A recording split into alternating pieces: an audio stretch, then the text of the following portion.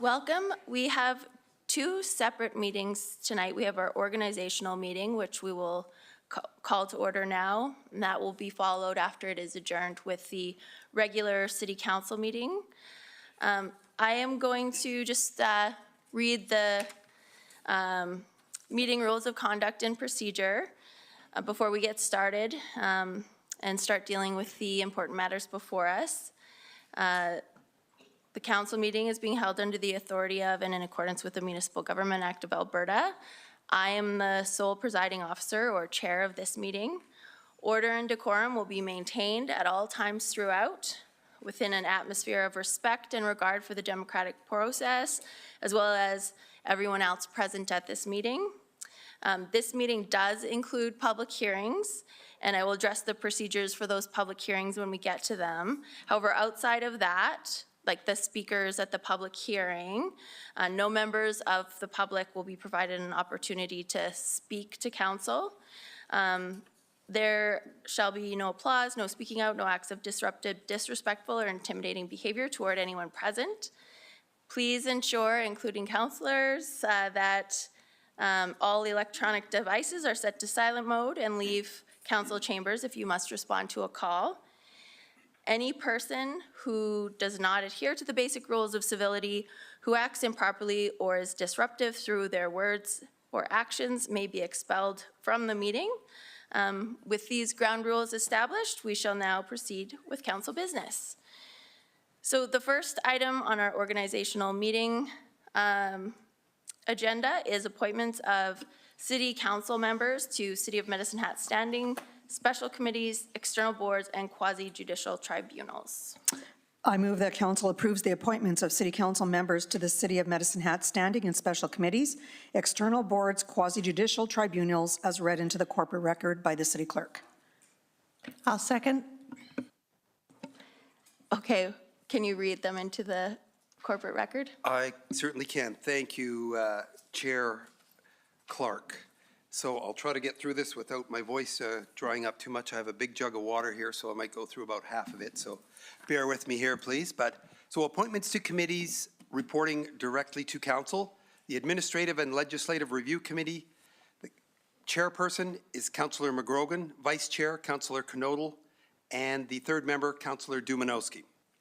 Audit Committee, Councillor Hirsch as Chair, Councillor Sharps as Vice Chair, Councillor Van Dyke as the third committee member.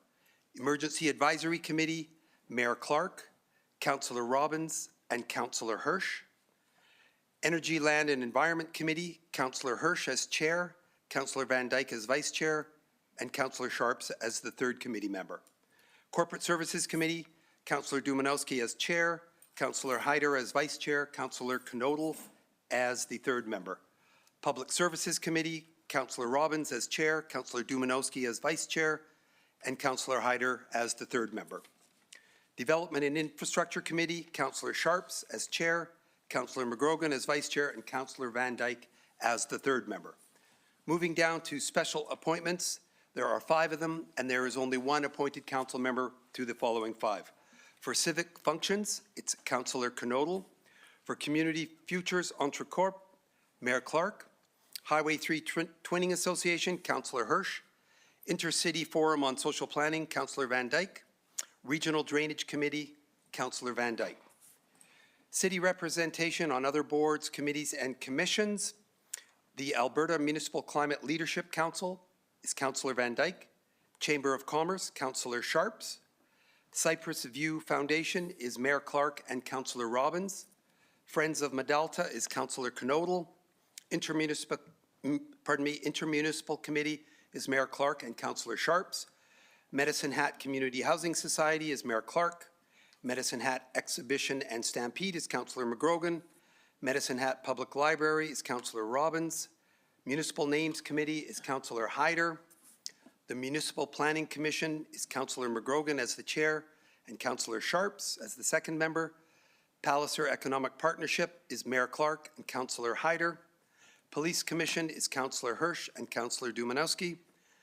Physician Attraction and Retention, Councillor Van Dyke and Councillor Sharps. Shortgrass Library System, Councillor Van Dyke. Subdivision and Development Appeal Board is Councillor Hyder. Councillor Sharps as the alternate. And finally, the Tourism Medicine Hat Committee is Councillor Hyder. And those are the proposed appointments. Thank you, Mayor Clark. Any discussion? We'll vote on the appointments.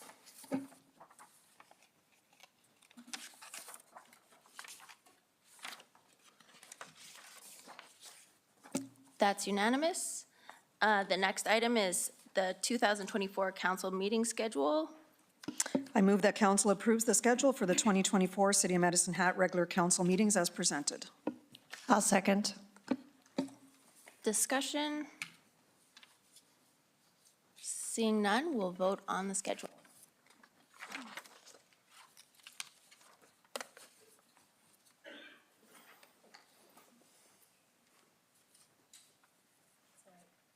That's unanimous.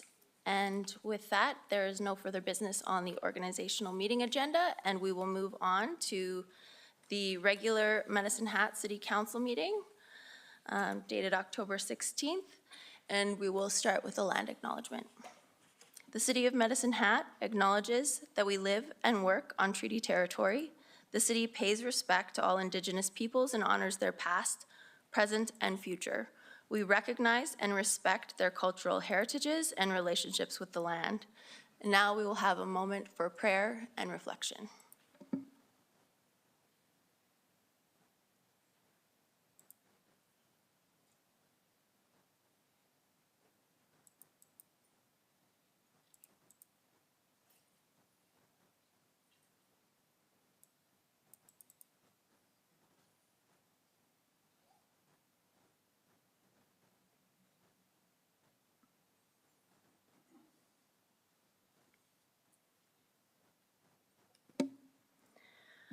Next up is item number 5, adoption of previous council meeting minutes.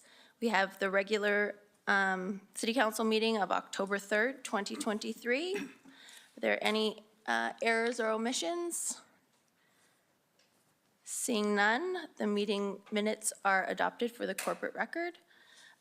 Adoption of the agenda, are there any additions or discussion? Seeing none, the agenda is adopted for the corporate record. Are there any councillor announcements this evening? Seeing none, we'll move on to the consent agenda.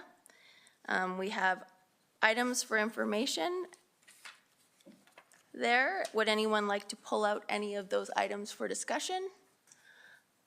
All right, can I have a motion for acceptance?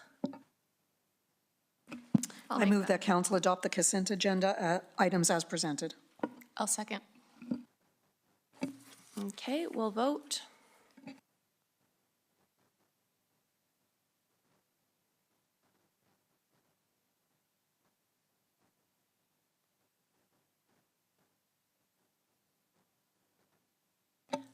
That's unanimous.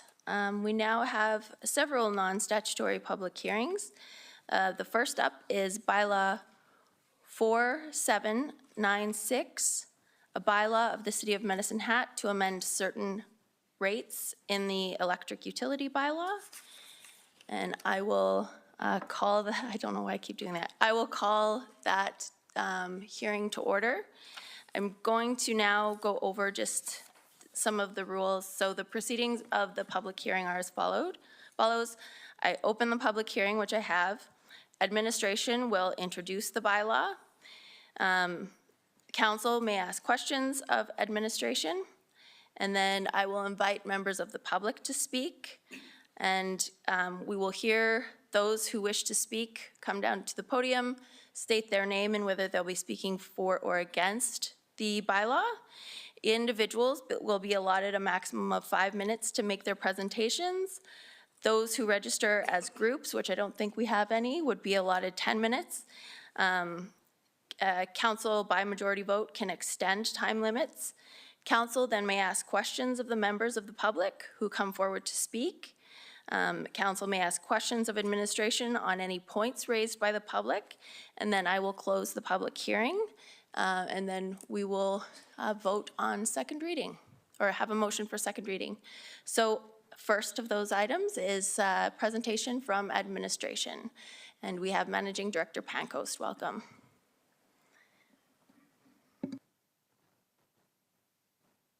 you can also introduce anyone else that is with you that may be speaking.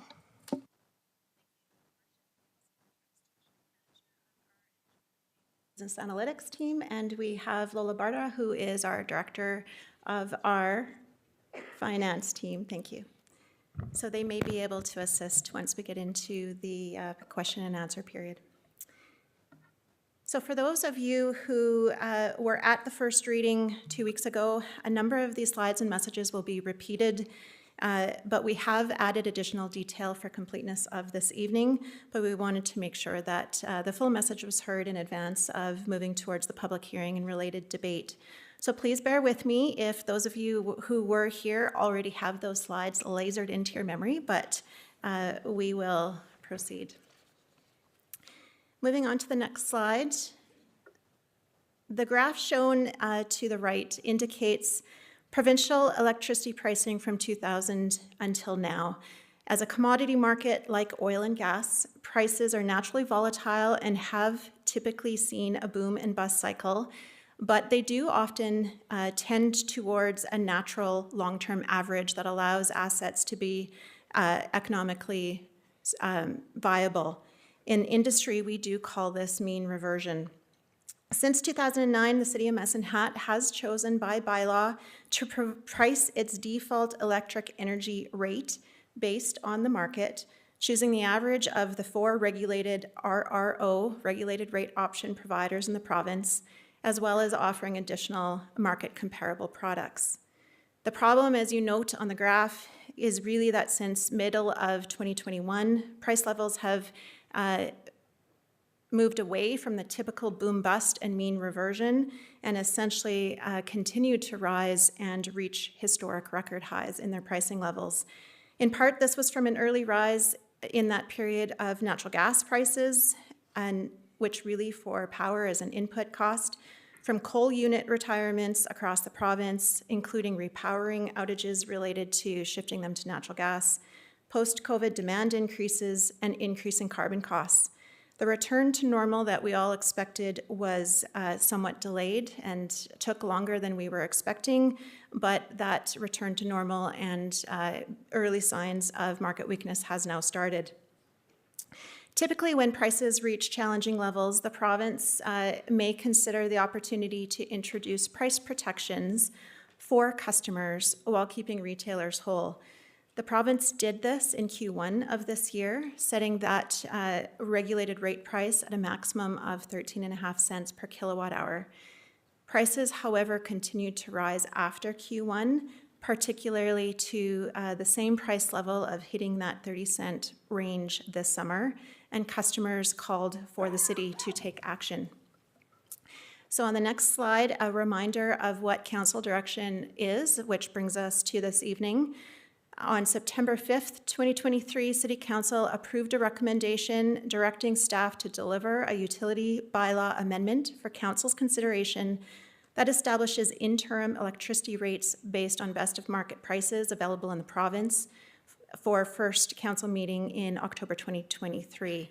We did pursue first reading at that meeting, and tonight, of course, is the public hearing related to the staff's response, focusing on best of market prices. On the next slide, just to note that this is part of a broader approach to addressing the public's call to action. This 3-part process was solidified shortly after the Higdon Hall event. Details of a cost pressure relief for the immediate item had been confirmed on September 5th, and utility ratepayers started seeing the benefits on their bills dated September 18th and later, and should expect to continue to see that over a total of 3 billing cycles. Skipping to the long-term element, we have heard the call from many members of public for a cost-plus approach. This, however, would be a change from the current philosophy that we are continuing at the city, and it would impact all related strategies tied to our generating assets with implications for more than just rate design. So on that basis, Council did agree to convene a third-party review of our Comco facility for our commodity business units, focusing on GenCo, or our electric generation assets, to help inform the decision before we move apart from our current direction.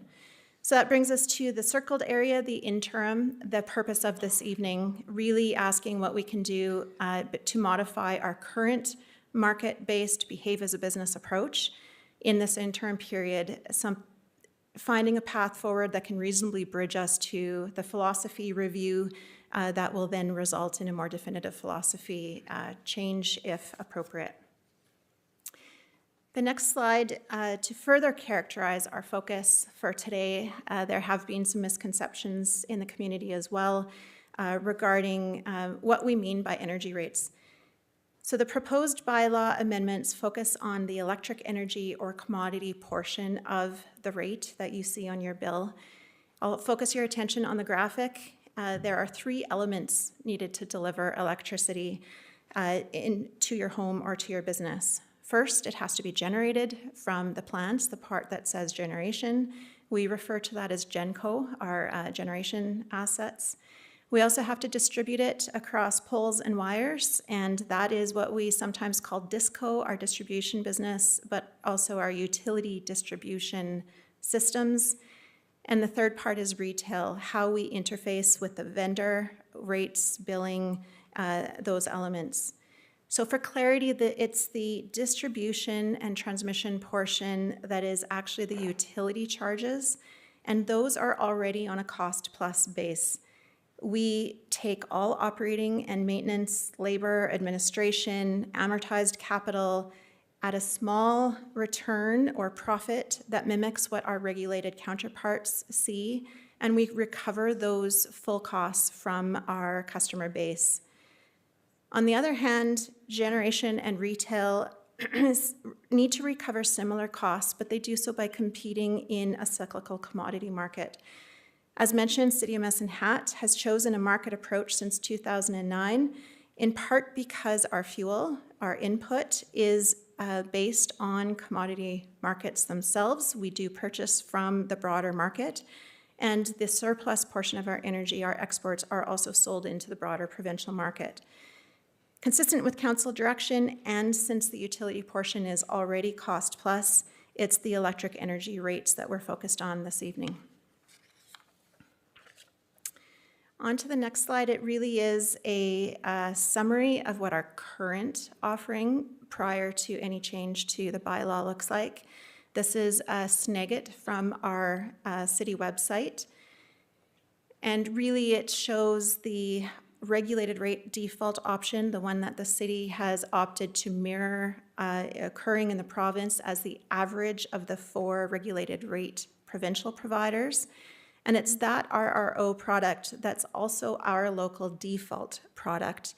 It's also the default product at the provincial level. And it's that product that the province historically has opted to introduce relief for customers during high periods, the 13.5 cent cap that I've mentioned as a recent example.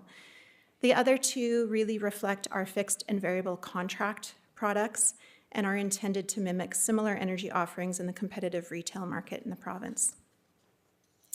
On to the next slide. These 2 graphs are busy, so I'll do my best to explain them. They're really meant to show the recent pricing of those existing products with the RRO default product on the left and our contract products on the right. Based on provincial pricing, the city's RRO product, you can see, has moved from just above 10 cents per kilowatt hour beginning in March 2022 to 2 periods of 30-cent pricing range, both Q1 and summer of 2023. The higher dashed yellow line shows what Q1 pricing would have been had the province not added the 13.5 cent cap. That cap did only exist for Q1, however, and summer pricing did once again reach 30 cents without similar protection. So I'll note that the province, through placement of the cap, does keep retailers whole financially, including the City of Medicine Hat, by allowing inclusion of a rate adder on subsequent 21-month period to recover the funds lost from what the pricing would have been had the 13.5 cent cap not been placed. In the graph on the right, you can see our contract options provided since 2022. The variable contract based on monthly market actuals is shown in orange, and the fixed rate contracts are shown as lines for the duration that they would apply the contract period if they had been chosen by a particular customer. Aside from the large jump from the then stale 8-cent yellow line, the later annual contracts that you can see in the dashed dark lines really did move within a more stable pricing range, reflecting the fact that they covered a full annual period and not the typical more volatile monthly pricing range. They did, of course, continue to update with the market because we were defining those on a quarterly basis. And we have since added the October rate that was announced recently in the dashed gray line, which is 11.686 cents. So that's where we've come from and what's currently in place and would continue to be in place if the bylaw proposal this evening is rejected. But let's have a look at how we move forward from here. So in order to respond to Council's ask for best of market interim rates, we considered the breadth of feedback that we received from our customers and also really listening to key three themes that we were able to bucket them into. First, we heard that there's a preference for getting the best rate over having choice, given complexity concerns. We also heard that customers were reluctant to lock into a contract even for a year for fear of getting it wrong. And finally, we noted significant angst and affordability concerns for the high-priced months, even if those high-priced months might be expected to be offset by lower-priced months. The RRO product, for instance, as well as our variable monthly product, do typically show a seasonality cycle with higher-priced winter and summer months and lower-priced spring and fall months. That feedback on the next slide helped define guiding principles we used to assess design options, and we identified 4 of them in helping to determine where to from here. We looked at best market rate, meaning we felt it was important to identify an approach that would deliver value generally reflective of the lowest electric energy rate of large retailers within a particular category. And what I mean by that, for instance, is comparing the variable products or comparing an annual product, but not mixing the two because they are different products. Also suggested that we have an objective of aligning with the market. So knowing that we've been in a place where we had a relatively stale price and it was more difficult to adapt to market shifts in a relatively short period of time, we thought it would be important to have relatively frequent resets of how, of tying and aligning to the energy market so that we avoided stale and or price shock circumstances. The example of seeing 8 cents, that 8-cent rate that people may be familiar with was actually set as part of our budgeting process in Q3 of 2021 and was meant to be for the year 2022. But of course, we had allowed people to enter into that, and the final contracts finally rolled off in June 2023. So that's almost 2 years later, and in the meantime, the market had moved considerably for those factors I mentioned previously.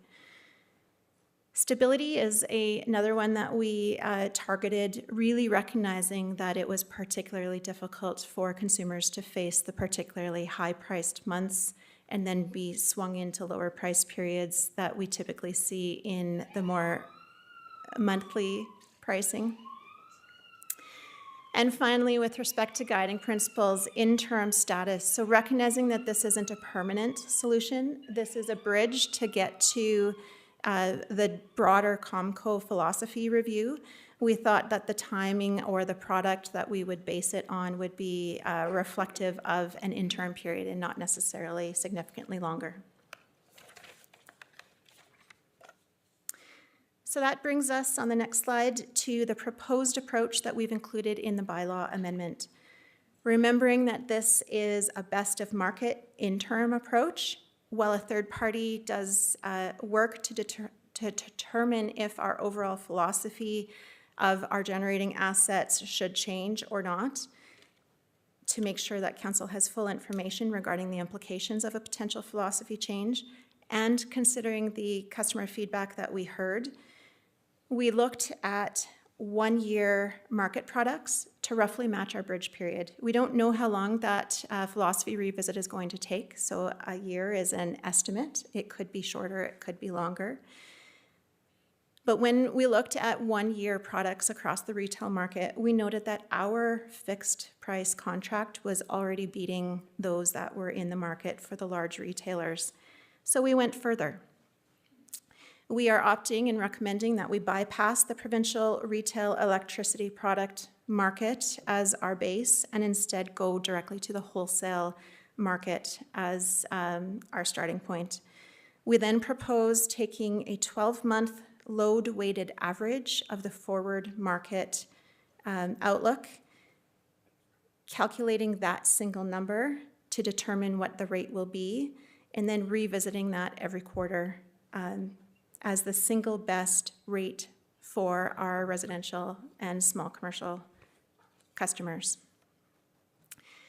On the next slide, we note that that option, we believe, has a number of benefits. In particular, using a 12-month outlook has an averaging impact that allows for stability compared to the much more cyclical regulated rate or monthly options. It will not require a contract, and customers don't need to worry about choosing because it's identified as the single best rate. It reflects a market outlook timeline that's reasonably consistent with our bridge period that I mentioned earlier, founded in a 1-year product, even if we're doing more frequent resets.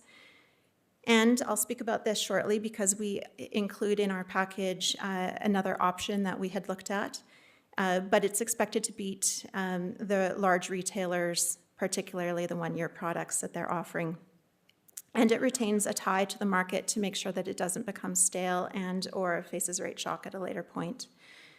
We see this proposed option as the best balanced approach to meet the feedback from customers and the direction from council for an interim best of market rate, while still retaining a tie to the market to align with the existing business-based approach until such time that we have the homework complete from the third-party revisit of the COMCO philosophy and we have a chance to look at a more permanent design. I will note that the bylaw amendment before council tonight assumes that this proposed wholesale rate will become the city's new default product and all other products would be removed. We're proposing that all customers would move to this rate as of November 1st, assuming council is supportive of this approach. And in that case, we would plan to connect with all customers who are currently in a contract, and they would then have until December 1st to advise if they would prefer to stay on their existing contract until such time as it naturally expires, the initial 12-month period. We've proposed that approach because based on what we see in the wholesale outlook today, we believe that the new rate will beat the existing contracts, so customers are more likely to move towards the new best rate rather than stay in their existing contract. So we're trying to make it easier and allow them to opt back in rather than to assume the opposite. So looking at the, on the next slide, option 2, this is actually where we had initially started. We had intended using the 1-year product of major retailers and choosing the lowest of that group and then revisiting that every quarter. We felt that the major retailers were appropriate because they have significant market share and the rest of them are essentially grouped together as an other bucket or other category. And it's the major retailers that have proven to have staying power. That other category is often adjusting because many of them have failed. Except when we looked at that in terms of the lowest retail market rate option, I mentioned earlier, our existing 1-year product was already beating the direct and ATCO major retailers that we identified. And we didn't feel that the additional retail fees that are typically charged above a wholesale market product would be warranted for the city within this interim period. So we have opted to discard the lowest retailer approach in favor of our recommended wholesale approach.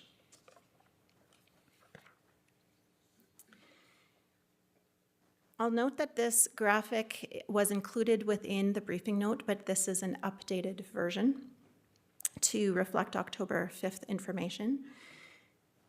So what does this all mean for pricing? Well, it's certainly not a guaranteed number because it's a best of market approach and commodity markets are dynamic. So our approach is a formula that adjusts with the wholesale market. Still, the graph shows that the current market forecast as of October 5th, the forecast of the monthly prices that would make up an annual time period, in this case, we're showing months from October 2023 to September 2024. Those are the blue bars. The blue bars are the forward market outlook on a monthly basis. The orange line that kind of goes through there, that's what we are proposing, assuming that information was to stand, and of course it will adjust through time. But that's what we're proposing this methodology would deliver as our new wholesale default rate through time if that forecast didn't change. So for those of you who can't quite read that, the November-December rate would be between 10 and 11 cents. The Q1 rate, using this forecast market information, would move down to between 9 and 10 cents per kilowatt hour. And Q2 would drop to as low as 8 to 9 cents per kilowatt hour.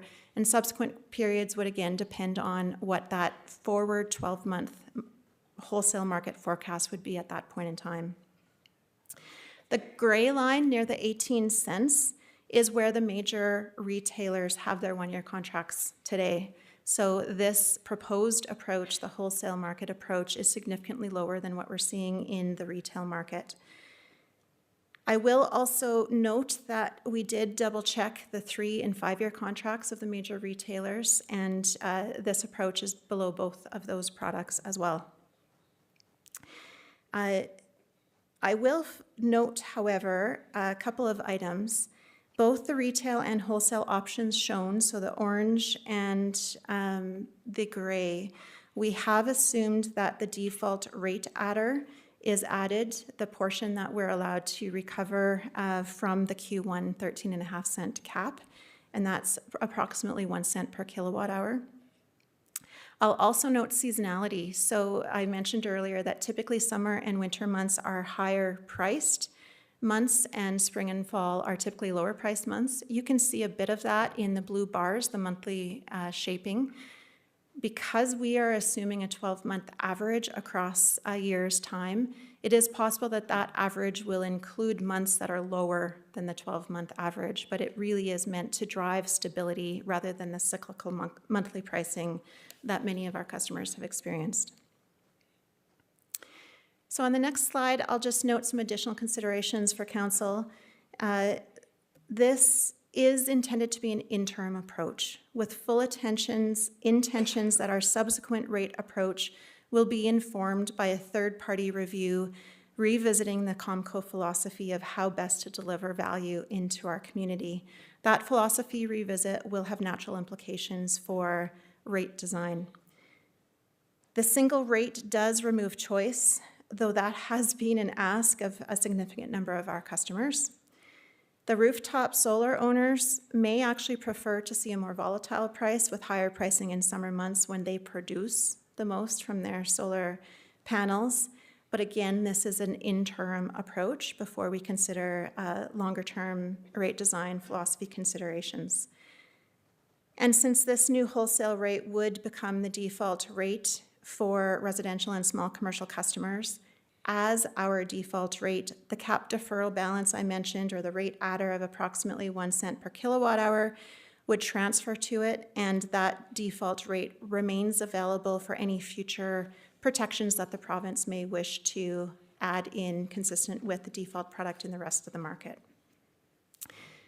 Thus, on the final slide, it's our recommendation that council adopt the proposed amendment reflecting the wholesale market rate approach. And with that, I'll turn it back to you, Your Worship. Thank you. Council will now have an opportunity to ask questions to administration. Councillor McGrogan. Thank you, through the chair. Thank you for the presentation. Very informative, again. I'm just wondering if you could expand on the cost plus, I guess, the benefits, the negativities around that. So could you just explain it a little further? I know you've reached into it a little bit at the beginning of your presentation. Thank you, through the chair, to Councillor McGrogan. The reason I flag it as a philosophy difference is really because today I'll give the two examples, and there could be more that we could consider, but cost plus versus behaving as a business. First, I'll start with behaving as a business because that's what we're quite familiar with. It's what we've been doing for many years. It's recognizing that it's almost as if we were a standalone entity with our commodity business. And as such, we are needing to compete against typical market pricing. Our inputs are market pricing based, so we should be able to compete as any other, in this case, gas-fired generators, against typical provincial market pricing. It also means that we are looking to optimize how we treat any surplus generation into the grid from an export perspective. It means that we price our rate design based on fair market value. It would mean that we look to drive our overall strategic approaches to even compensation or other sorts of things based on how others in the industry would do it. So it's as if we are behaving like others in the industry, except we're within one municipality. And we would bring the proceeds of behaving like a business, and we do, back into City of Medicine Hat financials. And those financials are then available for things like offsetting higher property tax increases, for opportunities like COVID relief in the past or the most recent cost pressure relief, having funding available to do that. It supports our capital reserves for things considering facilities for the future, opportunities in the future, as an example. The alternative on a cost-plus approach really would mean that we no longer have those proceeds from behaving like a business. That value would go to all of our customers, whether they be located inside the city or outside the city, and we would no longer have those funds or proceeds available to return back into the City of Medicine Hat. Today, that would mean that we would need to perhaps increase property taxes to offset current cash losses for abandonment and reclamation obligations within our natural gas business unit. We also have a municipal operating deficit that additional funds from reserves that Comco has contributed to helps bridge. So there are other things that we would need to consider if we went to cost plus, and that's what we're looking to ensure. The myriad of implications are part of the third-party philosophy revisit. Thank you. So I know there's people that are probably really concerned about this, and just thinking about it, is cost plus not behaving like a business as well? If you say, you know what, this is what it's going to cost us, and here's the percentage we're going to charge above that. So I think probably others are going, so why is that not a business? So I'd love to hear just a bit of an explanation about that. Sure, it's a great question. And in fact, I was describing our utility business does cost plus return. And that mimics what's happening in the rest of the province, where those are regulated distribution businesses, and those are reviewed by our Alberta Utility Commission regulator to make sure that the cost plus is appropriate. In the case of Comco, where it's more energy-based, it's based on commodities, it's difficult to see a predictable number that we could then do a cost plus on. The input cost would change with natural gas pricing cycles. The volume would change considerably depending on what's happening in the broader provincial market from an export perspective. And as the market changes or volume changes in export markets, that would change the unit cost and even the cost recovery locally. So it's significantly harder to predict what the cost and revenue structure would look like on an annual basis because of the commodity cycles. So yes, both could behave like a business, but one is naturally forcing a level of discipline to respond to the cycle of commodity cycles. One last thing, so thank you for that. So is there any recent time where if we would have had a cost-plus approach, and whatever the plus is, it doesn't matter, that you can look back and say, you know, we would have, as a municipality, lost a lot of money here, so our risk to our community is greater because of if we would have been in a cost-plus situation? So through the chair to Councillor McGrogan, I'll answer that a couple of different ways. So cost plus, we're guaranteed to make our money. The challenge in that case is that if we're not continuing to be disciplined and competitive and take it for granted through time that we're just going to recover what we spend, that there's always that natural safety net there, it's actually quite likely that we would lose that competitive instinct and discipline through time, and that the broader provincial market would actually end up being lower than our cost plus. In that case, it's worse off for our customers.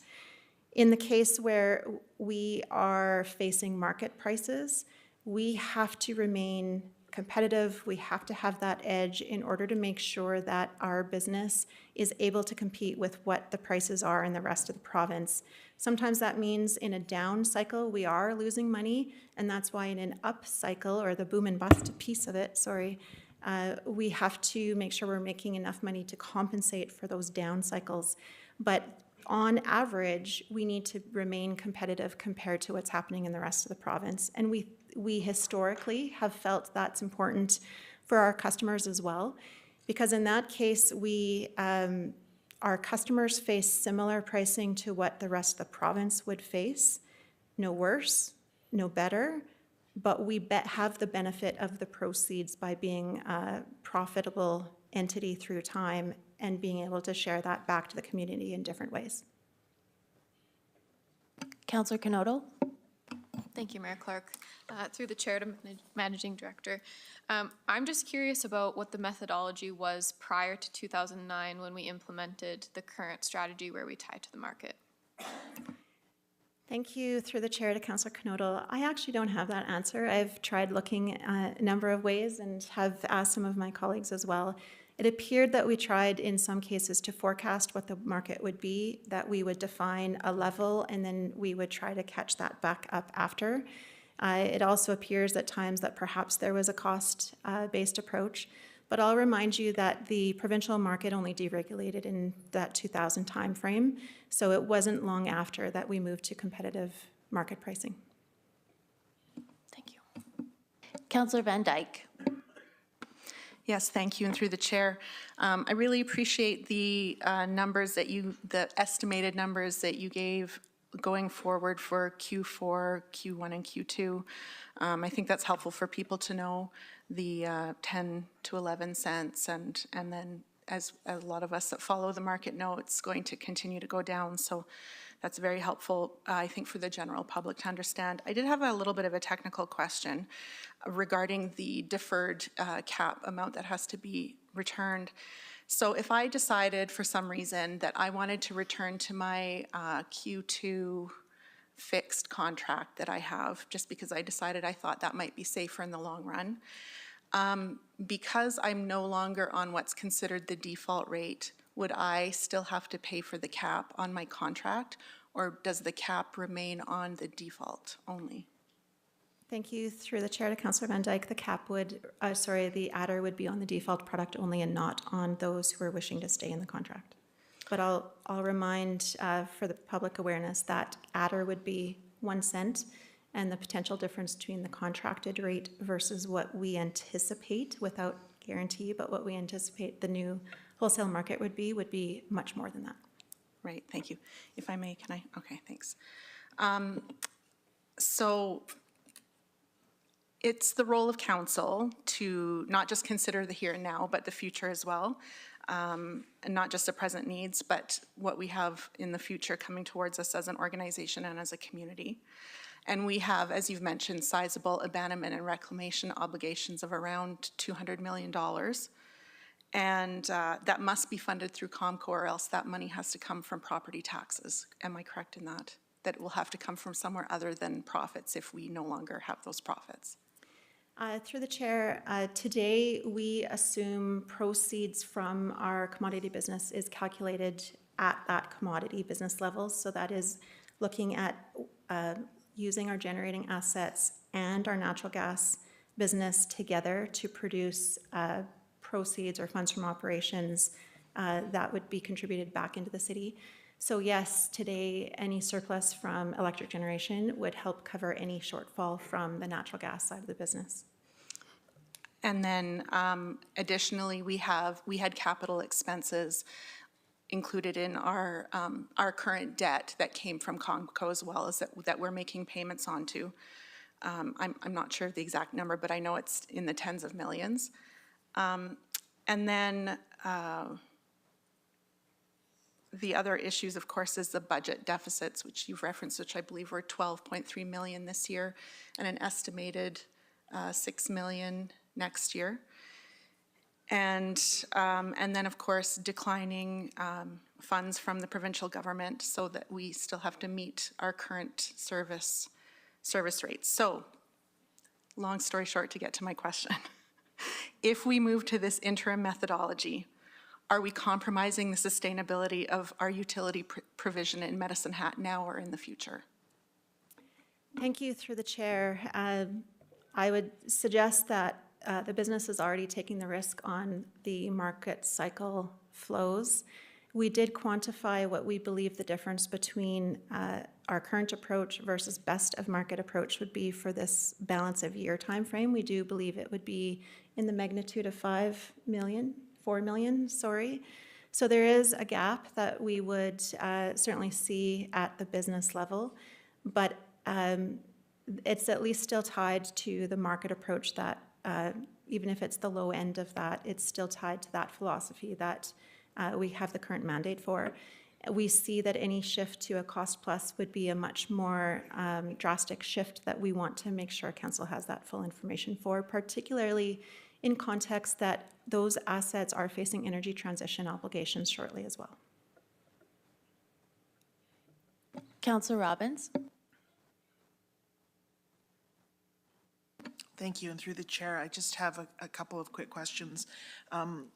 One is you've based this on wholesale market commodity prices, and the phrase in the slide I'm looking at is determined by 12-month volume weighted forecast per wholesale market. Can you just tell me more about volume weighted and why that's important to include in that, or why you felt it was? I don't know, so I'm asking why that description is important.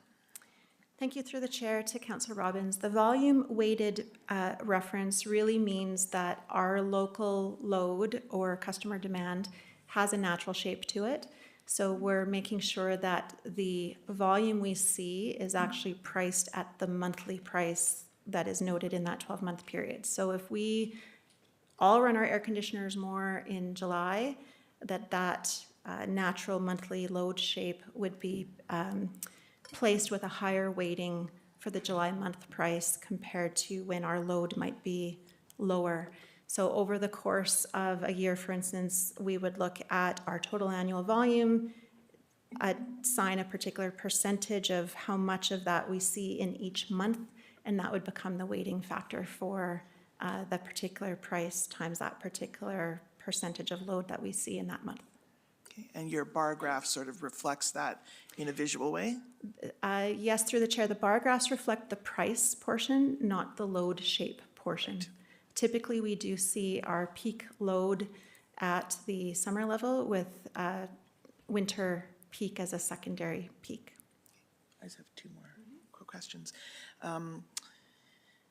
The other list of the benefits of the proposed option says expected to beat the limited number of large retailers that offer a one-year contract, just the two of them that offer a one-year contract, due to no retailer fees and charges. Can you tell me about the retailer fees and charges? Sure, thank you for the question, through the chair.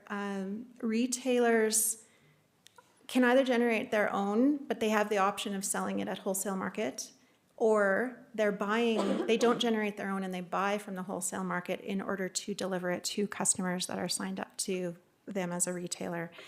But in order for them to help make money, if they're buying it from the market or have an opportunity cost of selling it into the wholesale market, they then layer on retail fees and charges.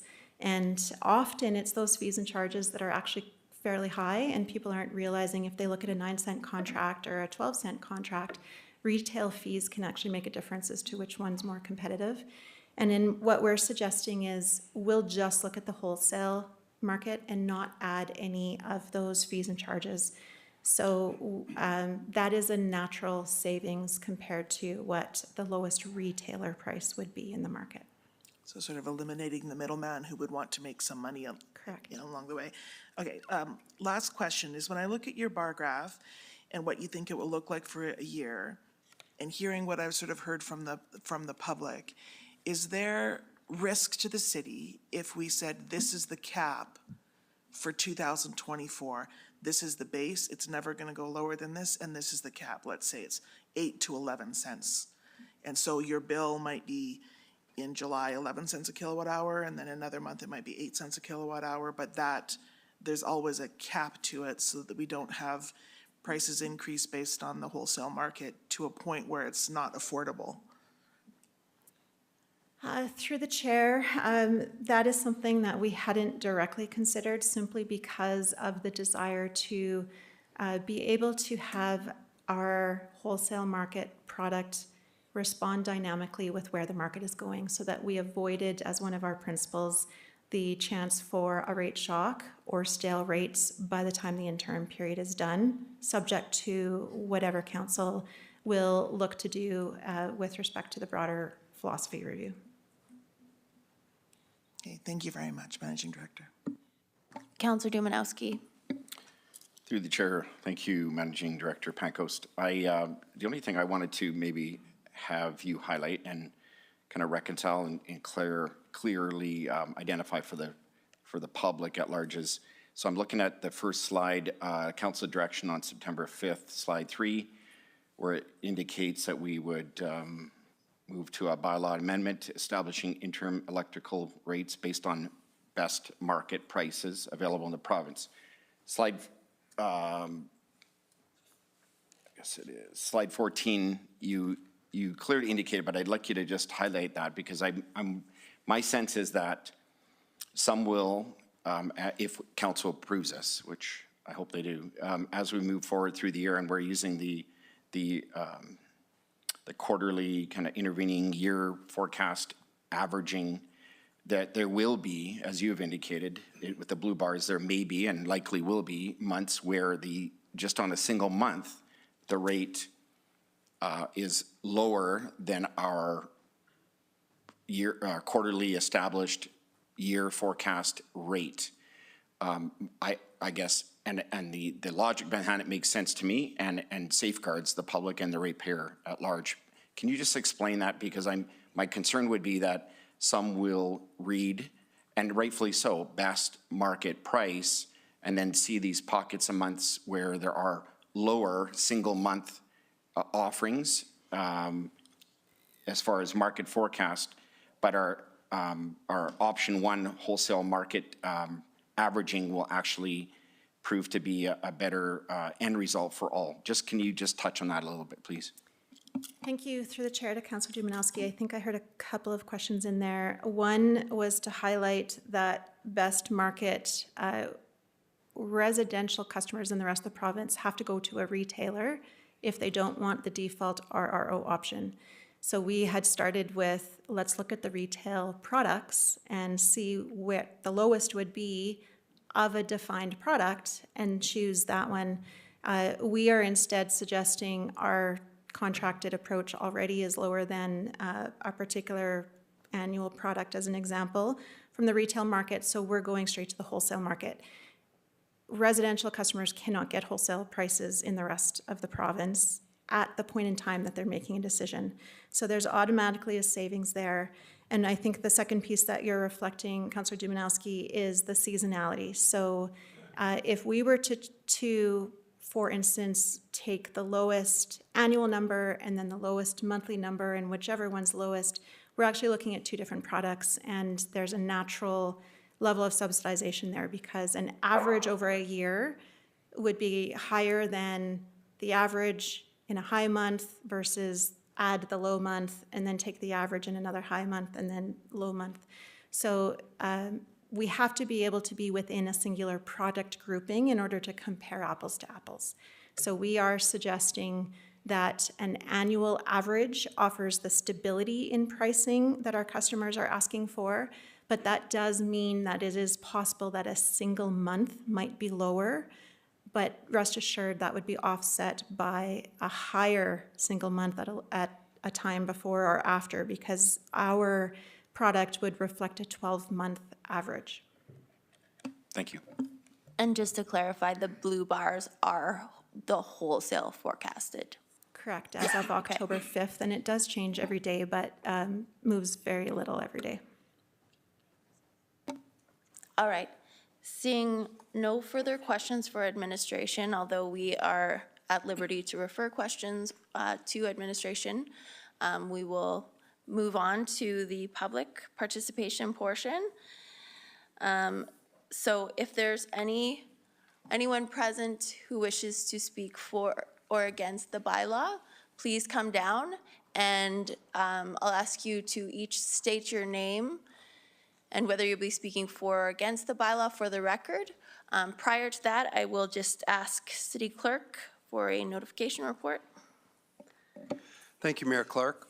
So this notification report is with respect to bylaw 4796, a proposed bylaw to amend electric bylaw 2244. Public notice of the subject bylaw was published in the Medicine Hat News on Saturday, September 30th and Saturday, October 7th, 2023. One written submission from the Medicine Hat Ratepayers Association was received by the deadline for inclusion in the published agenda and is included in the agenda package. Thank you. All right, go ahead. Thank you, Mayor Clark and members of City Council and members of the public. Lisa Dressler with the Medicine Hat and District Chamber of Commerce. We're presenting today in follow-up to our letter to City Council, which regrettably, we obviously missed the deadline to get it into the council package, so did want to present today. As I'm sure you all know, the Chamber was established to help build the businesses that support our families and communities.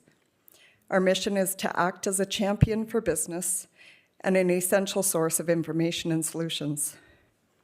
An integral part of that mandate is to serve as a conduit for communication between local businesses and the various levels of government, helping streamline the conversation and message, and to assist in maximizing the efficiency in which we find solutions and communicate any implementation, progress, and education.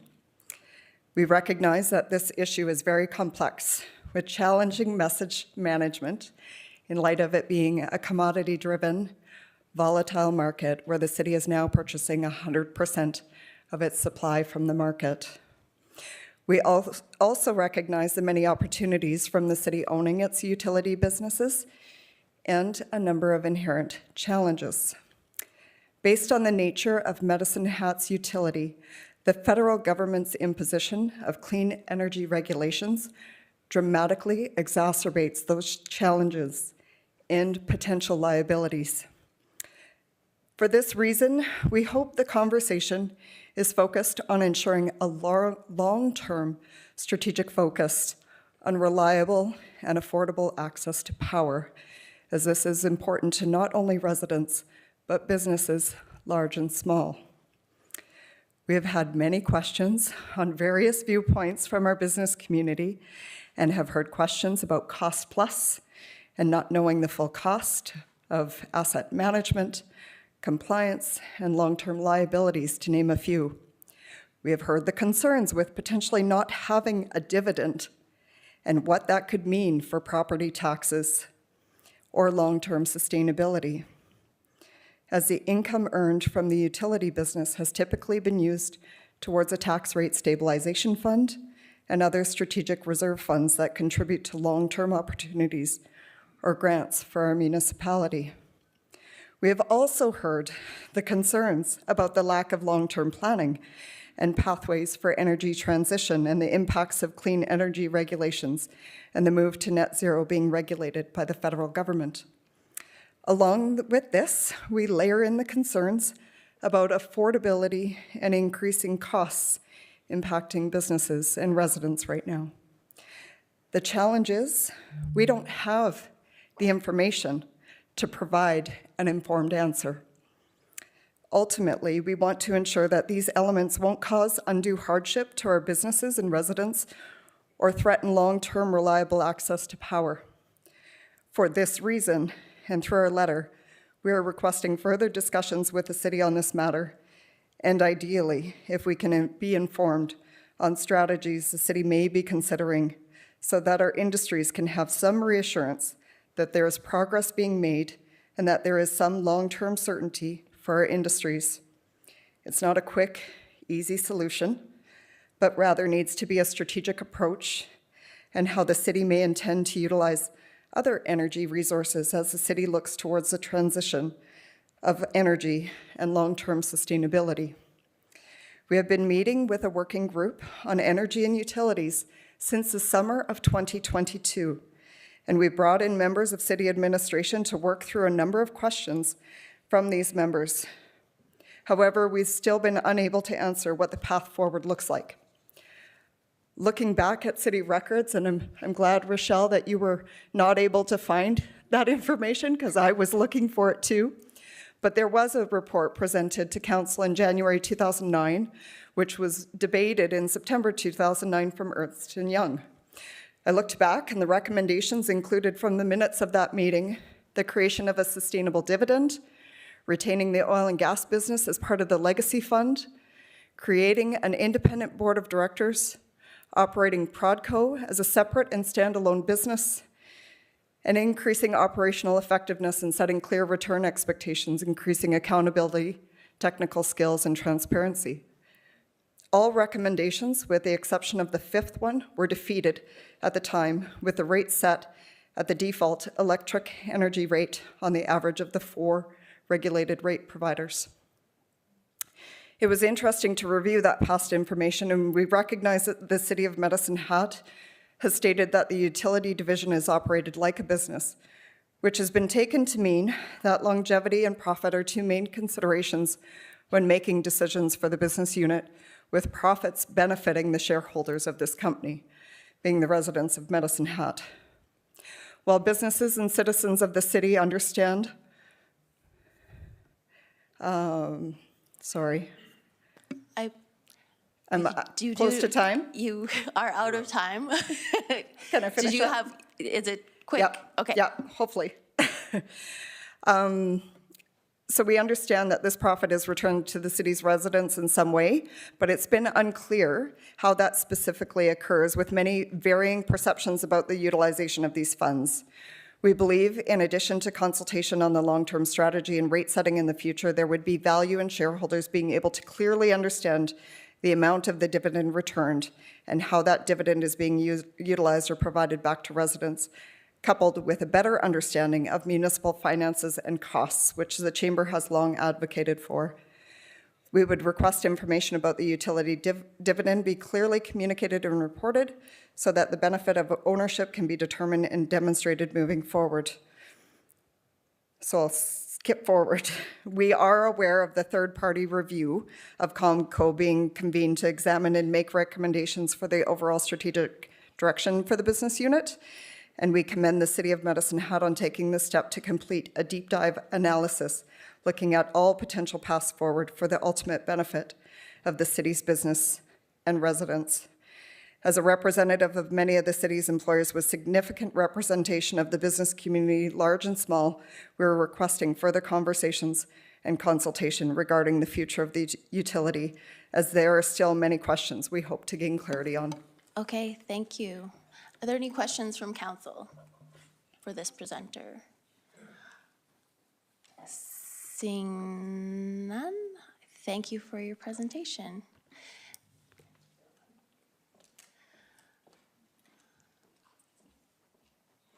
And I will remind presenters, you have 5 minutes, and there should be a clock that you can see. Yes, yeah, okay, thank you. 3, 2, 1, go.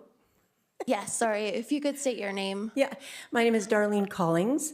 I'm here on my own, but I am part of the Medicine Hat Condo Association, and we have many, many members that are very concerned about what's going on. A couple of things, when you announced the rules, you didn't say that we could ask questions or get clarity. And so I'm not really sure if I can do that or if I just need to make statements that maybe you guys will just take back and think about. One of the things was when Managing Director Pancoast was saying that about acting as a business or not, more or less. I remember in the previous meeting that I believe she said it was about 55% of the revenue made from Comco was through the grid, the sale to the grid, which means 45% of that is coming from the residents of the part owners of this. And that's a problem. But I see it kind of felt like she was maybe mentioning or making it feel like there would be no revenue coming back. But there still should be 55% of what we've been making because that's coming from the grid. The other thing... I'm gonna keep track of your questions, and then I'll ask them at the end, okay? Perfect, yeah.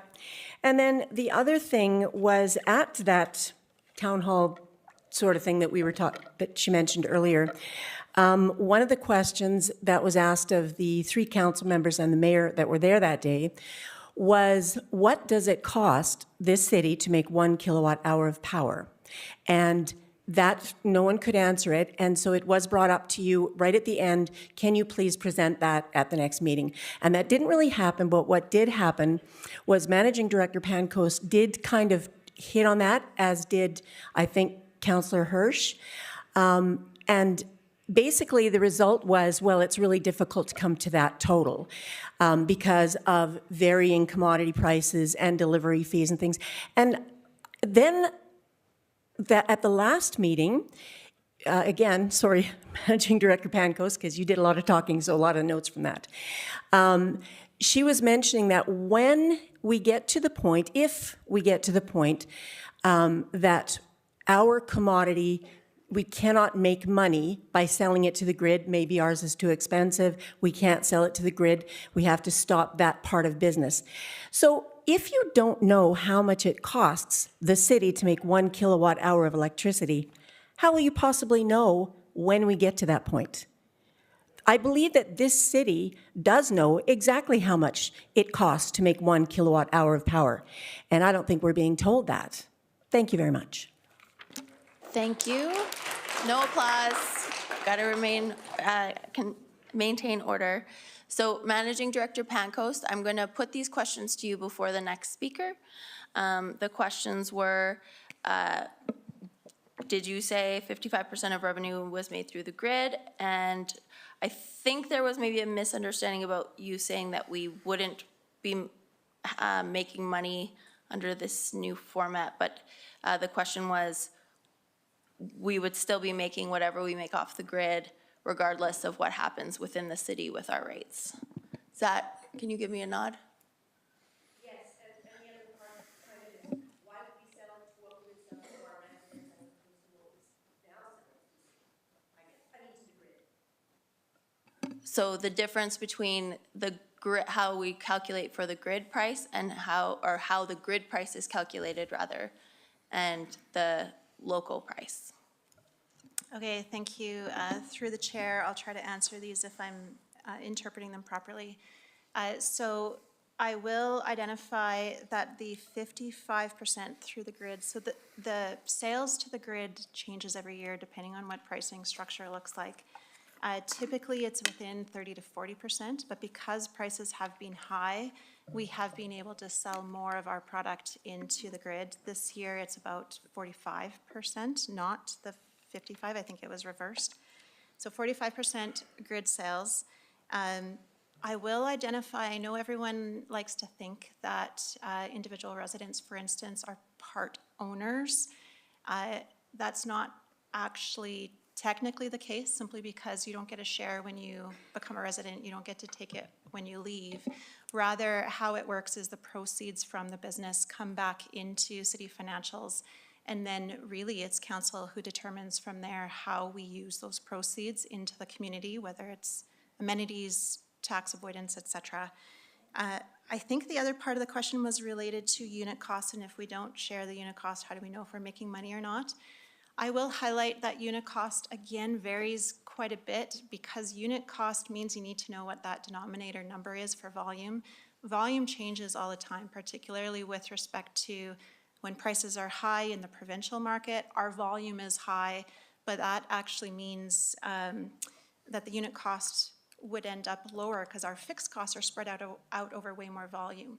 In the case where the market price is low, our internal unit cost would be higher because our denominator, our volume, would actually be lower. We're selling less into the provincial grid. So not only would our average unit cost change all the time, particularly if our input cost of natural gas is market-based, our export portion is market-based, but our volume of what we sell into the market changes all the time depending on pricing. But further, every customer class has a different unit cost because we look at cost causation principles. Residential is actually one of the most expensive customers to deliver into. So we're mindful of that as well. But we would know whether we're making money or not through our financial statements, which have been shared publicly. So I apologize if I missed this. The answer on the grid piece is we do not sell at the same rates to our customers as to the grid. Thank you, through the chair, if I missed that part. What we sell into the grid is based on what is called system marginal pricing, and that's essentially the wholesale price that we sell into on an hourly basis. Okay. Go ahead. State your name for the record. Thank you for allowing me the opportunity to speak here. My name is Gary Proctor. I'm a 47-year builder in the city of Medicine Hat and too foolish to quit. I've been here since late 60s. I've been involved in many businesses. I paid a lot of utilities, and I have a good idea what a utility bill is.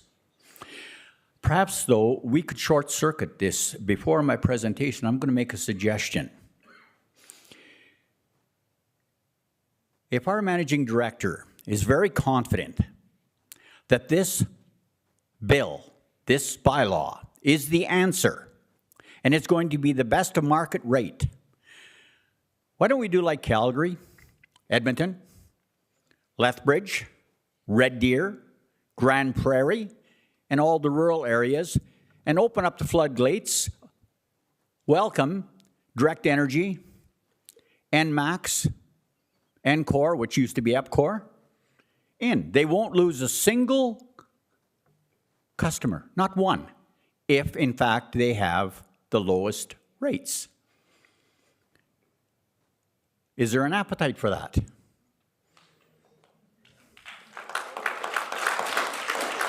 Yeah, just try and maintain order. Councillor Robbins. I just want to know, Mr. Proctor, if you've looked at the prices this month or today about those service providers you're referring to. I'm a little hard of hearing. Have you looked at the prices today to those service providers you just referred to? I'll be getting to that in my presentation, you bet. Did you look today, sir? I have actual bills For the from same, other cities. From the same product category of a one-year contract? And are you going to Contract, there is no real contract with these places in other cities. The contract states that they will provide you with electricity at a certain rate, but you can opt out of those contracts anytime you want and go to somebody else.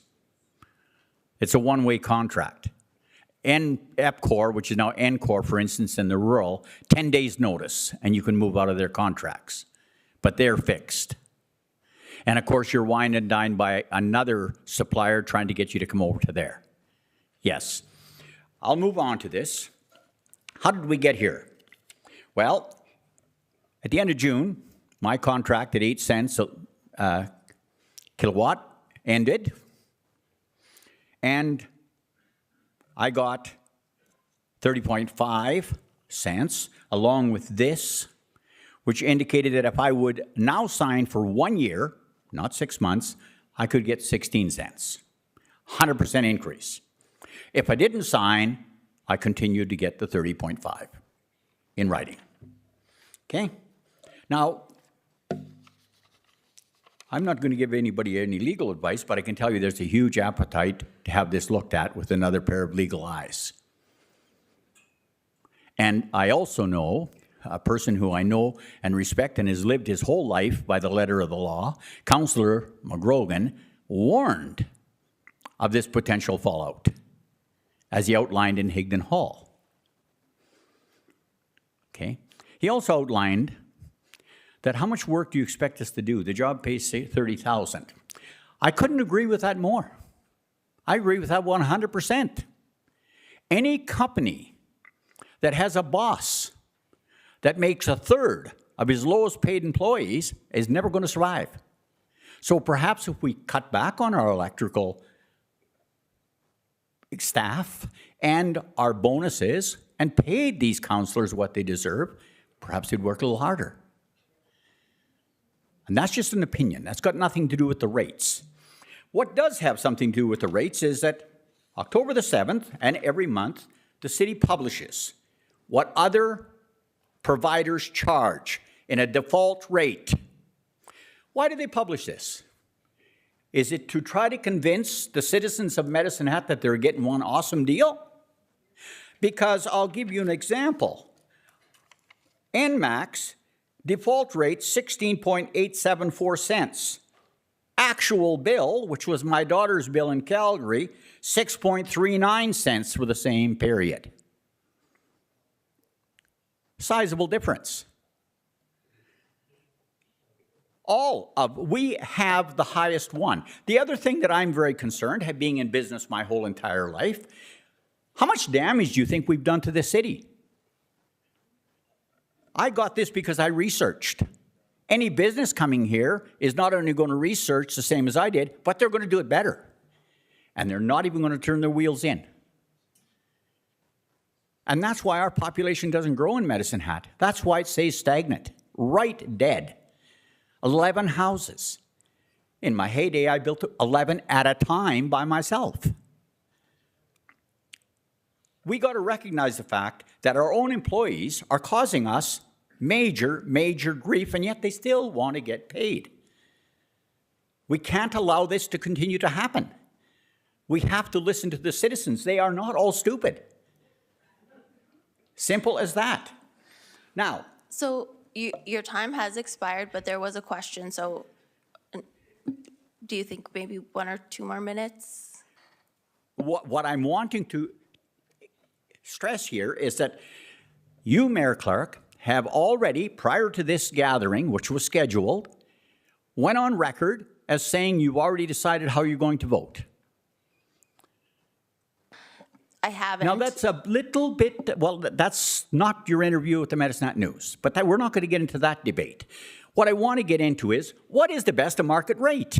Is it the best possible rate of the actual rates in Alberta? Is it the best possible rate of the default rates? And the default rates, to me, is best explained.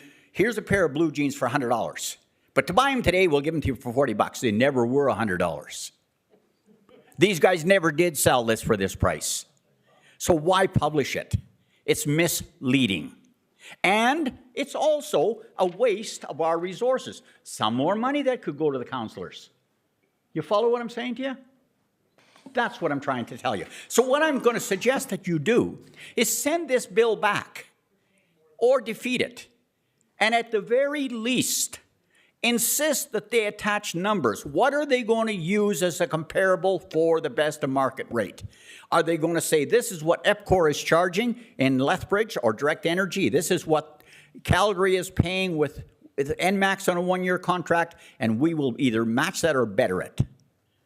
We can't go out with up in the air, like, what are you going to pay? Well, I'm not really sure, but I can tell you this. This is our philosophy. I'm going to call you for time. Okay? But I think we have discussed what it will be based on. I'll throw it over to Managing Director Pancoast. It isn't based on the retailers, it's based on the wholesale price. But if you want to just explain that a little more. Thank you, Mayor Clark, to Mr. Proctor. I think it's always a little bit dangerous to look at bills from other areas because it's possible that they locked in a couple years before. If you were to go to renew your mortgage today, you would face different rates than a couple of years before. So I can't speak to what those rates were, but they are probably from a prior time period. What we're talking about is go forward period. The other thing I just want to quickly address is I think you mentioned if we're so confident in what our new wholesale rate approach would be, why not allow others to come in? We actually are fairly envied across the province. The reason we are even allowed to have a retail rate is through an exemption under the Electric Utilities Act. That exemption is what allows us to have our local rates, but also to gain the proceeds from owning that business and bring those proceeds back into our community. So while we're paying rates comparable or what we're proposing wholesale that other retailers won't be able to provide, that is a benefit by going to wholesale market. Plus, we have the proceeds from owning those assets that we're allowed to because of our exemption. And we're able to avoid some of the provincial transmission charges by having that exemption, et cetera, et cetera. If we were to allow others into the market, all of those benefits go away because we would no longer be a retailer. We would no longer be able to own our generation and produce those proceeds back into the community. Okay, through the chair. Your time has expired, As- sir. I know, so I'm not allowed a response? No, sorry.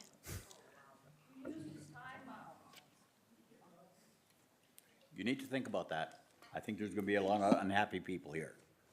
Well, perhaps someone will ask a similar question It's not a question, it's a statement. or a response. It's a statement. I was around in Sir, in the you're- mid-90s when the energy was Sir- deregulated. Yes, but your time has expired, so we do have to move on to the next person.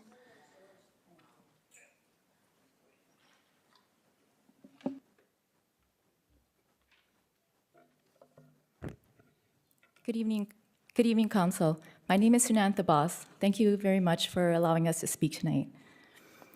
So tonight, I will be presenting why Council should reconsider passing the bylaw amendment in regards to our electricity rate structure. As Council and Administration know by now, a Freedom of Information and Protection of Privacy was submitted to the City on September the 8th, 2023. It came back to us on October the 11th, just last week.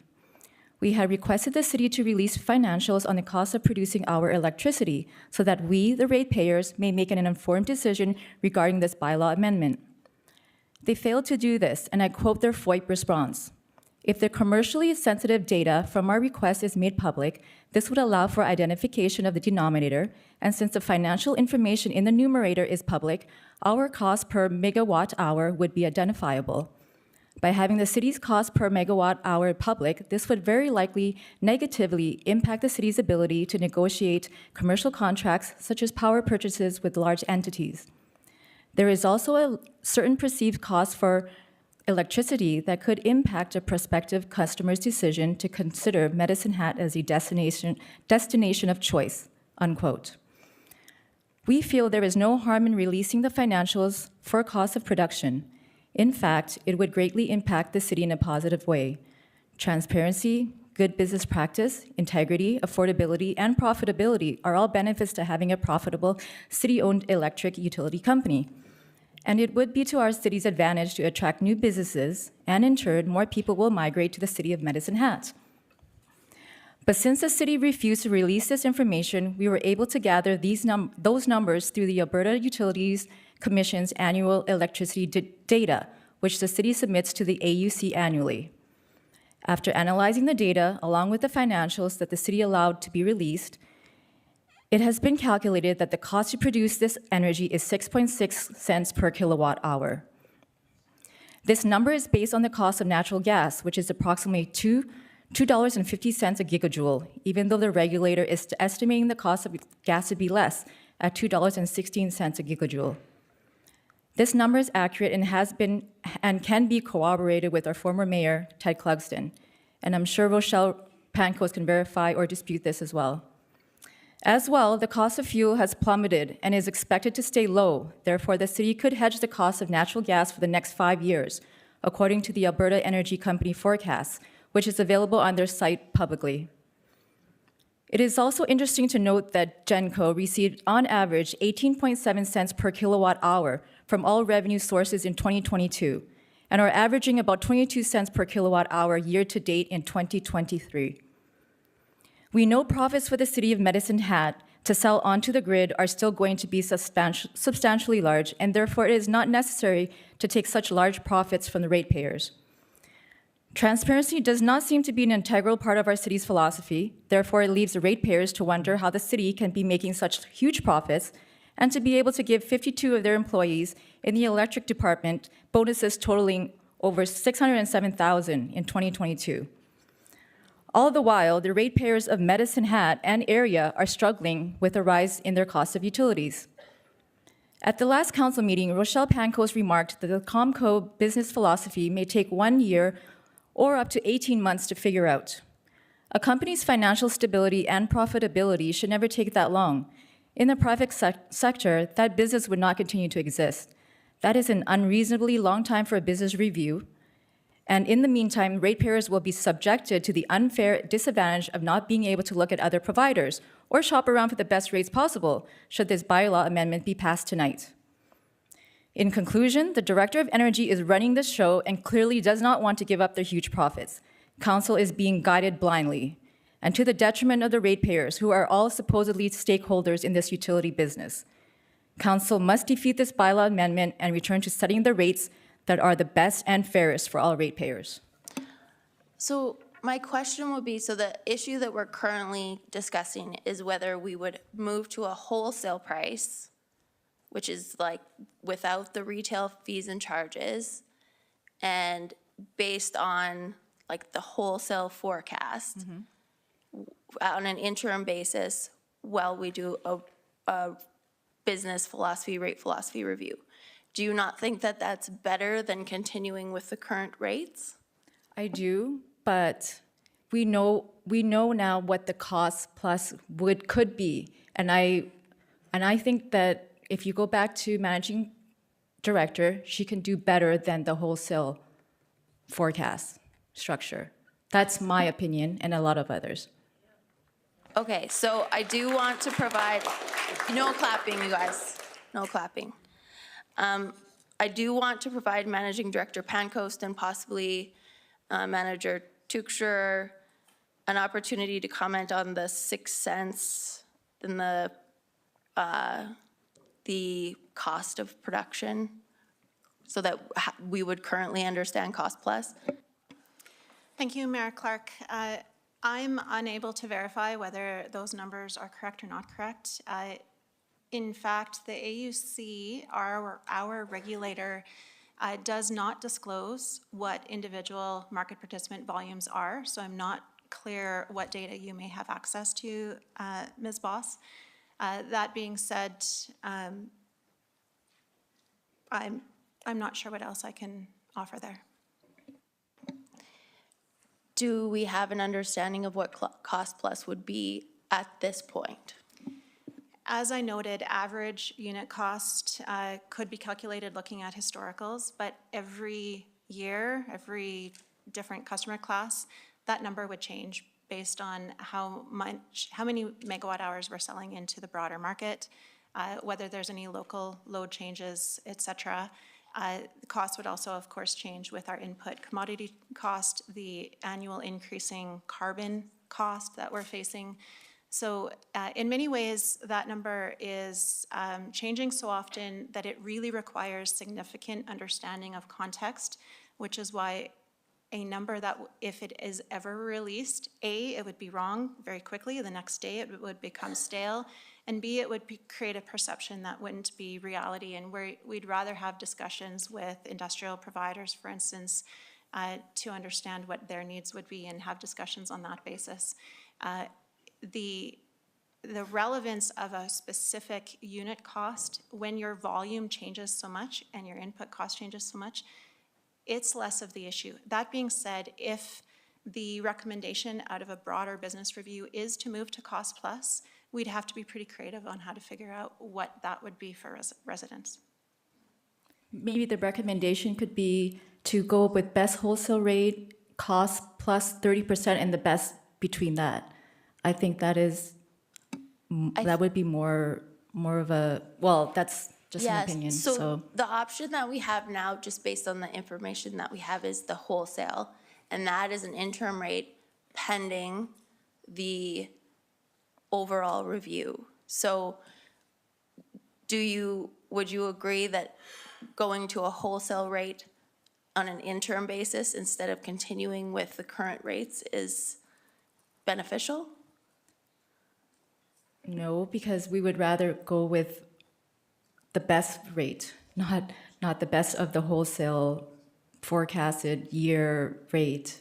This is what I'm saying. If it costs this much to produce, plus whatever you need to sustain the business, then that should be what the ratepayer should be given. And again, if you're saying 11 cents now could be more, could be less, that's not, to us, that's not quite what the ratepayers want. Okay, your time has Yeah, expired. sorry. Thank you Okay, very thank you. much. The next speaker.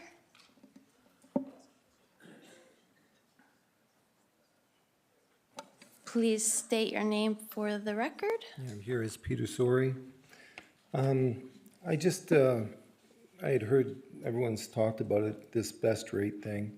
I was listening to your interview the other day on Chat News, and you had made a statement that we're calling it best of market rate. And as we've heard here, there's some question as to whether or not it is true, whether that is really best of market rate. Now, I know that you used the wholesale concept. Problem is that, myself, I've been studying law. I don't think many of these people have been. So they're probably not familiar with how important your words are, but I listen very carefully.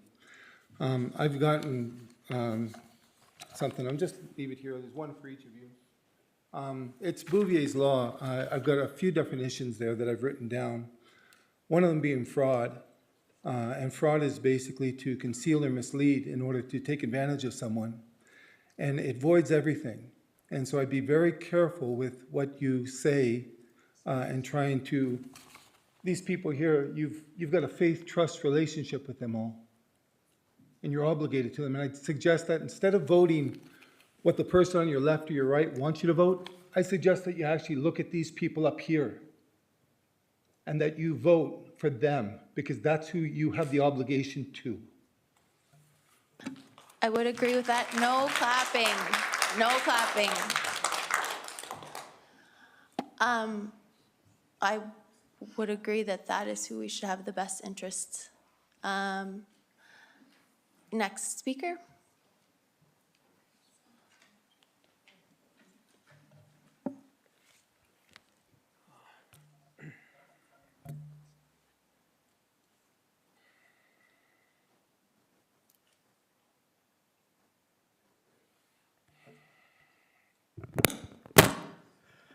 Hello, Madam Mayor and members of council. My name is Caleb Borge, and much like when I spoke to council for the very first time, I started out preparing this presentation thinking I was going to argue for one thing, and after a little research, I found myself actually speaking in favor of something different.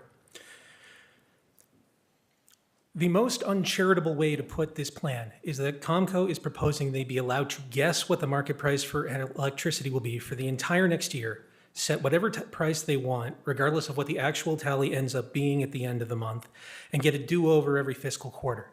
Now, Managing Director Pancoast and her staff are far more educated, far more smarter than I. It is going to be a very much better guess than anyone or everyone in this room could come up with on our own. But it's all giving them a blank check, in my opinion. What I'm pleading with you to do instead is to add to this bylaw a provision for a hard cap of no more than 13.5 cents per kilowatt hour for electricity through the end of 2024. Otherwise, we may very well see Comco forecast their way into even higher prices.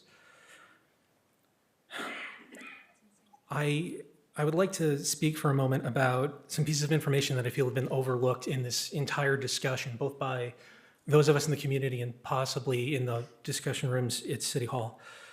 I looked up the pool price for electricity. You can find that online. And the price doesn't just vary month to month or year to year. It also varies wildly within a given day. On October 11th, 2023, at 10 a.m., it was $33.40 per megawatt hour, or about 3 cents a kilowatt hour. At 5 p.m. the same day, it was 58.5 cents per kilowatt hour. So if you had a 2,000 watt stove at home and you baked a loaf of bread for an hour, if you did it at 10 a.m., it would cost you 6 cents of electricity. If you did that at 5 p.m. while everyone was making dinner and watching the Medicine Hat News, it would cost you $1.60. The same thing plays out over a month. The same thing plays out over a year. And I'd like to explain how I believe Premier Smith wrecked the regulated rate offering as a useful metric for the year 2024. I did not make the deadline, and I believe the best way to explain this involves a chart. Is it possible to have my time paused while I hand that out to members of council and Managing Director Pancoast?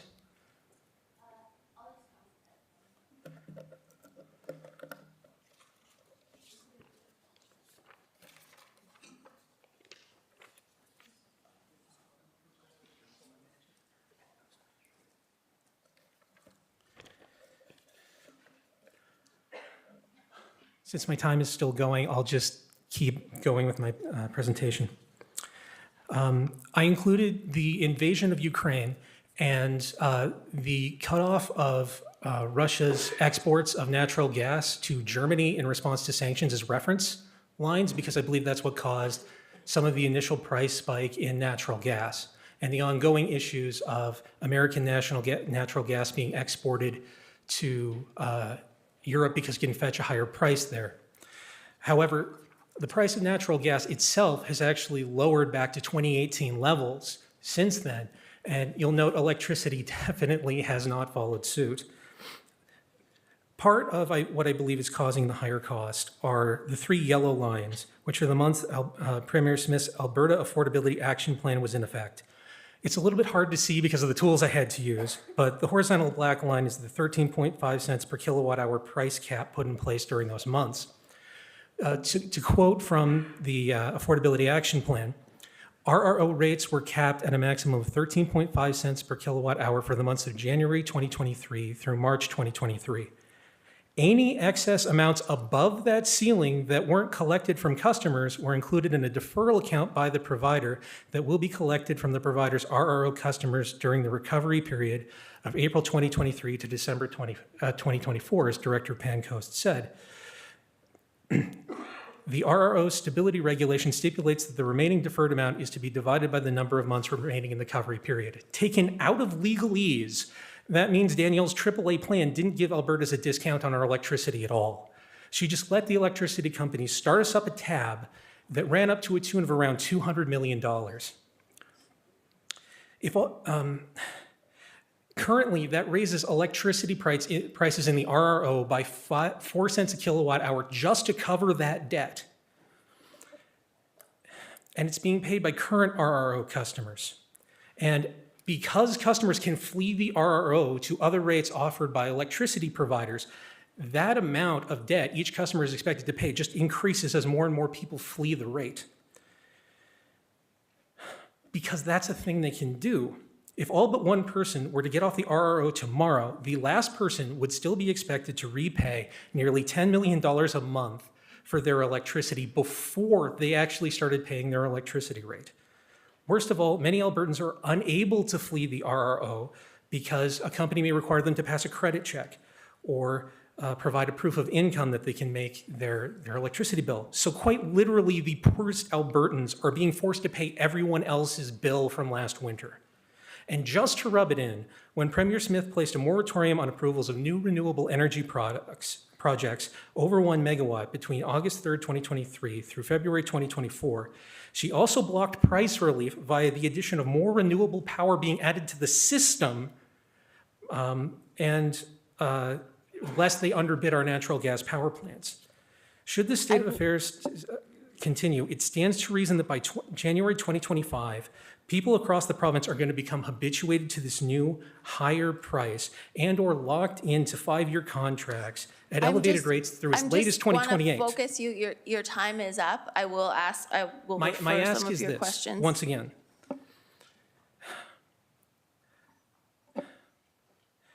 Dropping the price now or handing power over to Comco to set their own rate, only to have that rate continue to rise, is potential political suicide. I Okay. beg you guys to add a fixed cap to this plan. Okay, thank you. So, Managing Director Pancoast, how is the forecasted price set? And what is the benefit of averaging and resetting or cost? Thank you, Mayor Clark. I believe the speaker referenced Comco or staff guessing on forward price. That's not actually accurate. We would use the ICE exchange, which is essentially individual retailers, for instance, or other buyers and sellers would be able to go to a particular month in the future and buy or sell based on whether they think that's a fair price for the future. So it's the complete set of the entire market participants' best expectation of where they see future market occurring based on changes in supply, good or bad, changes in demand, good or bad, forecasts of natural gas prices. So it's not the city looking at that, it's the city looking at a defined market exchange that is the combined consensus of what all the market players expect to see in those future months based on best information of the market.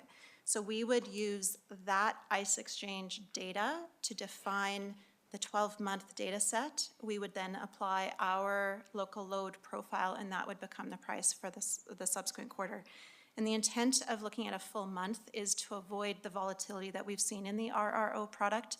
We do think that in itself has caused significant angst. The 30 cents was in the RRO product, not in an annual average product. So we think it will be more affordable, easier to manage, looking for our customers, looking at an annual average, but resetting quarterly, so it's still tied to the market.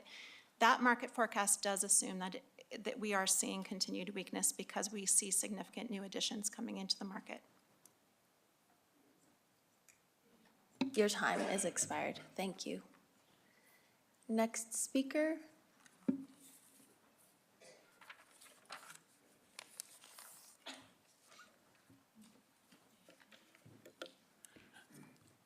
Good evening, Council, through the chair.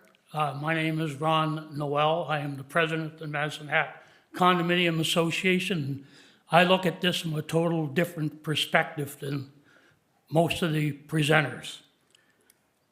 The provincial government's affordability program, as it goes to energy, did not include condominiums or one-metered apartment buildings.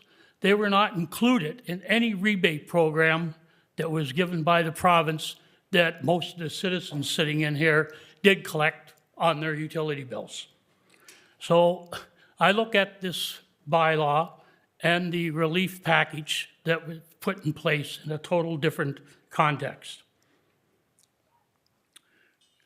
Because of the relief program put in place by the city, I can tell you that many condominiums, and there's roughly 2,000 in the city, will not have to pay a special assessment to their board to help pay the high costs of energy in 2023. The proposal, as now put before the board or before the council, may not be perfect, but from a condominium perspective, it is a welcome relief. Most of the people living in condominiums in the city are retired seniors living on fixed income pensions. This bylaw is going to help them a long ways. What is not included in the bylaw amendment, which I find a little disappointing, is fees have not been looked at. Fees on our energy, electric and gas, are obscene, in my opinion. 57% on electric, 64% on natural gas. One fee in particular, the municipal consent access fee, which was initiated in 2019, is actually, should not be being charged to the customers in Medicine Hat. They own the access to the electricity. They paid for that access to be built, and they shouldn't have to be paying to use it. Having said that, I'm going to conclude with, I've lived in every province in this country with the exception of Newfoundland during my career in the armed forces, and have dealt with city councils, city staff in every province and every city that I've lived. And I can say without hesitance that the city of Medicine Hat, its staff and its council, over the 21 years that I've lived here, have been much more approachable than any place I've lived in Canada. I'm not saying that the councils or the staff have been perfect, but they are approachable, they do listen, and just because the answer is no or maybe doesn't mean that they didn't listen. I thank you. Thank you, sir. Any questions? Councillor Hirsch? Thanks, Your Worship. So, Mr. Knoll, you're in a position where I can maybe ask this question. So, I had actually a condo resident come to me, and I know probably what the answer is going to be, but they indicated that they were a utility payer and that the rebate was supposed to come back to them. I think the expectation was it was supposed to come back to the resident. Unfortunately, the rebate is, in some, I don't know all of them, but the one person that came to me said that the rebate got rebated back to the condo board, from which did not sprinkle down to the condo owner. I was a little bit perplexed to hear that, because I think we heard that loud and clear, quite frankly. So what options does that condo person have? I know they can go to the condo board, but yet the condo board seems to have that opinion. Is there any other options available for a condo owner in that regard? Well, they do have the option. Most condominium corporations in this province, with 15% of the owners of that particular condo association, if they request a general meeting, special general meeting with their board, the board has no option but to grant that special meeting, and issues like energy rebates could be addressed at that meeting. However, if it's a single metered condominium, there was no rebate to the condo corporation to begin with. The province capped it, the rebate, at 250 megawatts, and most condominiums in this city, once you take into consideration all the units and all the energy they used, that single meter was over 250 megawatts, therefore they were not entitled to a rebate. So I don't know what rebate that condominium owner was speaking of. I'm going to suggest that because this is not Yeah, relevant to the bylaw, that's a we'll takeaway. just. That's all yeah, fine. we'll I just- don't want to, I apologize. Yep. Thank you for the But if I information. could, Your Honor, if I could respond, the only rebate that I'm aware of that most condominiums received was 2 years ago. Then they got a COVID relief rebate through the city of Medicine Hat. And I can speak for one condominium corporation for sure that that COVID relief, which was about $13,000, was directly applied to the condo fee assessment for the following year. Thank you. Thank you. Next speaker, please.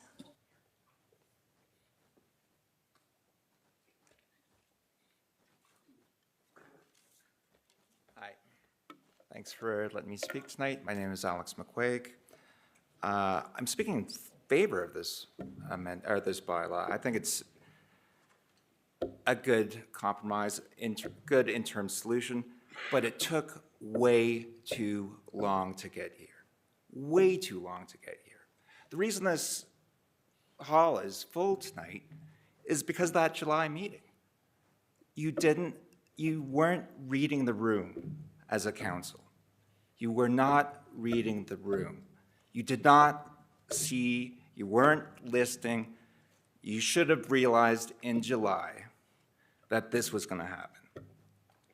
But I am in favor of it. It's a decent interim solution. But right now, my biggest fear is, because you waited so long, and all due respect to Mr. Proctor and Ms. Boss, they want to give away our franchise. Now, I was at that 2009 Ernst & Young consultation process. The biggest issue that came up during that 2009 Ernst & Young report was people didn't want us to sell it. And now we have people wanting to give it away for free. And I'll just say this, Ms. Boss and Mr. Proctor, at least sell it if you want to get rid of the franchise. At least, I'll tell you that this is, get some money for it because it's worth a few $1 billion. Don't give it away.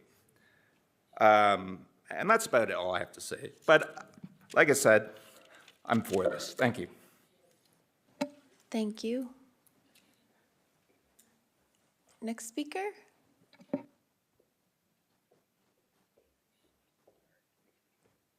I think I need a box to stand on to be seen, first off. Anyway, Gwen McFarland, resident.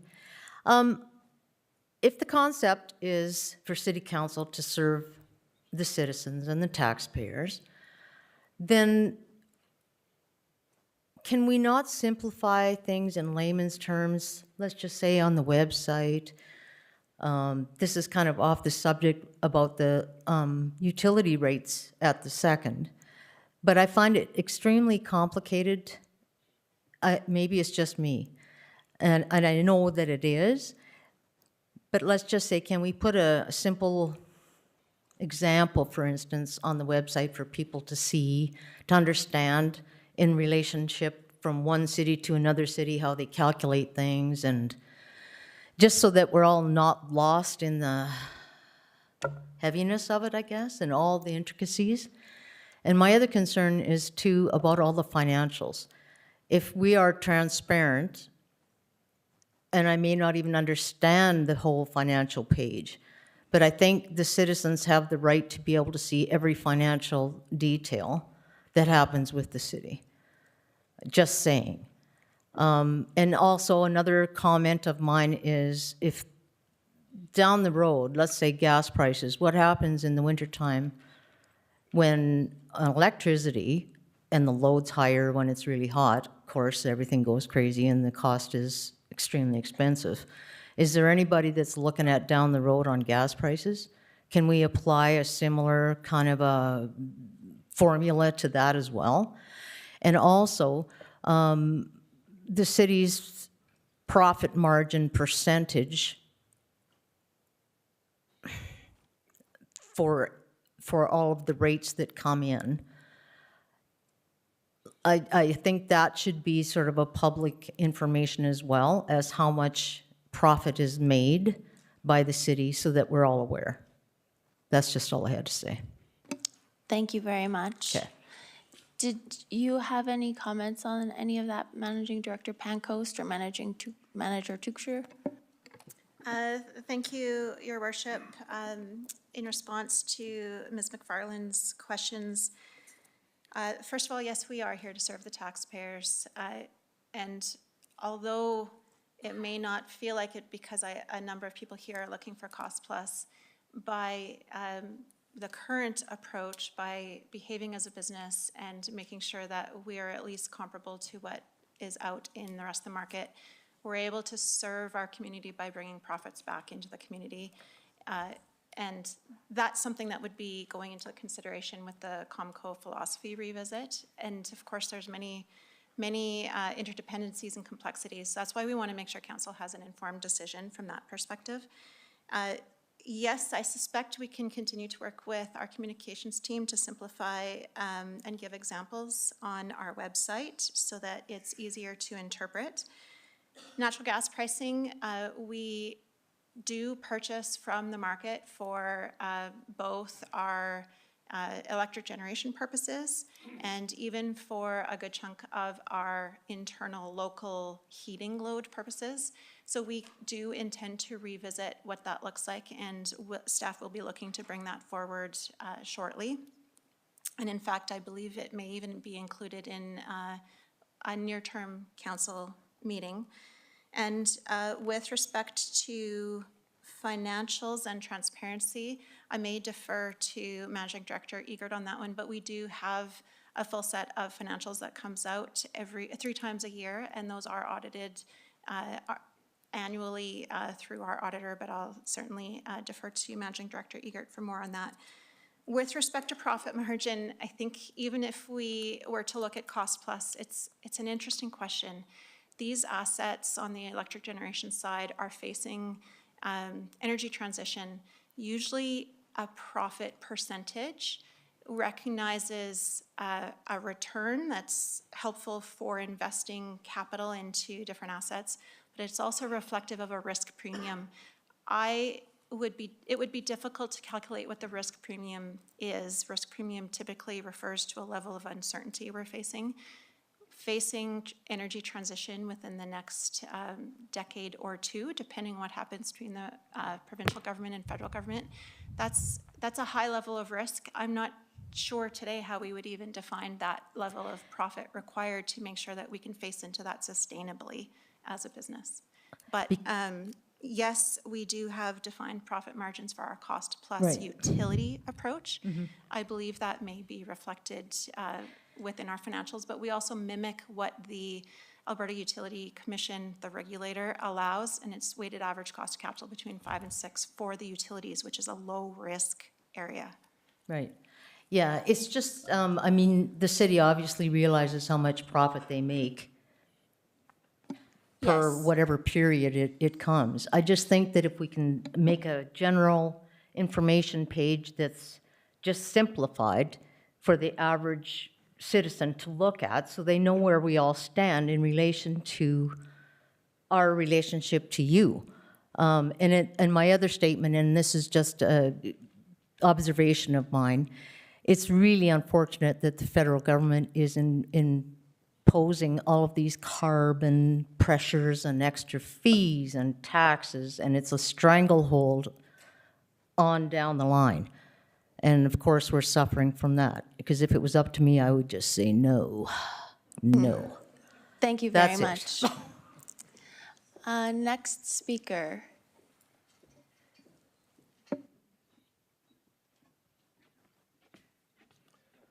Good evening. My name is Brent Knudsen. My background is in agriculture. And I just have a couple quick points. I used to work for a company, went bankrupt, but they managed to raise some of the most of the hogs in all of Saskatchewan. And they forward priced their inputs, their grain, all that sort of thing. I just had a question whether we could buy our natural gas cheaper further down the line and average out our prices. And the other thing was, as far as the cost, the Director Pancros had said that we can't peg it down. I think we do need to peg down our costs, because if you can't raise a cow for $5, well, you can't sell it for $6, sort of thing. Thank you. Thank you. So I don't know if Manager Teukscher is better to answer, but the forward pricing and how we can hedge for current market. Thank you, Mayor Clark, to Mr. Knudsen. Yes, the city does participate in forward hedging. We do that not just on the fuel we procure, but in order to match that to the products we sell, we do it both on the input side as well as the sales side. We do have a hedge policy that we do follow to try to lock in profit margin for potential exports that we're selling. And we do that on an active basis. Thank you. Thank you. And Councillor Hirsch? You raised an interesting point, Mr. Knudsen, on the hog. So I'm a banker by trade, and ag is one of the things I'm involved in. It's interesting, and it's a very, this whole thing is very dynamic, very complex, but it's interesting. It mimics the hog. It's funny how there was political risk in that industry, how the government intervened. Prop them up is the word you're looking for. Correct. So, you know, you talk about political risk, and I think the first commentator, or the last commentator, indicated the same thing on the political side of things, where there's intervening going on in terms of free market, right? So there's a wind of change when it comes to that. Carbon tax was indicated. So I found it interesting you made that commentary on the hog industry. And again, we're in that kind of same world. There's a lot of political risk in this too, as we speak. So thank you for that. Yeah, thank you. Thank you. I just want to put the second question, and this has been discussed, but knowing what things are going to cost. So we know our cost not on a minute-by-minute basis, but I think maybe that was a reference to your comments about we don't know the cost of our risk or how we calculate the risk in. Can you go over that one more time? Thank you, Mayor Clark.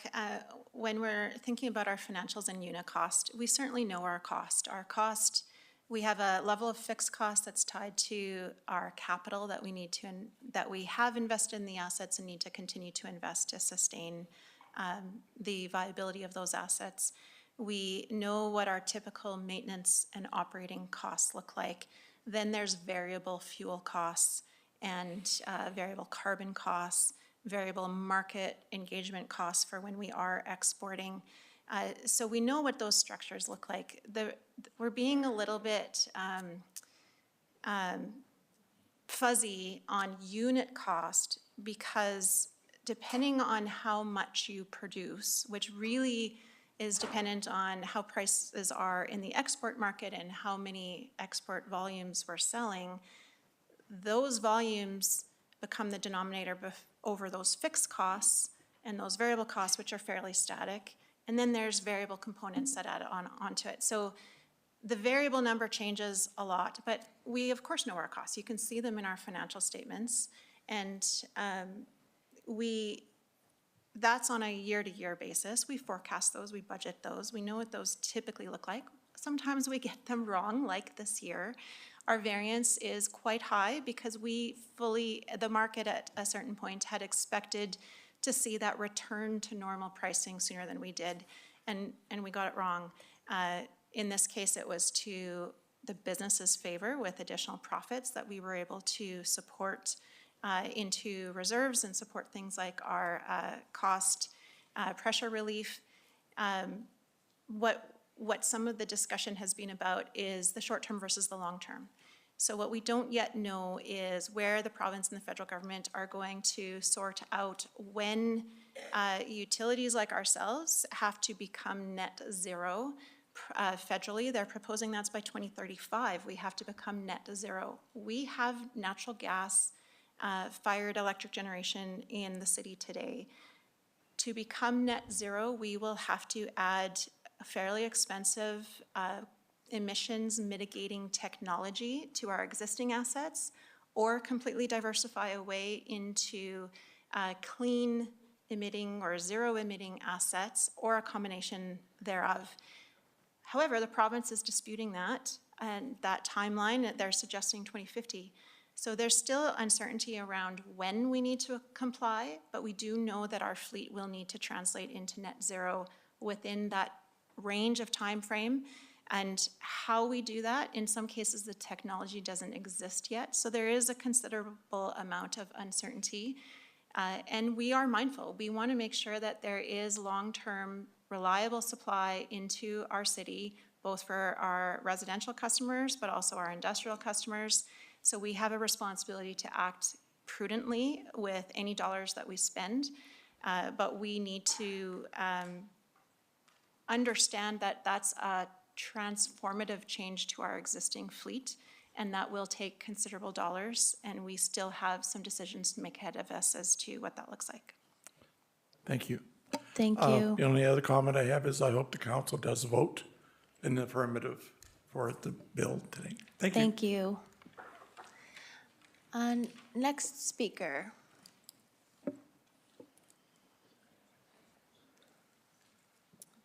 My name is Nicole Fry. Sorry, I'm just making some notes here. I apologize if this was addressed already. I was a bit late to the meeting. What is the business philosophy of Comco? My concern is that the current philosophy has forced your community to live in poverty. Did I just ask them all? Yes, please. Okay. Why do we care about market rates for our citizens when it's our own utility? And because we have that utility, we have an exemption from competition here. The ROE released, I guess the target ROE released on the bonus document from the FOIP said that you're looking for 3.5 to 10 cents per kilowatt hour, or is it 3.5 or 10% ROE? We had someone calculate the ROE over the last few years, and it's ranged from 76% to over 100%. How do we trust you to recognize when things are going sideways and to protect your community? You haven't done that. And so how do we trust this bylaw? You've allowed your inaction to cause poverty and children not to be able to eat. It is appalling. I could cry. My organization deals with those families. Why should we trust what you're telling us? You will not release information. You won't reply to emails. You talk sideways. Where is the accountability? How are you accountable to your community? You had 106 or 103% ROE while your community can't eat. That problem is not just, it doesn't go away. That gets displaced to organizations like mine. Your community has to donate to feed people that you are causing to starve. How do you sit here? Ms. Fry, would you agree that a wholesale price? No, I don't. I don't think we should be basing anything on market. I think you've made enough money off of us. I think for the rest of the year, you can do cost plus. I think 6 to 8% is more than fair. And if you lose money over the next 3 months, too bad. Cut the bonuses. Okay. No applauding. No applauding. Okay, so there were a few things in there. So current philosophy, I think this is somewhat of a shift to that philosophy, but we did hear about that. I'll let you have an opportunity to answer that.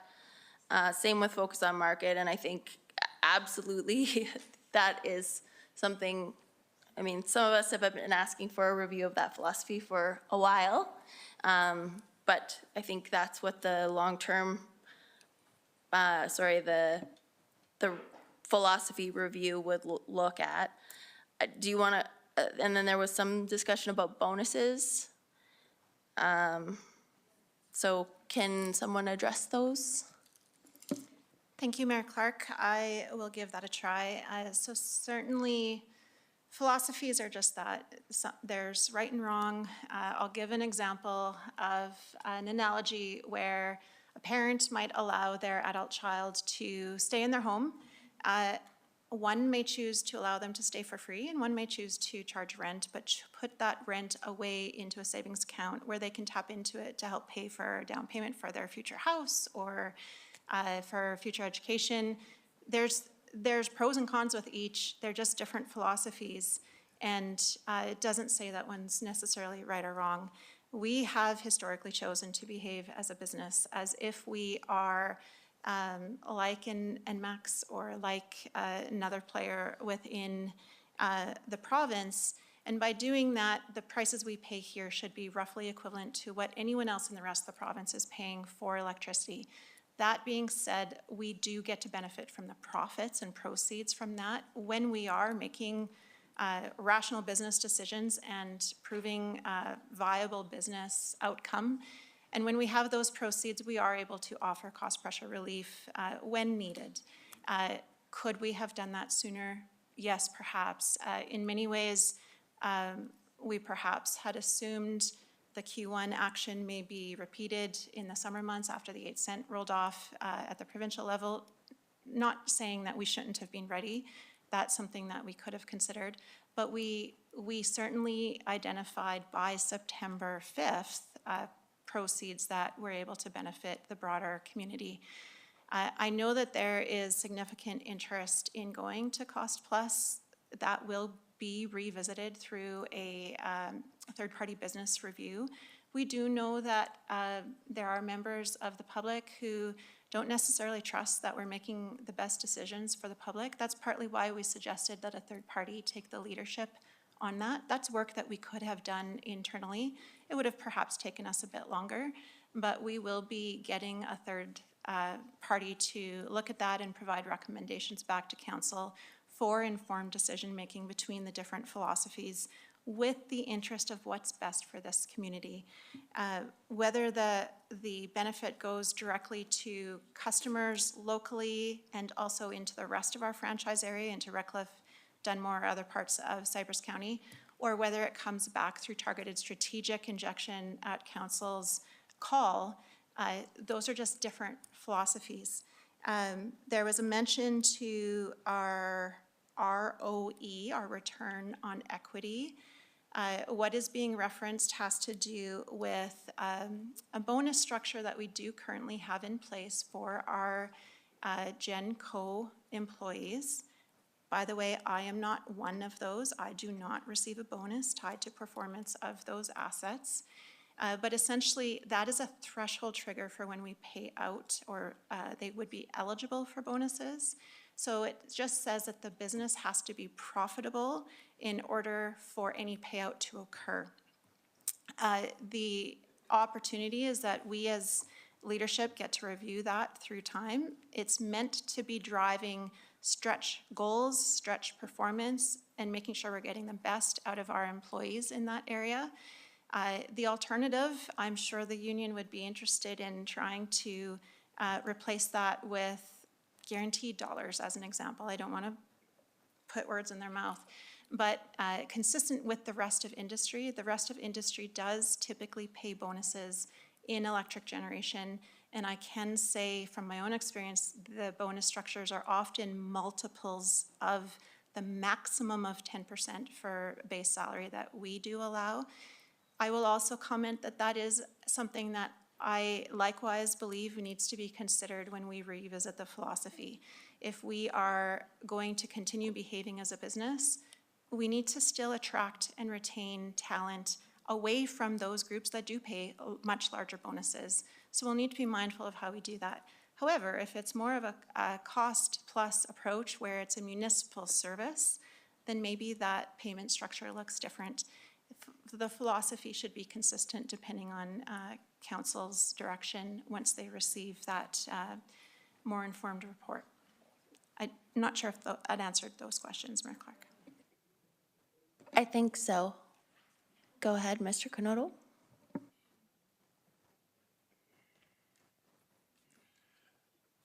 My name is Barry Knodel. I'm part of the Ratepayers Association.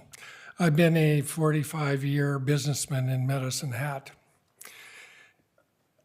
I don't think anyone ever considered the optics as to what happened in July.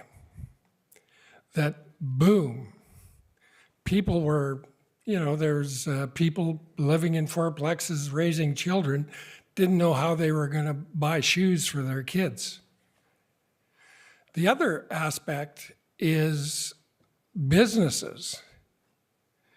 Like, what are the optics to someone coming to Medicine Hat and there's this rate anomaly that's been allowed to occur? I can tell you one thing, small businesses, whether it's small or large business, they require certainty. And this was the complete antithesis of certainty. in our business perception. There are businesses closing in Medicine Hat because of what happened in July. And then it took 3 months to fix it. You should have got on that like a dog on a bone and got it corrected. I recommend that you defeat this bylaw and go to work. Let's talk about real rates that real people can understand. Keep it simple. I think you'll find that's something that's palatable to your citizens. Thank you. I don't disagree with most of what you said. I am just wondering again, this is something we can do right now, and that's the wholesale price. Is that not preferable to continuing on with the existing rates? Well, I'm a cost plus guy. You know, if your rates go up a little bit next year, I mean, the city of Medicine Hat doesn't pay $2.75 MCF because the volumes they buy, they get it for a lot better than what the average price rate is. So if the price goes up, if you got to put it up a little bit because your actual cost goes up, let's start operating from that standpoint. So that the perception of the city of Medicine Hat is we're doing the best we can. We want to be open for business. We want to provide a stable environment. One thing business needs is stability. You can't say in the last 4 months with what has happened that it's been a stable, open for business idea. You got to look at that. You got to be aware. Thank you. I don't Thank see you. any further questions. Thank you. And I don't see any further speakers. Okay.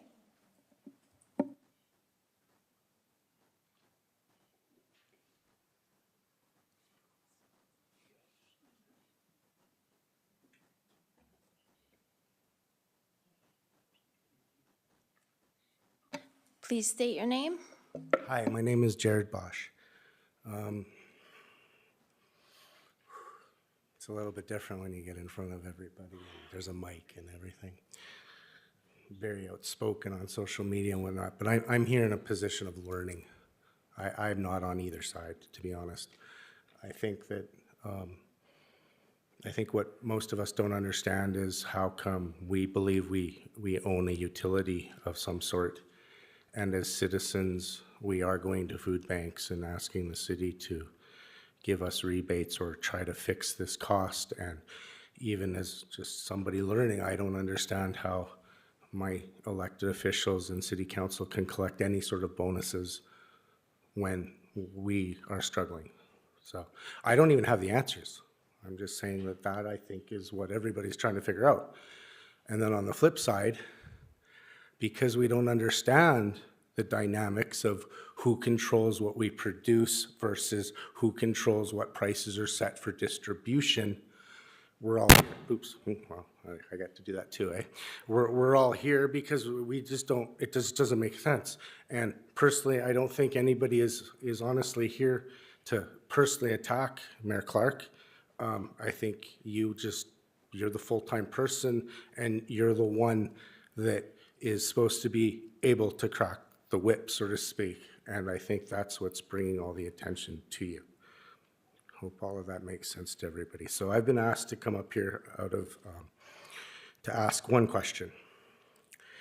I barely understand what I'm asking you. If this bylaw is not passed today, can council then direct an interim cost plus rate for the period it takes for the review to be done? Thank you. Thank you, Mr. Bosch. Managing Director Pancoast? Mayor Clark, perhaps I would pass that to you as more of a procedural question. Well, sorry. good question for clarity. Of course, we could direct it. I'm just, what is involved in, like we are doing the review, is that necessarily part of the review? Is it, what would go into that? Yes, thank you, Mayor Clark.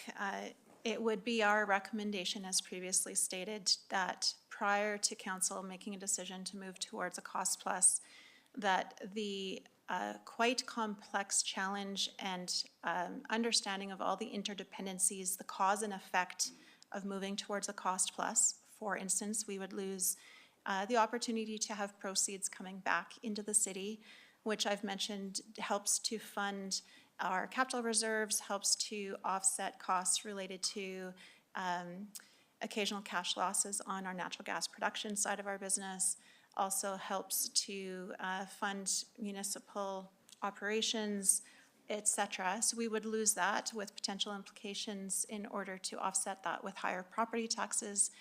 There are other things, having an ability to deal with pending energy transition costs, all those complications as well. So there's a host of complexities, a host of interdependencies with the potential for a significant unintended consequence. So our recommendation would be the completion of the third-party review before council makes those choices so that it's an informed decision. Thank you. Next speaker, please. Yeah, you can, anyone can put their name on the list. Councillor Van Dyke? Thank you. Through the chair, I'd just like to make a comment based on the comments of the previous speaker. No city councillor receives a bonus from our utility. Yeah, no bonuses for council, and also I only have one vote. Do not have any extra power. Go ahead. Good evening, Can you, Council. sorry, can you please state your name? Sorry. Gord Cowan. I'm a ratepayer. Been listening to the comments from the council, the comments from the general public. 11.06 cents wholesale cost is too high. Ms. Fry made some valid points. I spent 6 years on the board of the Medicine Hat Food Bank, and I've seen the destitution and stuff, and compared to in those days compared to now, it's ridiculous. So wherever the wholesale amount was taken from, I don't know, we can't seem to get out of you exactly what, or even close to what the cost per kilowatt hour is, but you seem to know exactly what the wholesale cost is. And that's a little unusual from a business perspective. And another thing, though I respect your report, and I think you did a very good job of it, it was ambiguous. You were preaching to the choir in a situation where your comment about the marketplace on how it's hard to fill out their forms and it's hard to do this and hard to do that. It isn't. It's easy. I have an ATCO account myself. I renewed it this year 3 months ago at 6 cents. It doubled, went from 3 to 6 on a 3-year plan. That's affordable. That will give Ms. Fry's people a chance to feed their kids, put new shoes on them for school. Don't even consider voting on this until you look at and at least give yourselves a chance to understand the personal struggles that people are having. And it may not be me, and it may not be anybody else. Guys, please, go ahead. The personal struggles are real. And maybe we can't bring it to you and say, you guys are causing these people not to be able to eat. No, you're not. But take your 11.6, make it 8.06. Go through your 3-month process on the cost plus. Bring it down a little bit. Don't just accept this. I can tell you right now, If you go to Echo, and any of you people up there, I know, Councillor Hirsch, you know businessmen, you've dealt with them your entire life, and Dumanowski, and you guys all know those, Councillor McGrogan. You put 36,000 new customers in front of ATCO, in front of the Big Four. There isn't going to be a contract in this room at 11.6 cents. It'll be below that. It's the competition. It will drive it. When they phoned me and offered me my contract, they said, we can give it to you for 8 cents. I says, well, I'm going to phone whoever. Oh, well, you know what? I can waive the fees and offer you the wholesale rate at 6 cents. So I'm at 6 cents. We don't have that ability right now. When I phone down to City Hall and say, God, my prices are just too high. I need something, they just say, sorry, because I don't have another option. I can't say I phoned ATCO when they were 6 cents or 3 cents or 2 cents below your price. So don't accept Ms. Pancoast's talk about how hard it is to go to the marketplace. It isn't. The marketplace is easy to use. And the marketplace is there to be used. And when you use it, you can drive the prices down. And in fairness, Mayor Clark, 9.06, 8.06, that's where you should be. 11.06 is still taking food out of children's mouths. We just have to do better. And even if it's only for the 3 months until we get our cost plus work done, bring it down, get it below 10 cents. It has to be. 6 cents is probably what's affordable for consumers in Alberta. People aren't getting the raises, inflation, everything else. We pay all our fees. We try to make ends meet. I ask you guys to think about 11.06 and say, we're not going to do that tonight. We're going to send it back.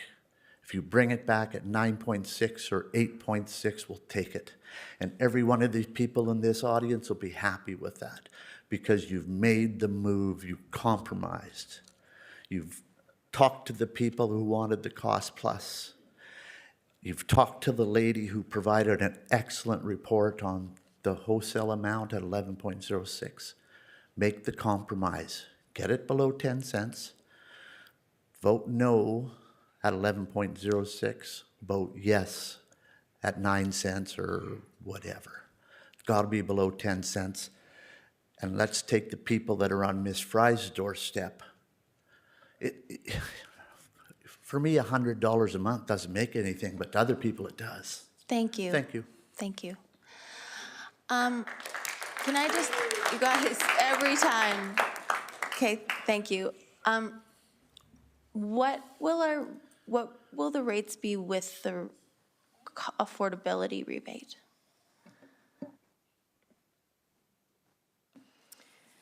Mayor Clark, are you asking, for instance, that if we were to allocate the cost relief provided to residents against their electric bill, what the realized rate through the year would have been?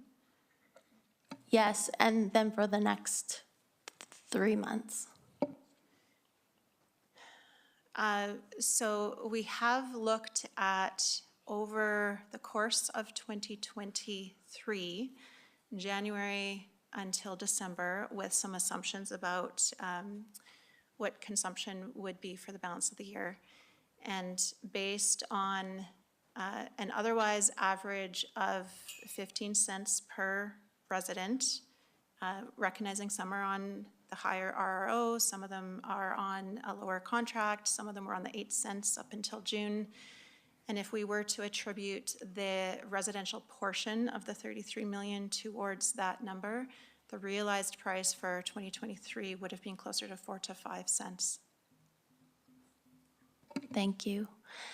I think I saw one more speaker.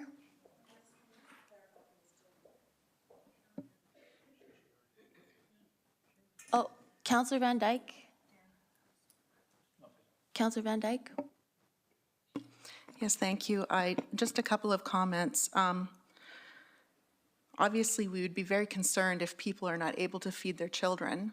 And prior to last year's budget, there was no program in place to support people that were struggling. And this council voted to create expand the fair entry program to people that are struggling in that way with the fair entry relief credit, which is available information on our website. And so that uses the low income cutoff. And I really encourage anyone in the public who qualifies for that to please check it out. It's very easy to apply. There's only some limited information that you need to provide to access that. So we do understand the issues facing. Many of us in our other jobs experience that every day. And we know the pressures facing people. And that is also why we are undergoing this entire process. Additionally, I just would like to bring attention to one thing, that when you're using providers outside of the City of Medicine Hat, you are paying transmission fees, which are on top of the fees that you pay at ATCO. So when you're paying a 6 cents, if that's what it is, charge, you are also paying an additional transmission fee on your bill of around 17%, which is not happening within our franchise area. So I'm not sure if any of you have lived outside of the City of Medicine Hat before, but that really can have a significant impact on your bill. So I just wanted to bring attention to that one area that I think is overlooked when people talk about price comparisons, that there's an entire portion not being charged to you within this franchise area. Thank you. Ms. Collings, I apologize. There's only one. You get one chance to speak. So perhaps.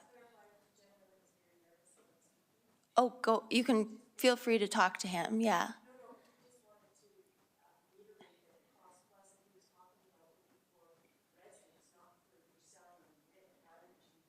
Oh. Okay, next speaker. Thank you.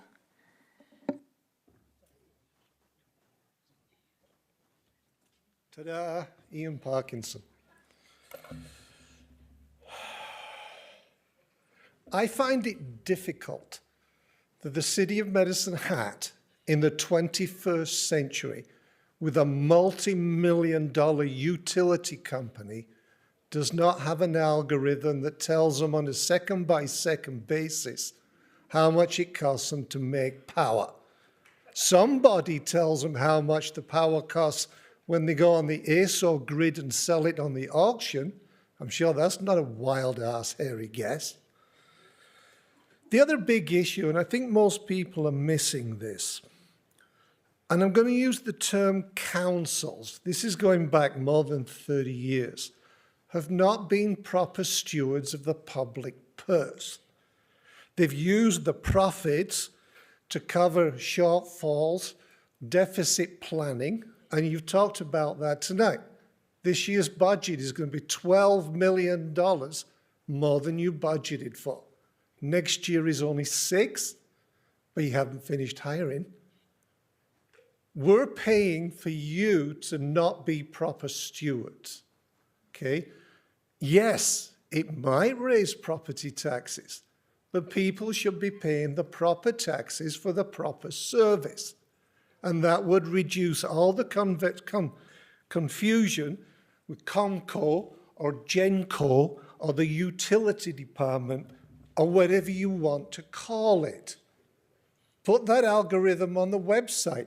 Everybody knows how much it costs you to make it, and add an extra 3 cents on for profit for your $60 million Southlands multi-recreational center, your $45 million Stampede ground, your $10.5 million curling rink. That's all Comco money. You refer to the public, the city taxpayers, when you want money, as shareholders. But they don't get a dividend. They have no say in the dividend. 9 people at this table make that decision. So give the money to the people. Let them decide what they want to do with it. And that's one less decision you have to worry about. sorry. Thank you. No clapping.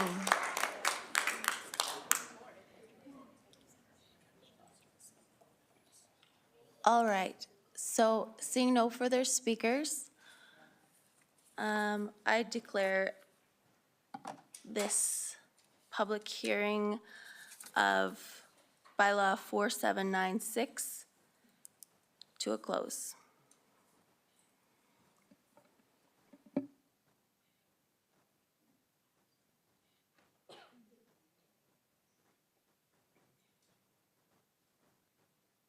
Would anyone like to make a motion? Sorry. I move that council give second reading to bylaw 4796, a bylaw of the City of Medicine Hat to amend the electric utility bylaw by repealing and replacing Schedule A and Schedule B. I'll second that. Discussion or debate? Councillor Knodel. Thank you, Mayor Clark. It's glaringly obvious that there are people in our community that are struggling, and I said this last time we had this conversation earlier in the year.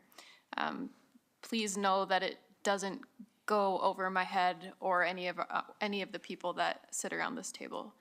I am hopeful that with the fulsome review of COMCO and the rate review in front of us in the future, that we can look at the viability of whether or not our utilities are something that are going to be sustainable to the community long-term, or if they are causing us financial hardship, or will be as a result of many of the pressures that we're feeling from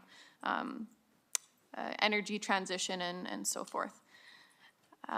Tonight, I do plan on supporting what is in front of us, because I think we need to do something, and it is something. And I do understand that not everyone in the room is going to agree with me, but I think it is the best option in front of me today, and that is what I have to say. Thank you. Any other further comments or discussion? Councillor Robbins. Thank you, and through the chair, I have a few things to say. First, I'm reminded of why I'm here, which is considering a bylaw to amend some commodity rates, not fees, not natural gas. That is not contained within this bylaw. I've been sitting here and the sort of personal attacks, or you're not doing your job, or you're incompetent, I've been getting a fair number of those emails. It doesn't really offend me. But lack of accurate and misleading information circulated in the community does. So you can say what you want about me as a politician.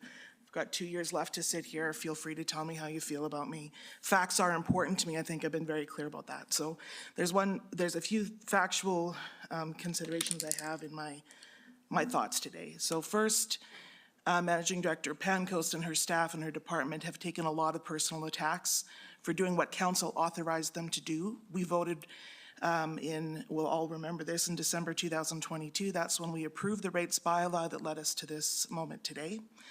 The Energy Department has been operating under the same business philosophy endorsed by council since 2009. If you want to be angry at someone and be a social media warrior, target the right people. That would be the 9 of us and every previous council who endorsed the same business philosophy. I'm sure they'll all be very happy to talk to you in the public or elsewhere. If Managing Director Pancoast had come in today with the best market rate, I would not have supported that. I did look today at the 4 service providers. From time to time, I like to pretend I don't live in Medicine Hat and see if I can get a better deal. I couldn't lock into a contract today as a new customer at 12.4 cents. That's the best I could do, and have to be for 5 years. I know from the data we have received and heard over the last 2 years that that's going to be too high, and I'm going to end up paying more than it's worth. If I only wanted a 1-year contract from one of the 4 service providers, I'd have to pay 15.99 cents today. I also note that City of Medicine Hat is, the offering today is 11.6 cents, but the range of what the wholesale is over the course of the next year is 8 to 11 cents That's, when you look at the graph that we've been given, that's the range. I will also tell you that most people who've complained to me about their bill cannot tell me what their use was that month or whether they were on a fixed, variable, or default rate. All of this information is provided in your bill. If you go online, you can look back really almost as far as you want, and you can see what you're using on a monthly basis. I plan to bother my children to turn off more lights by showing them this number on a monthly basis. I believe that people want stability. I've heard that loud and clear. And if you live in Medicine Hat, you want the lowest rate you can get. And the wholesale rate is lower than any other retail provides. So if you want to fight against something, please, please know what you are fighting about. You perceive an evil monopoly. That's factually wrong, and it will cause long-term harm to the city. The utility props up many expenses you would absorb in property taxes or severe reductions in services. Those are the only two choices we would have.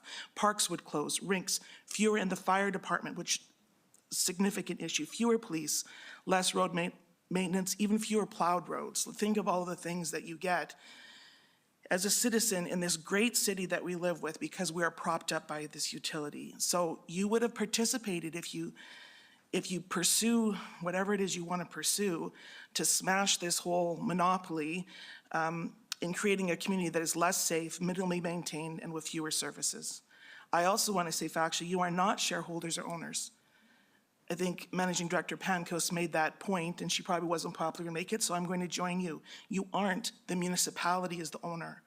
And this utility is the benefit of our children, our grandchildren, our great-grandchildren, or at least until the carbon tax affects the profitability. And so when that happens, or when the electricity rates are lowered and we have no money left to fill the gaps, someone has to bear the consequence of that. And I would rather my grandchildren not do that. I do think, having said all of those facts, that the one thing that I am interested in, and I think our community has asked for, and it makes a whole lot of logical sense to me, is to have a capped rate for 2024, where we say there's a cap at the bottom, which may not be to people's advantage if it goes lower, and that there's a cap at the top.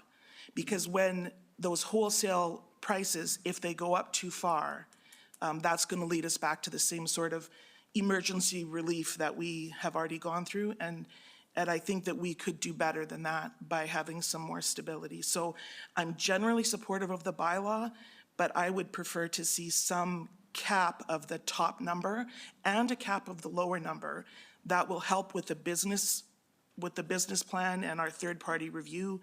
I think it will help us as a council, and I think it would benefit the community trying to balance the needs all the way around. Thank you, Mayor Clark. Are you making a motion? I'm going to find out where I could make the motion within the bylaw to amend, but I believe that I would like to make a motion to add a cap to the wholesale rate, and I'd be interested in input.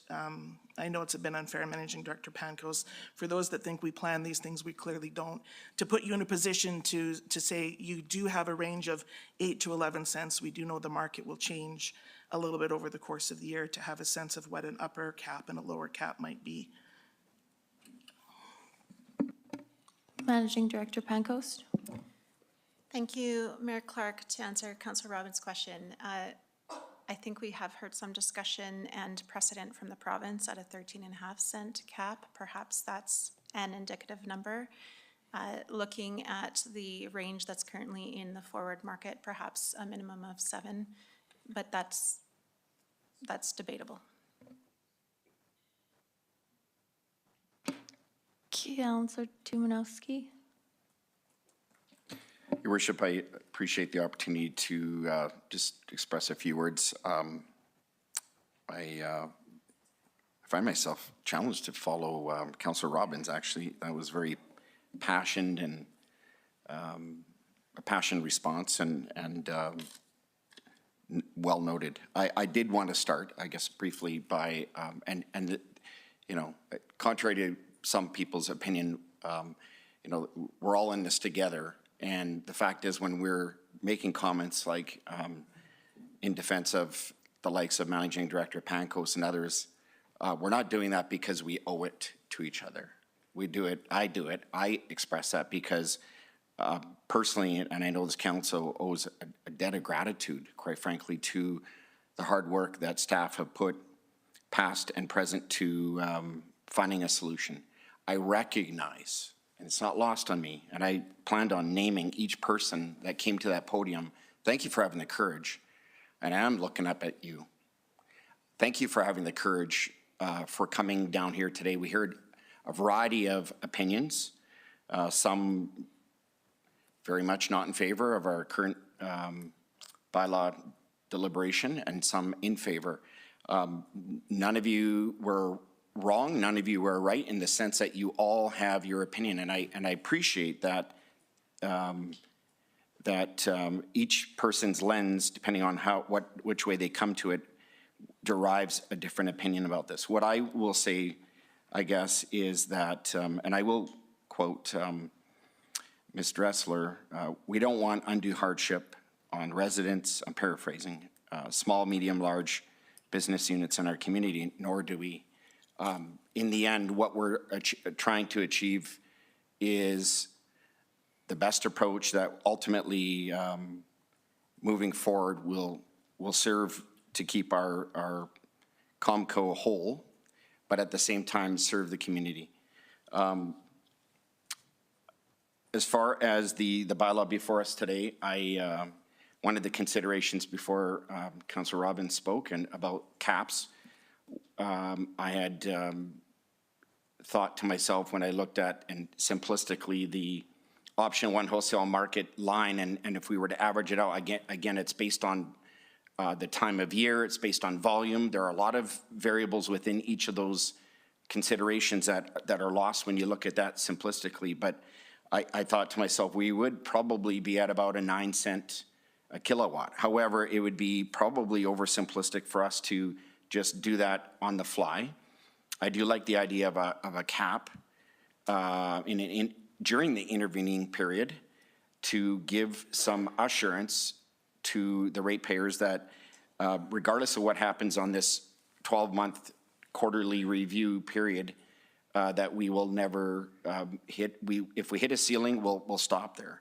But I think there's some deliberation on that coming forward. But I do want to, I guess the other thought I had was that this council, there's nothing that prevents us from at any point in the future, and I'm not saying this to garner favorable response, but we do have the cost pressure relief opportunities that we instituted for the last 3 months here that we could use as a tool or a lever while we work out this new rate bylaw. So for me, and from the standpoint of what I bring to you today, is we have a bylaw before us today, but we have the levers available to us in the future, and I certainly would be one who would be prepared to speak to that if need be.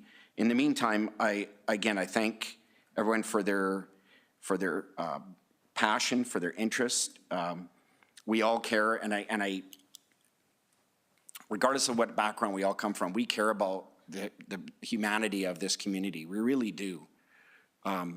Most people know what I do in the day, and certainly, and regardless, I don't care what we do. We care about the children. We don't want to take food out of the children's mouths. We don't want to put undue hardship on you.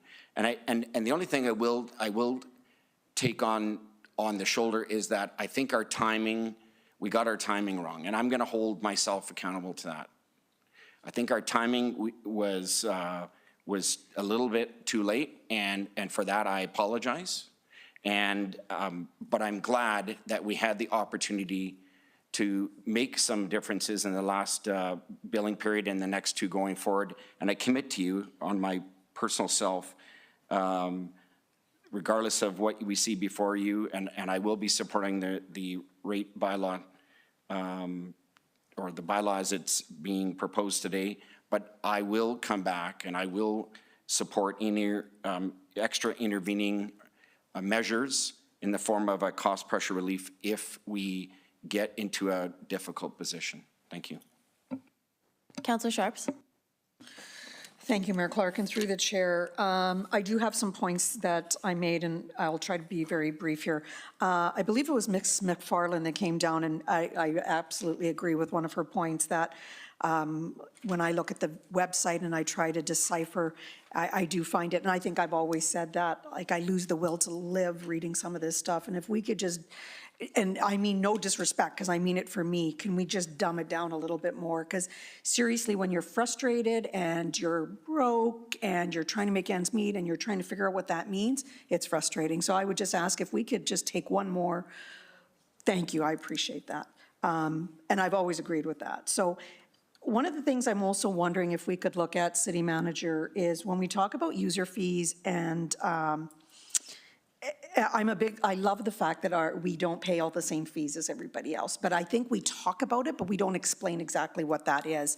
And I know Managing Director Pancoast really has a lot on her plate, but I would ask that somebody on her team, maybe on the website, create a look at what a general bill looks like, and I don't care, you can use my address for all I care, and then use that exact same square footage of a house in Calgary or Edmonton and show what those user fees would be. Because I know that, you know, my stepmother's still alive and I do her utilities, and I actually just signed into ATCO, and the lowest rate I got was 15 cents for 3 years, and the fees were awful. And I pick up the tab, so believe me, I do know. So, but I do think, and it's not about proving our citizens wrong, it's about just understanding what we do have. Maybe it isn't as bad as we think it is, and maybe it is. And for all fairness, if we're accountable to it and it's visual and on the website, it holds everybody accountable to the same data. I will say, as a business owner, my fear without our Comco profits is that our mill rate for businesses is going to go higher. As a business owner, and I own my own property for my business, I'll be honest, it is not the cheapest place to do business. So when people here say, well, you're not attracting business because of utilities, no, it's actually my mill rate. So that's not a dig, Managing Director Eager. It's just reality. That's where we are. But we're also, I have advantages in other places. I have a lower utility rate than if I was to open my business up in Calgary again. So I do appreciate the lower utilities when it's comparison, but I would like, if possible, I know I'm asking city management to do quite a bit, but if we were to remove the Comco profits, can we really look at what that would do to our mill rate for small business and big business? Because at the end of the day, and it's not that I have a preference over small business and big business over residential, but they are the ones that pay the jobs. So yes, I think City Manager, go ahead. City Manager Mitchell. Thank you, through the chair. Yes, I do think that would be a worthwhile exercise, but I would just caution, like with any jurisdictional scam, that it's very challenging because every municipality provides different types of services, and in that, and I'm not making excuses, but in that we are very unique because we own our utilities. But I do think it would be very beneficial, and certainly for economic development, it would be very handy to have that. So yes, we could do something like that. I would appreciate it. And one last thing, you know, over the years, I've been self-employed downtown, I think 24 years now, and I was born in Medicine Hat, and I came back here after many years of traveling around, and I will tell you 100%, I agree with Alex McQuaig. If we are going to give this business away, it needs to be a sale and not just somebody take it over and walk away. If we think it's that profitable, and I just want to go by data, this isn't, I personally do not want us to see a sell. However, if we're going to give away the farm, that's not sitting well with me either. I need to make sure that we take care of the next generation, and I'm scared over the abandonments that we have with gas. I'm not going to lie. They're huge, and I don't want to leave that to the next generation. I don't have a generation that I'm leaving it to, but I don't want to leave it to her next generation or anybody else around this table. So I am the last generation of me sitting at this table. It doesn't mean I get to be a delinquent and spend all the money. So all I'm asking for is that if we do a data-driven, in front of our face market research, we get all the data, because I don't want to sell, but if the community is pushing for these rates to be lower than what we can do, we have to admit defeat and then sell it. But I'm not giving it away. Well, my vote won't be giving it away. That's all I have. Councillor Hirsch. Thanks, Your Worship. You know, it's an interesting conversation, one that and I keep saying this, it's a very passionate item, but at least it's something that we're talking about. I think like many hatters have been here for a long time, are always used to the good old days when you could open up the old utility bill, oh, that's what it is, and then you just pay it and you move on. The reality is that that game isn't available to us much anymore because there's been fluctuations and headwinds, quite frankly, to the commodity and to us in general as Hatters, as Albertans, and as Canadians. And it was a perfect storm. You saw some charts tonight that showed the commodity. It looked like a defibrillation machine was just pounding. And I think that's the thing that I want to really focus on. We are in a new world. We're trying to get our heads wrapped around that, and all of us are in that boat, by the way. And I appreciate everyone trying to get their heads wrapped around the cost and the rates and all that stuff, but really, a commodity rate, just like almost like an interest rate in my world, it's a moment in time. And the second that it's available, it's gone, because you weren't prepared to buy it at that price at that point in time. It's gone.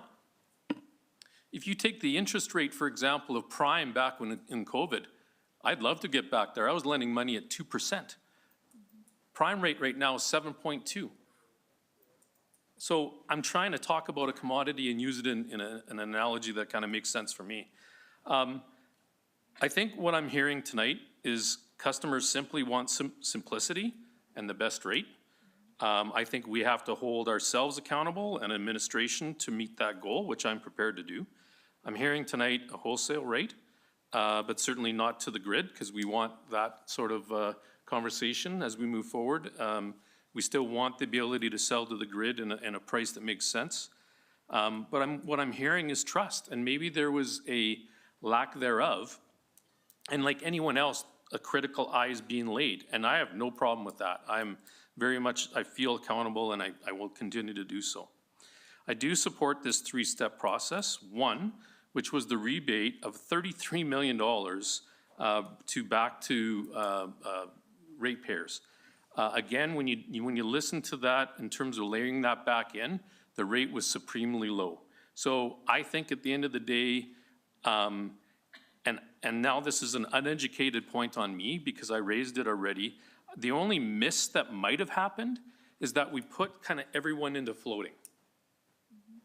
Everyone got into floating rate, and I, as few others, kept on pleading, saying like we need to educate the public because it's now fixed and floating. I've went to funerals, weddings, Costco, anywhere saying, what am I gonna do, fix or float? What's my plan, fix or float? And for us, we weren't educated. We just simply didn't know what to do, but yet we're sitting here in the floating world, and some of us kind of just let it go, thinking, again, it's the good old days, it's just like anything else, my utility bill should be fine. But then lo and behold, you were in floating and the rate went to 30 cents. Because for any person that walks up to me and says my utility rate tripled or whatever, you're on floating instantly.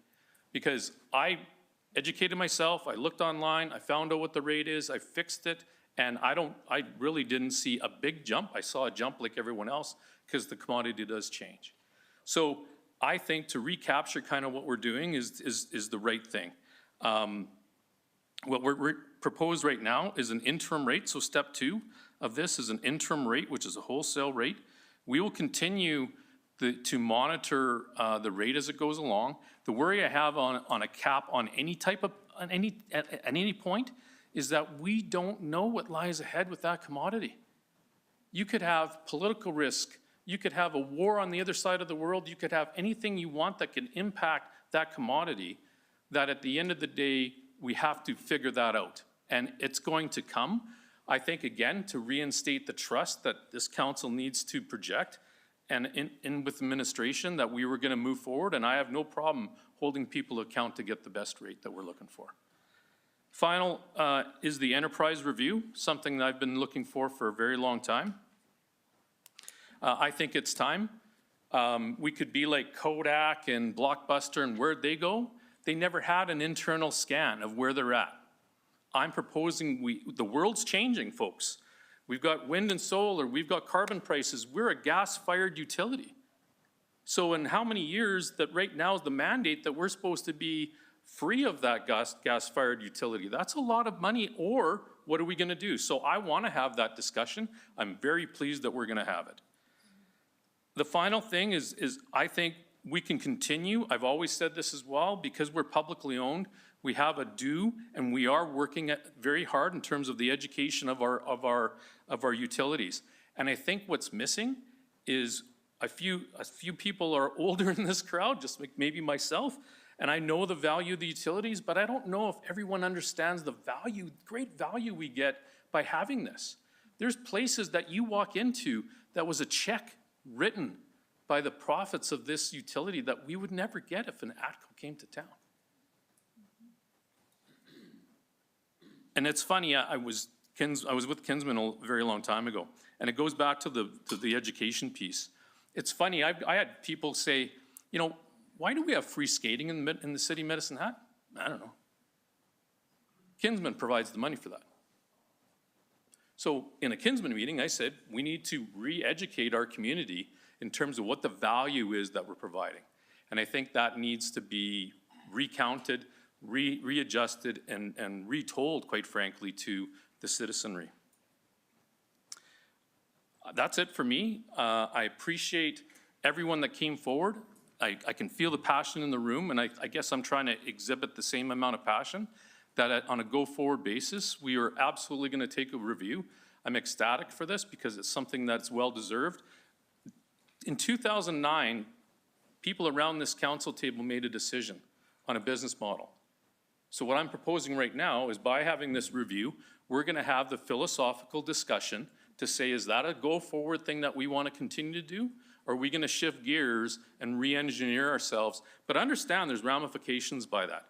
We have budgets in place based on projected revenues that we have already that could be upset the apple cart if that gets changed. So I think on a go-forward basis, just like you have a budget in your own household, if that got changed and your boss said to you next day, by the way, your salary's reduced by 15%, does that not have ramifications to your budget?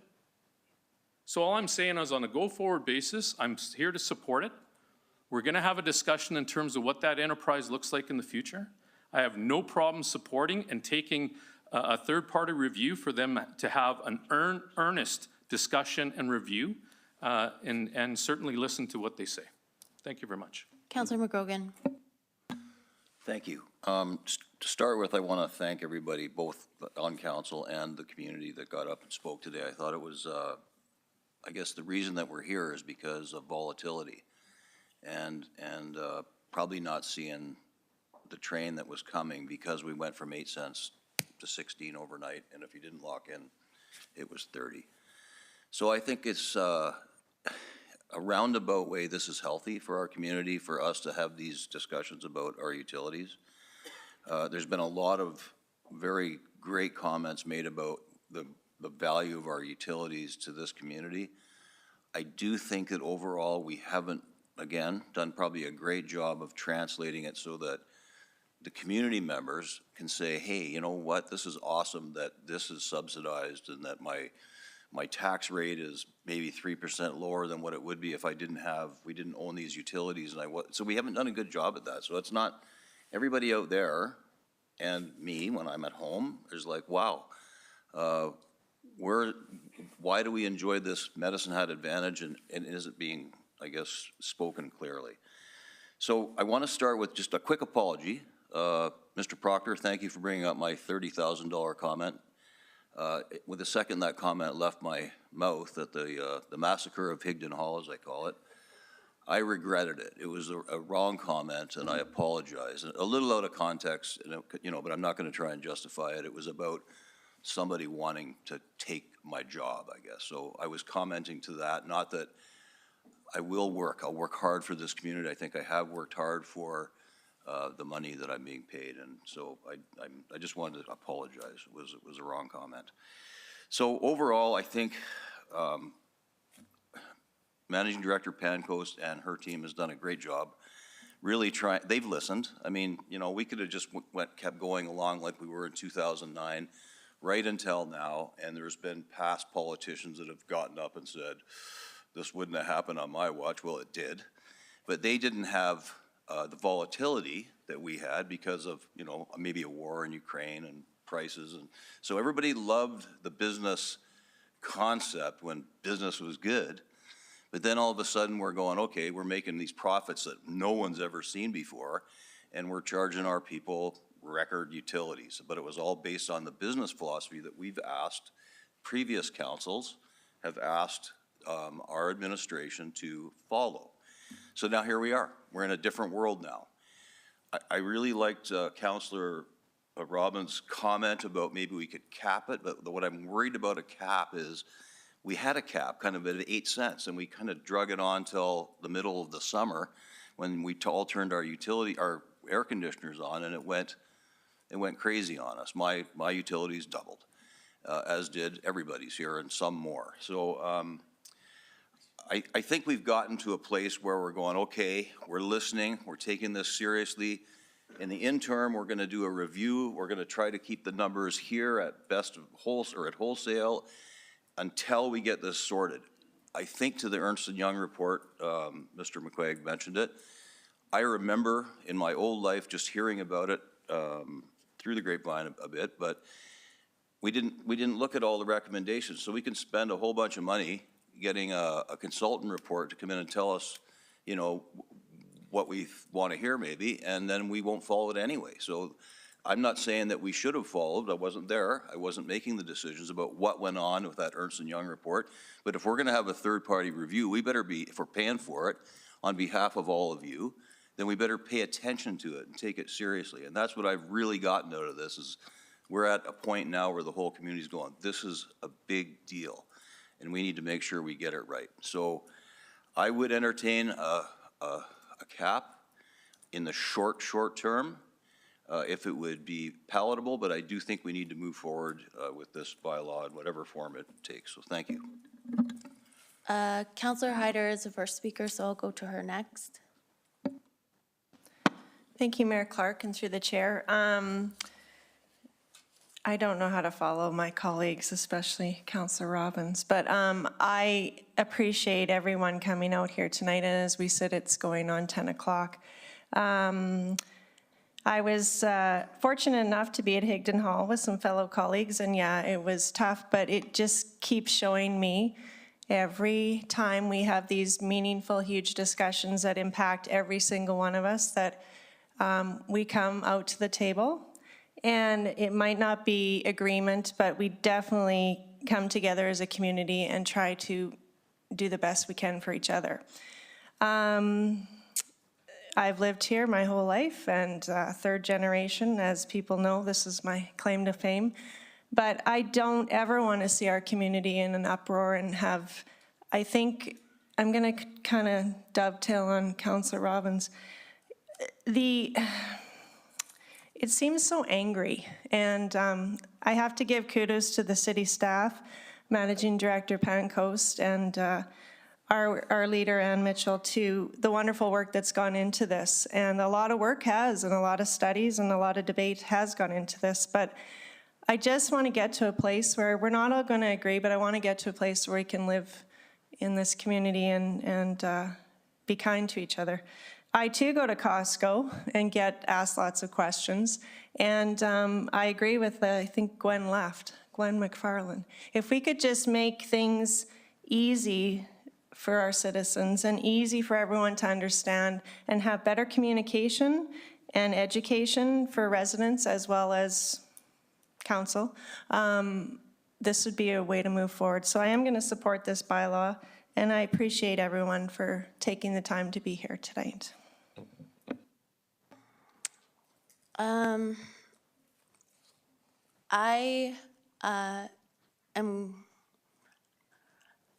I think I will support the bylaw.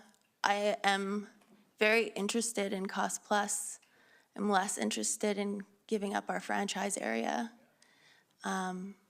So I'm hoping that we will see that. I think, you know, this is the thing that we can do right now to lower prices, lower rates. And so I'm in favor of doing something right now and then taking a bit more time to come up with other opportunities, other solutions, because this is our advantage. Like, we have lots of advantages, but having our own utility, owning all of our own utilities, we have to maximize the value of that to our community. And I think it's pretty clear from tonight that we haven't necessarily been doing that. And so figuring out how we do that and make businesses want to come here, make workers, residents want to come here and want to stay here, I think that's the real goal for me in the longer term review. So I see Councillor Robbins has her hand up again. Thank you. Not to argue another point, but I would, I'm concerned about the lack of certainty in the prices, so I will make a motion to amend the bylaw. And I may or may not get a seconder, but it's what I feel is the right thing to do. So I do make a motion to amend the bylaw Schedule A, Sections E1 through E3.1, and Schedule B, Sections N1 to N3.1. I'm going to give a minute. So I'll repeat it again. I'll make a motion to amend Schedule A, E1 to E3.1, and Schedule B, N1 through N3.1. And Managing Director Pankos will tell me if I've got this covered the right section. I think she understands what I'm applying to do here. In those sections in the energy charge paragraph, I would like to add the word, the minimum rate will be 7 cents per kilowatt hour and the maximum rate will be 11 cents per kilowatt hour.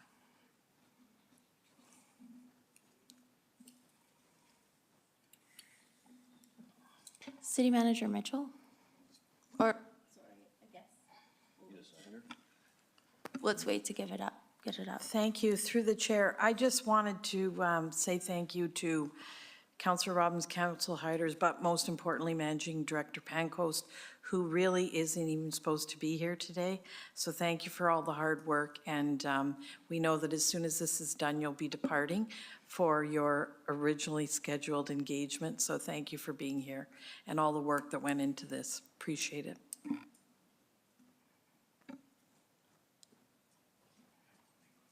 Does that, we need a second. Are you going to speak to the motion? I am. Okay, we need a seconder first. Okay, I'll wait for that. I can second. Councillor Hirsch. So, Your Worship, I'm a little bit worried about legislation on the fly, quite frankly. And when we talk about caps, I just need to understand, I think it was talked about a little bit by Managing Director Pancoast. So I guess this is a question. We have a potential cap rate on here. Are you comfortable with what's proposed right there? Thank you through the chair to Councillor Hirsch. Certainly, it could be at the will of council. The direction was best of market. Any time that you add a cap or a floor to market, it is a form of distortion with some risk, and risk on both sides. If it's a cap on the bottom and market goes lower, that hurts our customers compared to the rest of the province. If it's a cap on the high side, then it would hurt the business compared to the alternative.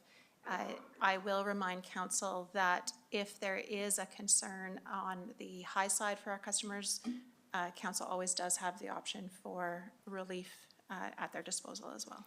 So thank you for that, because that's my concern in not supporting a cap, is the fact that we put a low-end cap rate of 7. It could actually, again, who knows, market forces, could go lower.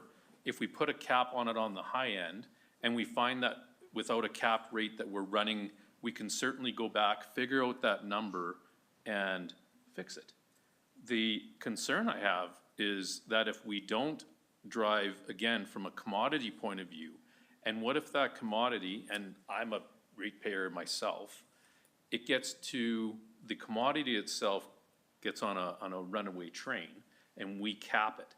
Now the opportunity cost, and I'm not even talking about anything to do with the Comco, is that it could potentially be in the millions again, where the citizenry would arguably still have to be in the world of market forces. That's what my concern is that I think I would rather not have the cap, and if it is a bit of a runaway train, we can go and do what we just completed to do and enact that very quickly and put that to bed. Because I am concerned on, again, the distortion of what's being presented in terms of providing cap. And I do understand the perspective of the citizenry and even myself to say that. But again, we have to understand, we just finished talking about that the commodity is such a volatile industry right now, and we're trying to kind of put that genie back in the bottle, but we just really can't. Inevitably, the rate's going to be the rate is going to be the rate at the end of the day. Thank you. And just to clarify, Councillor Hirsch, by commodity, you were referring to the natural gas that we purchase to generate our electricity? Thank you. Councillor Robbins. Yeah, I left my mic on, so sorry. I just want to say why I've proposed this is it is an interim measure, as we know. I'm like Mayor Clark, interested in learning more about cost plus and what that may look like. So I haven't made up my mind on any of that. I think that what we're hearing from the community is the uncertainty is the problem. And so if it was like a forever measure, I would say let's study it more. But we've studied a lot, and this is as far as we've gotten, and that still you don't know in December what you're going to pay. You don't know in next August what you're going to pay. And I think that instability causes a great deal of stress in our community. So that's why I've proposed it. Sorry, Rondi, it's N, Schedule B N, not M. N like Nancy, not M like mom. Sorry, this like that small amendment there. And the other thing that we know is that last year, 8 cents per kilowatt hour, we did make profits. So I feel like that range is a comfortable risk. It's still a risk. I understand that it's a risk on the low and it's a risk on the high end, but I don't think that saying we'll just see what the wholesale market does is really meeting the concerns that I'm hearing from citizens about. That's not very certain. So I'll be voting for the amendment. Others may not, and that's the way it goes. Just to clarify, the 8 cents we made profit on, was that based on the natural, can you explain that? Thank you, Mayor Clark. The reference to 8 cents would have been for a portion of the residential base that chose to, and small commercial, that chose to be on the 8 cent contract.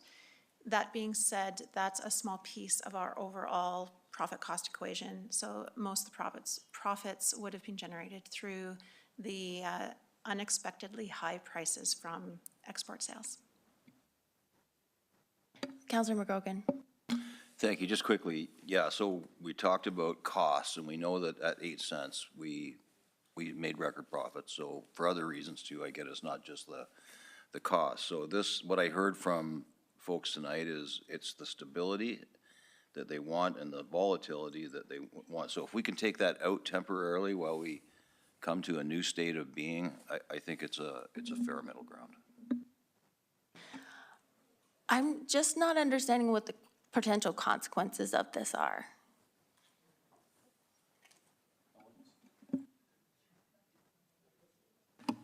No one is. That's. Councillor Van Dyke. Yes, thank you, through the chair. Just to clarify, the profits that we were making when it was 8 cents, the majority of the profits were coming from the grid sales, not the internal contract sales, just to specify. Councillor Canoto. Thank you, Mayor Clark. I'd be willing to entertain this with a quarterly review of the cap. So if it was until the end of 2023, I would be okay with it. I don't think I'm okay with it any longer than a couple of months. Are you making a motion to amend the motion? I will make a friendly amendment to add quarterly review to this.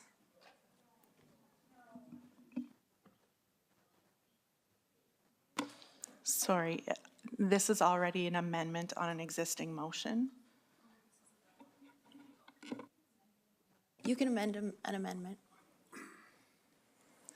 So is there a seconder for that? No seconder?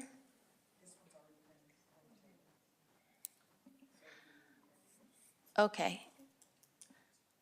So, seeing no further speakers, oh, we're good. Seeing no further speakers, we'll vote on the motion to amend.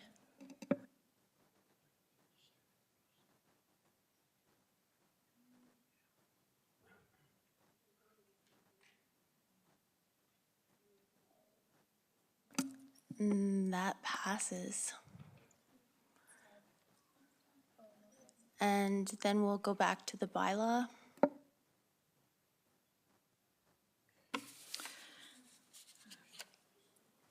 I move that bylaw 47. It's, oh, we sorry. haven't Oh, we're not voted done. on it. Okay, sorry.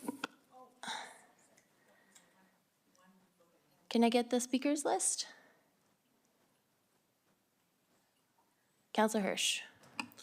So, Your Worship, as much as I've had this discussion in regards to the commodity, I do recognize that this is something of an interim solution. So I too, I am expressing my worry by putting a cap. I did support the cap, and I will support the cap, only for the reason that I think we just need, all of us, need some stability for the next year. So I think what'll end up happening is that, quite frankly, I looked at the forward strip, and I implore some people to get educated on this as well, to take a look in terms of what things lie ahead. I think there is going to be some stability as we move forward, so I'm willing to support it. That said, again, I'm really excited for the enterprise review, but again, from a stability point of view, that's you made an impassioned plea, Councillor Robbins, and I'm willing to accept it. Thank you. All right, seeing no further speakers, we'll vote on the second reading of bylaw 4796 as amended.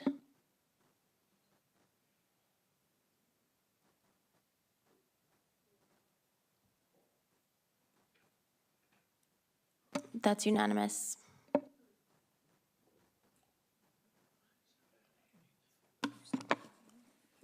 I move that council, sorry. Sorry, if I could ask the city clerk about this amendment on 9.1. It's a typo. Oh, so I can just go on to the third reading? Go ahead. I'm sorry. Thank you, Mayor Clark, and through you to Councillor Van Dyke. The city solicitor's office brought it to our attention that there was simply a numeric, and when I say numeric, I mean bylaw number error in the bylaw that's presented before you. So in Schedule A, there needs to be a very minor amendment. It's not changing anything in the bylaw. It's just a correction to ensure that it's accurate in Schedule A and Schedule B. So there is a proposed motion before you to amend that bylaw as well. Okay, I will make that motion at this time then. I move that bylaw 4796 be amended by replacing bylaw 4723 under rate approval on the first page of both Schedule A and Schedule B with bylaw 4796. I'll second. Debate. Seeing no speakers, we'll vote on the motion.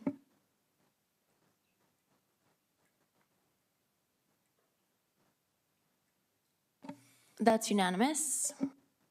All right, thank you. I move that council gives third and final reading to bylaw 4796 as amended. I'll second. Seeing no speakers, we'll vote on the third reading of the bylaw.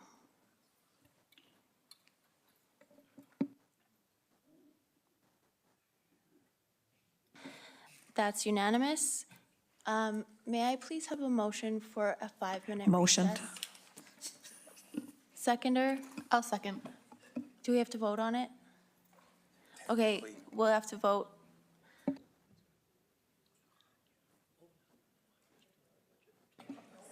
Councillor Hyder. Okay, we're on a break until 10 o'clock.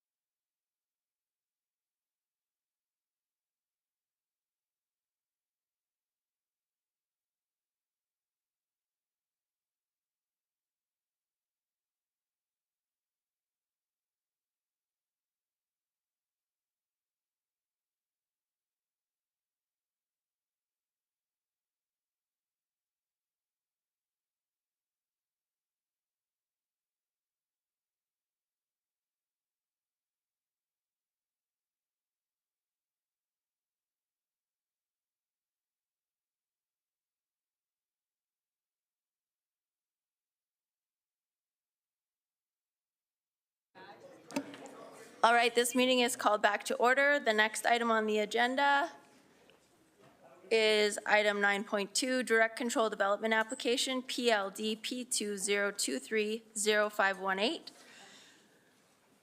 1123 6th Avenue Southeast, and it is a non-statutory public hearing. I will now call the hearing to order, and we will have...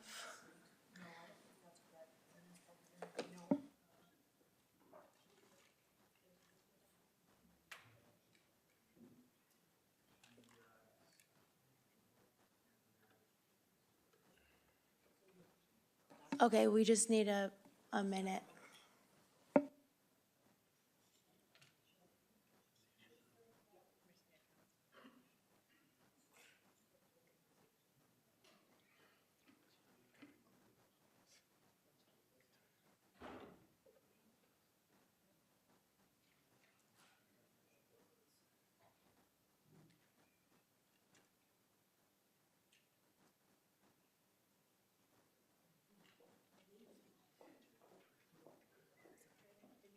You can come on down.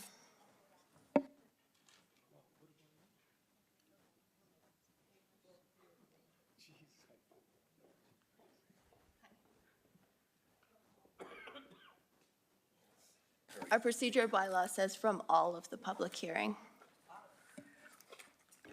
It's section 184 in the MGA, 184A. All right. We will begin with an administration introduction of the resolution.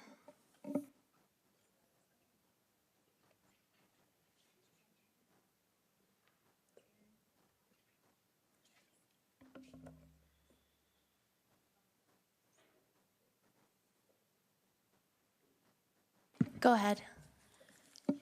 So, thank you, Your Worship and members of council. Good evening. My name is Robert Sissons. I'm Manager of Planning, and I'll be presenting the proposed development permit application PLDP 20230518 tonight. And I'll just note that for any questions, I do have my colleague Randy Buckner, who's the Superintendent of Engineering as well. This is just a quick overview of the presentation. So the site location of the proposed application is 1123 6th Avenue. This is located on the southeast edge of the hill overlooking the South Flats neighborhood. The extent of the subject property is highlighted in yellow on the map. It is accessed from the east end of 11th Street Southeast. So the development permit application is for a single detached house. The site is designated as direct control within the land use bylaw. City Council is considered the development authority and may approve or refuse this development permit application with or without conditions. The site lies partly within the geophysical risk lands. So this is the primary reason as to why the land use district is direct control. And I'll discuss that a little bit later in the presentation. This application is deemed to be compliant with any requirements of the land use bylaw. So this is the site plan that was provided with the application, and I'll just note that it is north is facing to the left.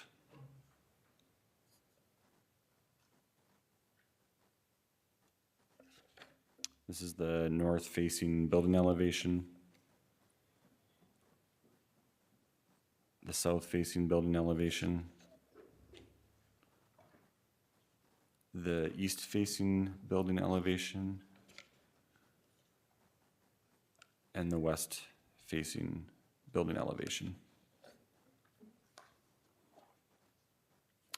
So this map shows the extent of the subject site in relation to the general topography of the area. So specifically with the 0.5 meter elevation contours shown in the brown lines, and B, the development setback line shown by the dashed blue line. So that's as described in the land use bylaw in section 5.9.2 and established by the EBT 2014 report. So a site-specific slope stability assessment was conducted by GEM Testing Limited and this supplements the generalized citywide EBT slope report.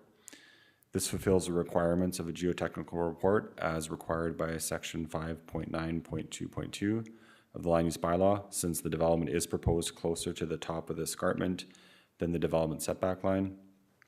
The proposed site plan and development design aligns with the recommendations and requirements of the geotechnical report. A reliance letter agreement has been provided confirming that the city can rely upon information provided for the purpose of a development review, and that does include council as well. And additionally, a development and geotechnical covenant will be required to be registered on the land title to inform future owners of the parcel of land of some of the restrictions, and that is a condition on the development permit. So the proposal does align with council's strategic priority 6.8 to maximize infill and brownfield development and revitalization of existing areas.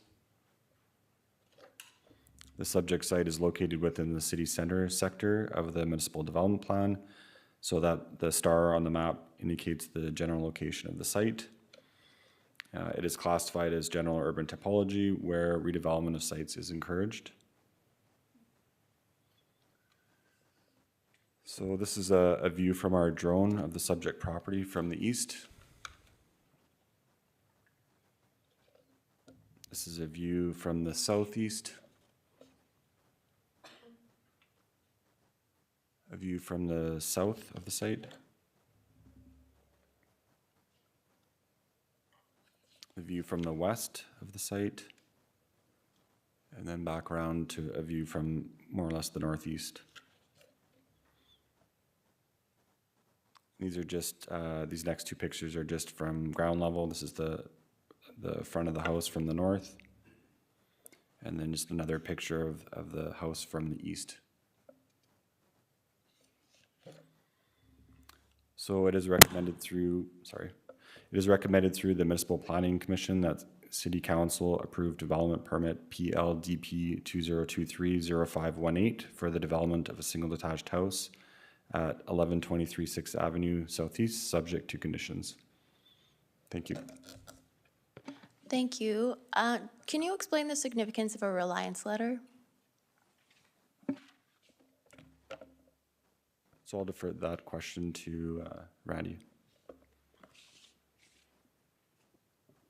Thank you for the question through the chair. The reliance letter is really to confirm the obligations of the parties that have provided the information. So GEM Testing has provided a report. It's authenticated by a professional engineer. But in doing a best practice review of other municipalities, this is a tool that they have enacted in the city of Calgary and that we've looked to adopt here to ensure that we're made aware of being able to rely upon that report in any capacity for the approval and then moving forward as well. But what does it mean in terms of like why does it give you comfort to have a reliance letter as a city planner?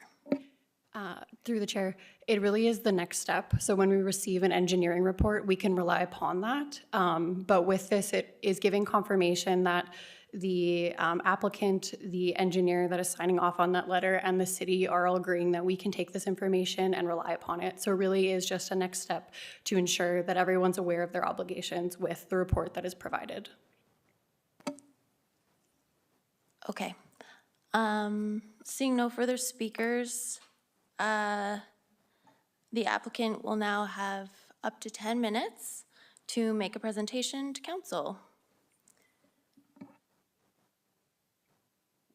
After the applicant's opportunity, then I will ask if there are any members of the public who want to speak to the matter for 5 minutes.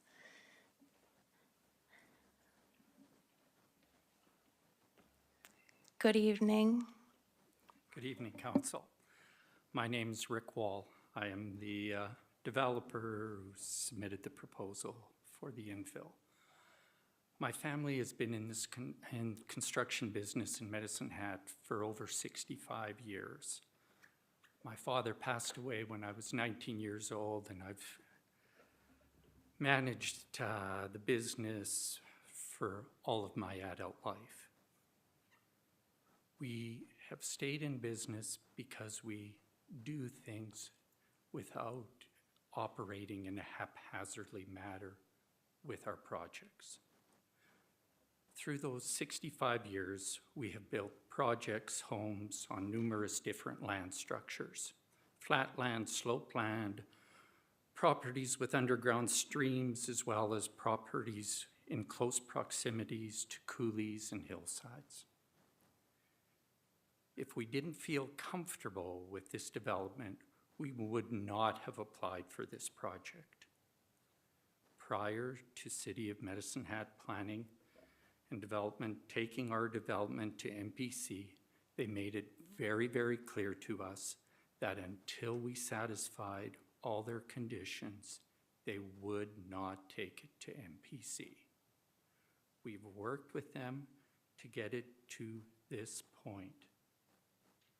Part of their requirement was that we provide a site-specific geotechnical report. And we hired Gem Testing to do this for us because they are familiar and have done projects for building homes close to slopes. The report was to evaluate the site-specific slope conditions and the effect the development may have on the stability of the slopes, as well as establishing setback lines and certain construction procedures we would have to follow in order to build this. The City of Medicine Hat had an EBA engineering study of the property and other properties throughout the city in 2014.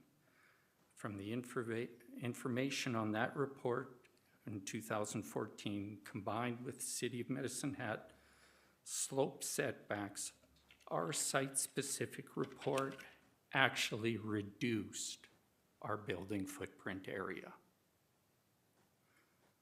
With the second submission requested, that's before you today, prior to proceeding to MPC, both ourselves and Gem Testing issued a letter of agreement, approval to rely on the geotechnical reports to further eliminate any City of Medicine Hat liability. We both signed, sealed, and delivered this letter to planning. The existing house was built in 1910. The existing house sits further into the slope stability lines to both the west and south than our proposed new development. The house has not moved or slid in any direction in over 100 years. Soils erosion measures and compaction techniques have evolved and improved dramatically in that time frame. Site-specific geotechnical reports deals with soils conditions and slopes at this specific site. You should not view settlements that have occurred at sites 2.5, 3 kilometers away as to what will happen at this site.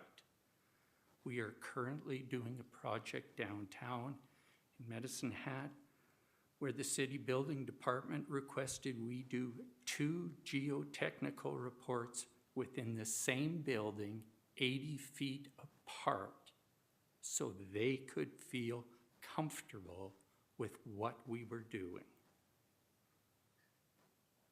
In order for us to get builder's risk insurance for this or any other major project, we are asked if a geotechnical report of the site has been completed.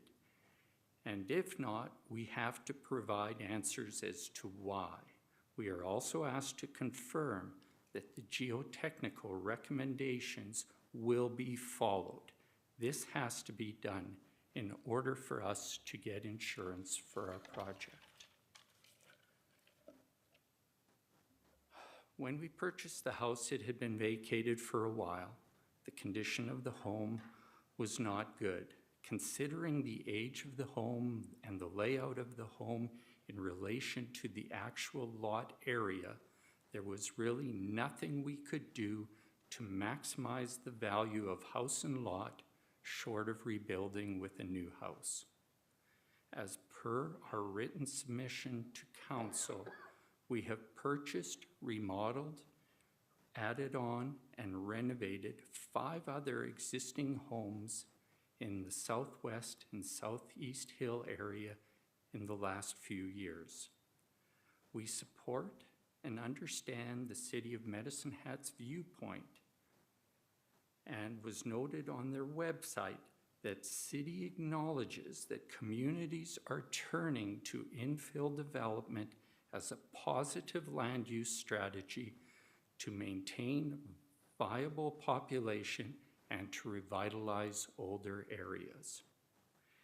After we were turned down with our initial application, I approached the City of Medicine Hat Planning Department and asked for permission to demolish the existing house, knowing that we could not build. We were advised that due to the lot being direct control, we could not demolish without an approved plan in place. Our worry at that time was due to the condition of the house. It would become a break-in target for unhoused or less fortunate people in the city. This past spring, summer, break-ins have become more frequent. Police have been dispatched numerous times. Some arrests have been made. We've resecured the premises several times, with police having to sweep the house prior to us doing work in case someone was inside. We again requested permission to demolish, but again, we were denied.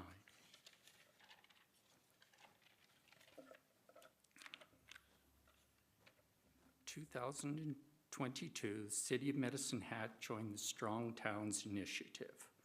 Part of the Strong Towns philosophy and part of the updated municipal plan, the city is stressing infill development in mature communities as a way to address a growing need to replace existing infrastructure while avoiding to pay for new roads, sewers, etc. to outlying areas. As per the City of Medicine Hat website, infill development is the process of developing vacant or underutilized land within existing mature urban areas or the replacement of existing homes. Our proposed development fits exactly what the City of Medicine Hat and Strong Towns identifies as priority for planning decisions. In relation to the concerns of potential construction damage to existing homes within the area, we provided in our written submission an attachment that indicates the corner of our proposed garage to our neighbor of the west being 110 feet away. To our neighbor across the street, the distance to their property line is 170 feet away. Myself or anyone else could buy and replace homes directly to the west of them and be doing our compaction within 5 feet of their home if there is a 5-foot setback. And we wouldn't be before council for me to do it.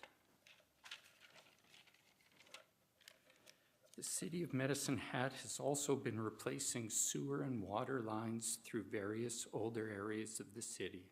The work involves digging out entire streets from sidewalk to sidewalk on both sides and recompacting the roadways. With front yard setbacks being 20 to 25 feet, compaction is being completed to 100% compaction for roadways.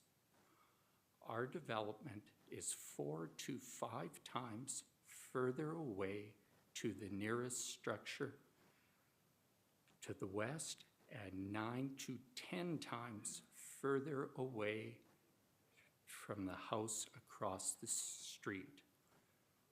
When the city trail was put in place to the east, it is much closer to the property across the street, and I wonder if there was any objection to the compaction work done at that time, or if any special measures were taken to prevent foundation damage.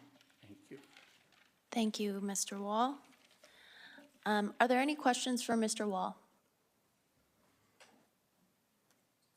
Not seeing any. Okay.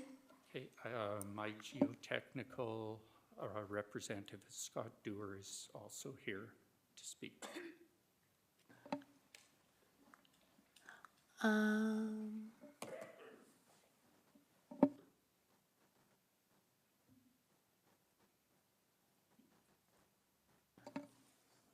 Mr. Dewar, 5 minutes? Okay, thank you.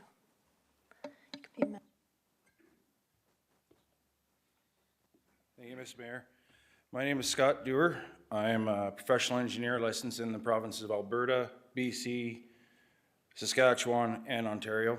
I have been in Alberta since 1995. I have been in Medicine Hat since before 2000. I have done, I wouldn't even guess how many slope stabilities in the city of Medicine Hat or how many thousands of feet I've drilled. I have done many slope stabilities along all sorts of different slopes in the city of Medicine Hat, as well as surrounding areas, including directly on the river, on coulees, and that's why I've been asked to do this one. And it's actually to the point where I've had the city recommend myself to do slope stabilities that lie within inside the 2014 EBA report that was done for the entire city of Medicine Hat. What I do with that is I go in, or in that 2014 report, they take all the information they have from historic records, do their own slope stabilities, and come up with the most critical slope on that, like say, South Saskatchewan River. With that most critical slope, they'll apply a setback. Then they apply that setback line to the whole entire slope, whether it's 200 feet or 2 kilometers.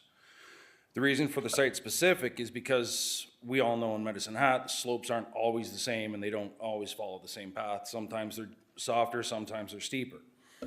Whenever I'm approached to slope stability, because of these, I always inform the client that this could help you or this could hurt you. Because in a site specific, I can either move that setback further back to decrease your property, which is actually what happened in the case of this property, or I can move that slope stability closer because I look at that site individually, I drill holes, I get the site-specific information, what type of materials there, what all the properties are of those materials, and I run it through my engineering analysis. And that's the reason for the site-specific assessments.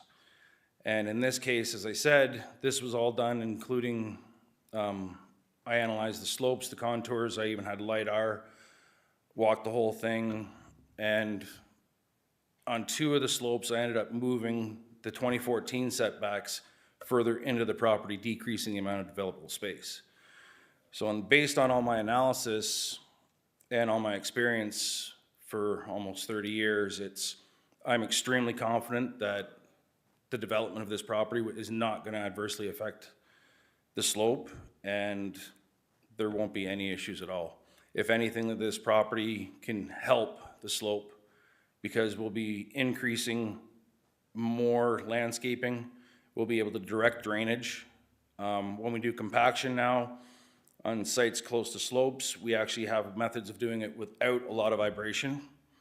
As far as any piles that need to go in, there are now screw piles, which don't include driving or anything like that. There's cast-in-place piles. So we keep the minimum disturbance to that slope, and we do everything we can to increase it. One of the caveats or things is we keep drainage from going over the slope, we contain it, and we control it, right? So we can actually increase the stability of the slope as we develop it. And that's part of in the recommendations I have in my report. If you have any questions, I'll be able to answer. Any questions? I have one for sure. So I think the concerns in the last hearing were about the surrounding properties. And so you commented that there's less vibration and the screw piles.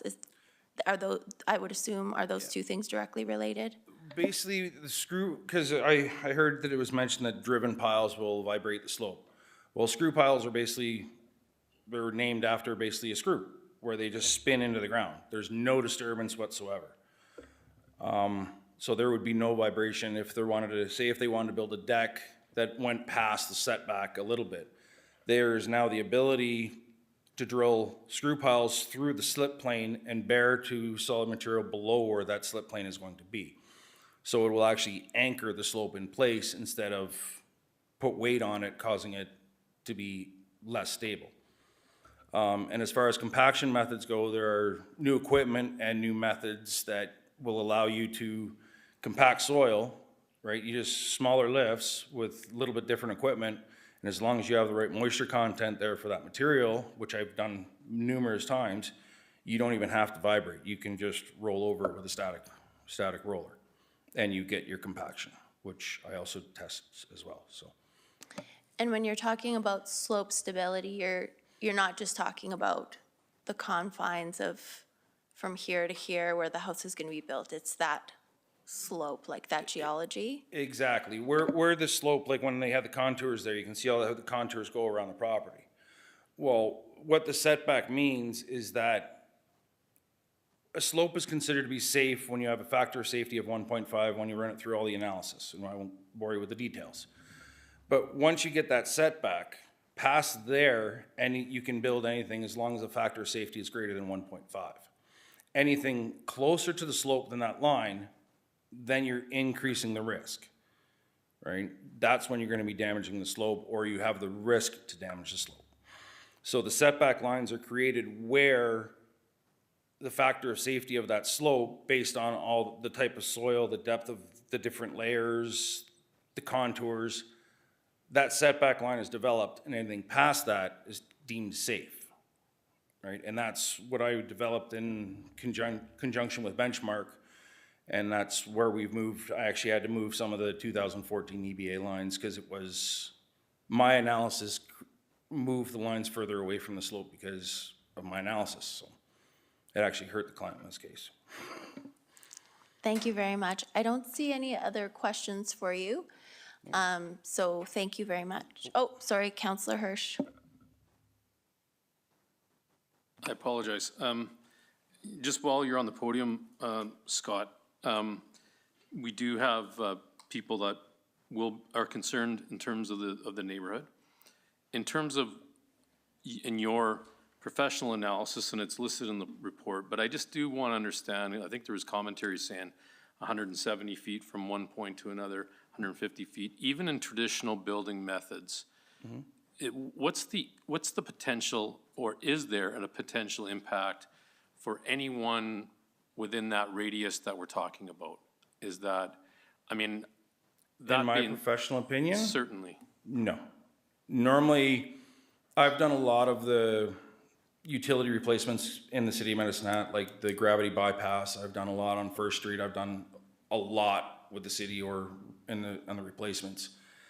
And normally, once you hit that 20-foot mark, you'll feel vibration, but it's not large enough to cause any significant damage. Once you pass the 30, 40-foot mark, you're not even feeling the vibration if you're standing on the ground. And when you get to the 100-foot mark, you can hear the vibration or hear the machines going, but you can't feel anything. And I actually have had some sensors that I've put in the ground, and it's undetectable vibrations once you get over 100 feet away. Yeah, and I appreciate the commentary because we're just here to attempt to understand, right? Yep. So thank you very much. This may not be a fair question for you, so please feel free to decline to answer. But when you're building something, if there is damage to another site that is causally connected to that build, what happens then? I'm not lawyer, but normally what I advise my clients before they start any vibration or compaction, even when they've been doing job replacements, is that they have all the people on that street or wherever they're doing work, or they ask to go in and take pictures of all the walls and all the foundations and everything prior to compaction. If they're refused, well, then there's obviously some damage there. If then you go in and you actually have video proof or photo proof of the condition of the walls and foundation. Then after construction, you can go do it again and you can see what the difference is. But as far as the legal, I'm not a lawyer, so I don't know how that would work. Thank you. Okay, so Councillor Hirsch, your name is not still on? Okay, thank you. So now ask the city clerk to read the report and ask any members of the public who wish to speak for or against this resolution to please come down to the podium and state your name. Okay. Yep. Thank you, Mayor Clark. So again, this is for infill of a single detached house at 1123 6th Avenue Southeast. Public notice of the subject direct control development permit application was published in the Medicine Hat News on Saturday, September 30th and Saturday, October 7th, 2023. A notification letter related to the subject direct control development permit application was mailed to 15 adjacent and abutting property owners in the vicinity on September 29th. 2 written submissions were received by the deadline for inclusion in the published agenda as listed below, and those are from Wall Construction and Hoger, I'm not sure the pronunciation. It's just like Roger, but with an H, Roger Hoger. As well, I'll just note, Mayor Clark and Council, that there were 2 additional submissions provided after the deadline for inclusion on the agenda, and those were both forwarded to Council via email, one directly from the submitter and another one from administration who received the submission. Thank you. Okay, do those form part of the corporate record then, or do we have to? Excuse me, they can form part of the corporate record, but I mean, they weren't part of the agenda, simple as that. There's one is in support of this, and then the other one speaks to one of the issues that was raised about neighboring properties and the potential for damage to foundations and so on. Councillor Robbins? I just wanted to clarify, I believe it's Ray Hoger, not Roger Hoger. It's Ray Hoger, yeah. Okay. Just so the record is clear who the submission was from. Yeah. Thank you. Thank you.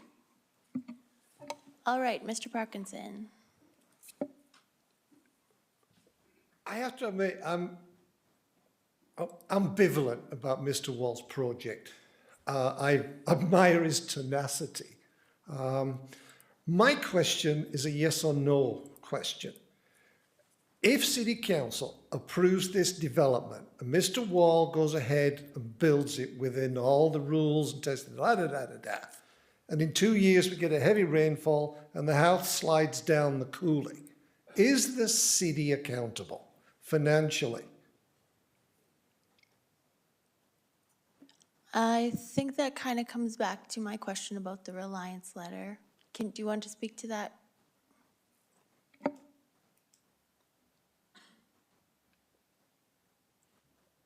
Through the chair. When it comes to liabilities and obligations, it is a really complex question because it really depends on the situation that's at hand. Through this process, we've looked to ensure that risks and those obligations are clarified, that this project is being taken on by the developer at their risk. And part of having the Reliance agreement is to ensure that it's known that the city and through the development permit conditions is making statements that the developer is to take on that risk and is part of that, and the city is not held liable for anything that were to come of that. As part of this, we also are requiring a development covenant to be registered to the site. That also includes the geotechnical report and the recommendations to ensure that future landowners are also made aware of the requirements of the site and the contents of the geotechnical report. But when it comes to the liability question, it really depends on the situation, and there isn't really a black and white answer. It would depend on what occurred, what we got there, but we wanted to ensure that we were utilizing tools to manage the city's risk in this and also ensure that it's known the developer is taking on this project at their own risk. Thank you.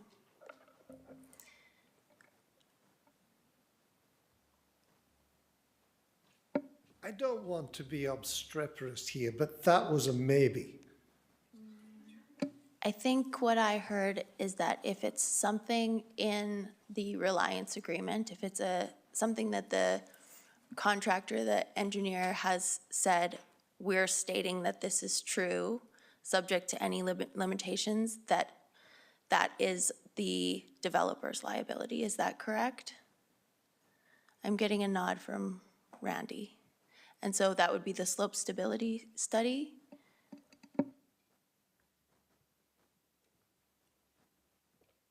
Through the chair, yes. So assuming the developer moves forward with their project, they follow all of the recommendations that are contained within that report, there would be hopefully no issues. But if something were to go awry or the developer was not to follow that, that would be at their own risk. And so that, again, that liability is the developers to take, and that's why we've utilized some of these tools to ensure that those obligations are known upfront. Councillor Hirsch? Well, and one piece that's missing through the chair is the fact that the applicant still has to, on the completion of the house, get house insurance. It's really, at the end of the day, it's no different if we approved a house being developed within a treed area, windstorm occurs, tree gets knocked down, lands on another person's property, where does that liability lie as well? So the ability of the applicant to go and get, quite frankly, insurance that would have riders and claims and expectations is in play as well, so.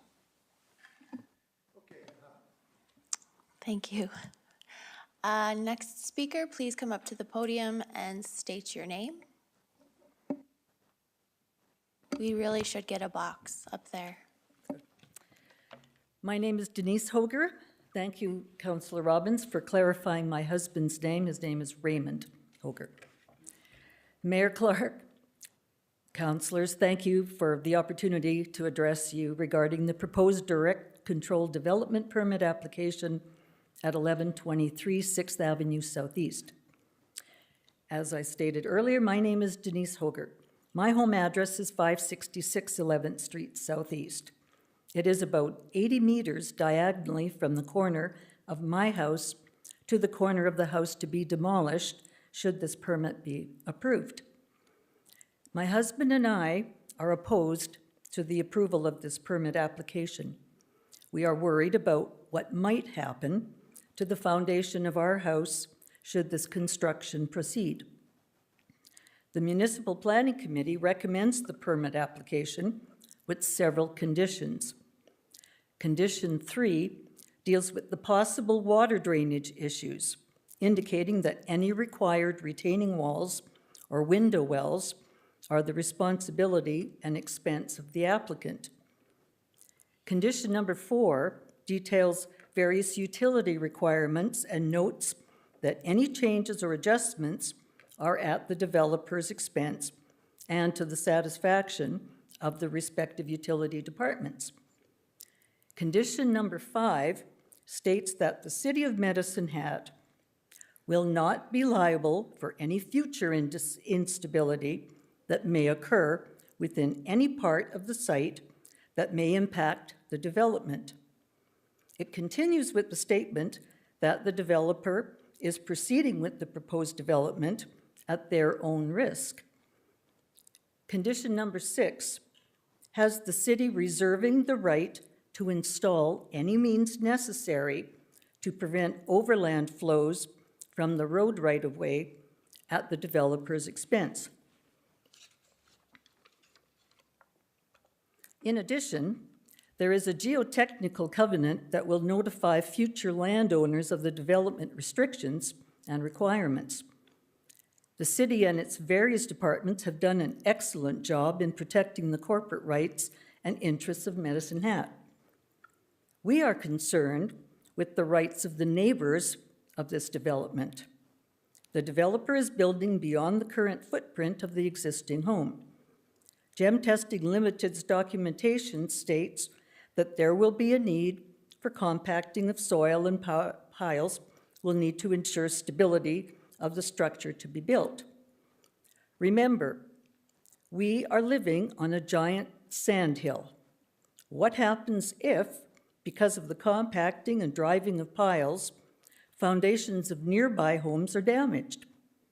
It seems neither the developer nor the city has made any effort to consider these properties in the immediate vicinity of this proposed development.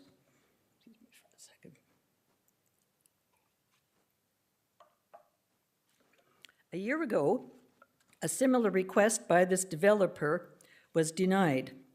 During the intervening year, there has been no effort to contact any of the concerned homeowners in the area. The city has gone to great lengths to protect itself. We are asking you to consider extending that same protection to those of us who live in this area, and some of us for well over 30 years. Truthfully, we think the city should revisit its 2016 decision to demolish the existing home and have the land registered as environmental reserve. Nature has already taken back much of 6th Avenue already. If adding to the tax assessment base is so very crucial to the finances of the city, and you believe that this development should go forward, please consider our financial welfare as well. If something happens to our properties as a result of this development, give us the same protection you are providing yourselves. Make the developer responsible for any possible costs we might suffer.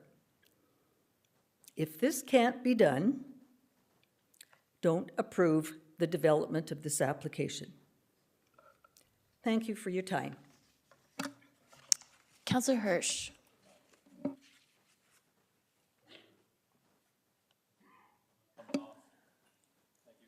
Okay. Thank you. Next speaker.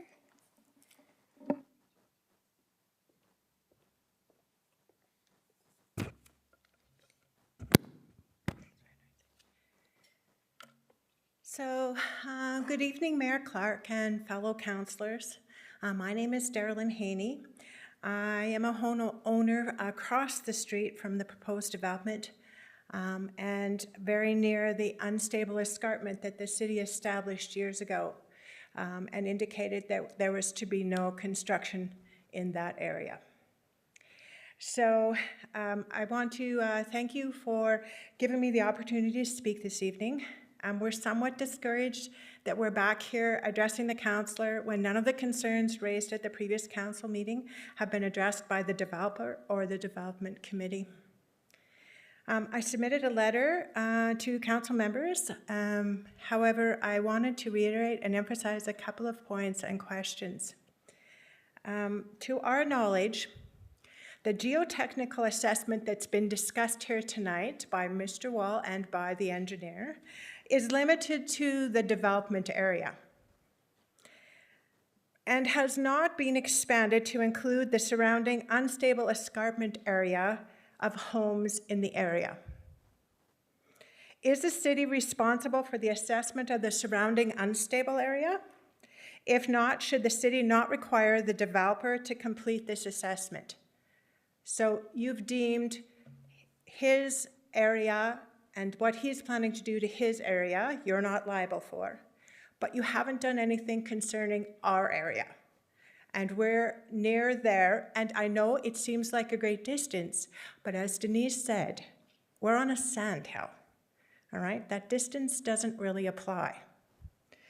So without a geotechnical's engineer's assessment of the homes and surrounding area, how would one determine if any damage is likely to or has occurred as a result of excavation, pile driving, and heavy equipment operation in the unstable escarpment area?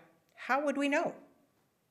If nobody's assessed our homes and nobody's assessed the areas around our homes, how would we know if there was an impact, and how would we prove that there was an impact on our homes and our property?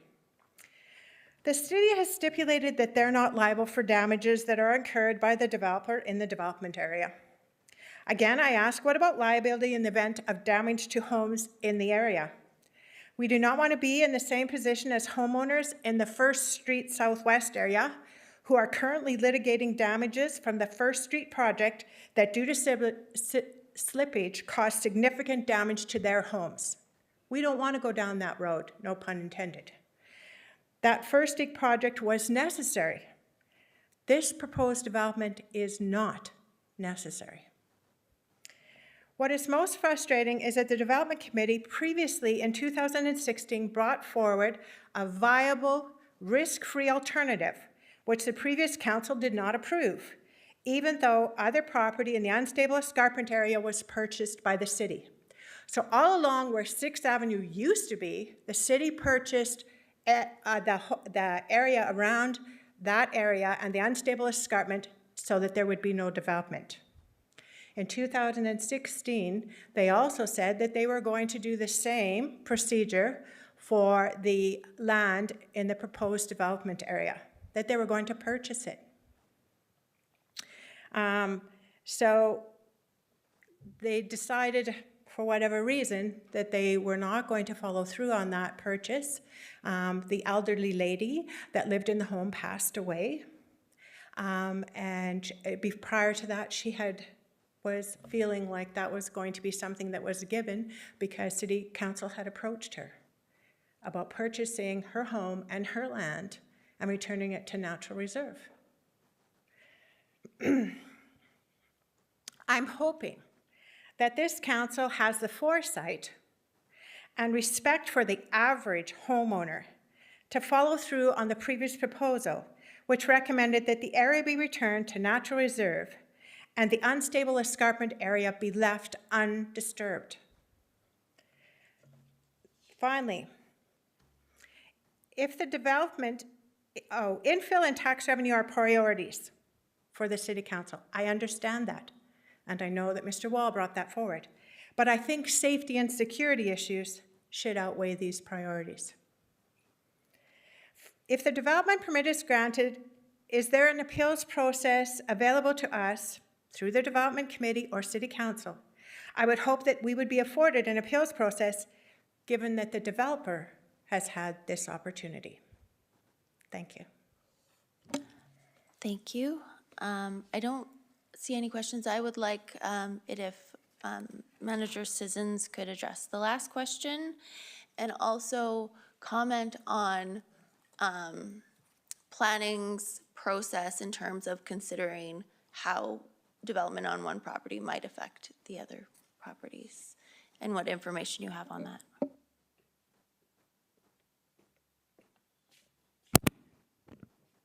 So through the chair, to answer the question of, is there an appeal body to the council and stuff? So council, once they make their decision, it's final. There's no appeal to council or to the SDAB. You would have to, essentially because of the public hearing process, that's the input that you're providing into your decision. In respect to the second question of, so as part of the requirements to provide a geotechnical report, that's not just reducing the risk on that subject site of the development, but it's also for the surrounding area as well. And as was mentioned by the engineering consultant, that they do have options during that construction that they can go and visit adjacent properties to see and document. But in terms of liability, the city relies on these reports to make our decisions, and we need to have that confidence to make our decisions with files. In terms of if there is damage, it would be just like anywhere else on any other project, whether it's on the hill or downtown or anywhere else, that if there is any kind of civil, like it would be essentially go to a civil claim and to the Alberta Court of Justice. if there was any damage in the courts or potentially the Court of King's Bench if the amount is high enough. Thank you. Next speaker.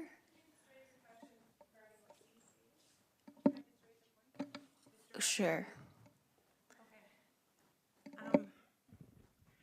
He indicated that the surrounding area is mentioned in somewhere in the report, and the area in the vicinity has been mentioned.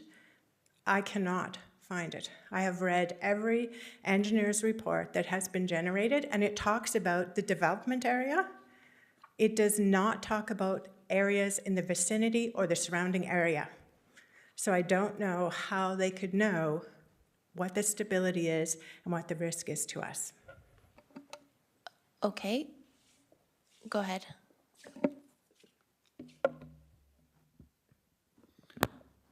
So through the chair, and perhaps I'll call down Scott again to talk about it in more specific detail, but on page 137, it does indicate where there was more specific studies done, so in 3 particular locations. And those would be the 3 closest slopes and the ones that are intervening with, or in between, I guess, the subject property and adjacent properties. Mr. Dewar, do you?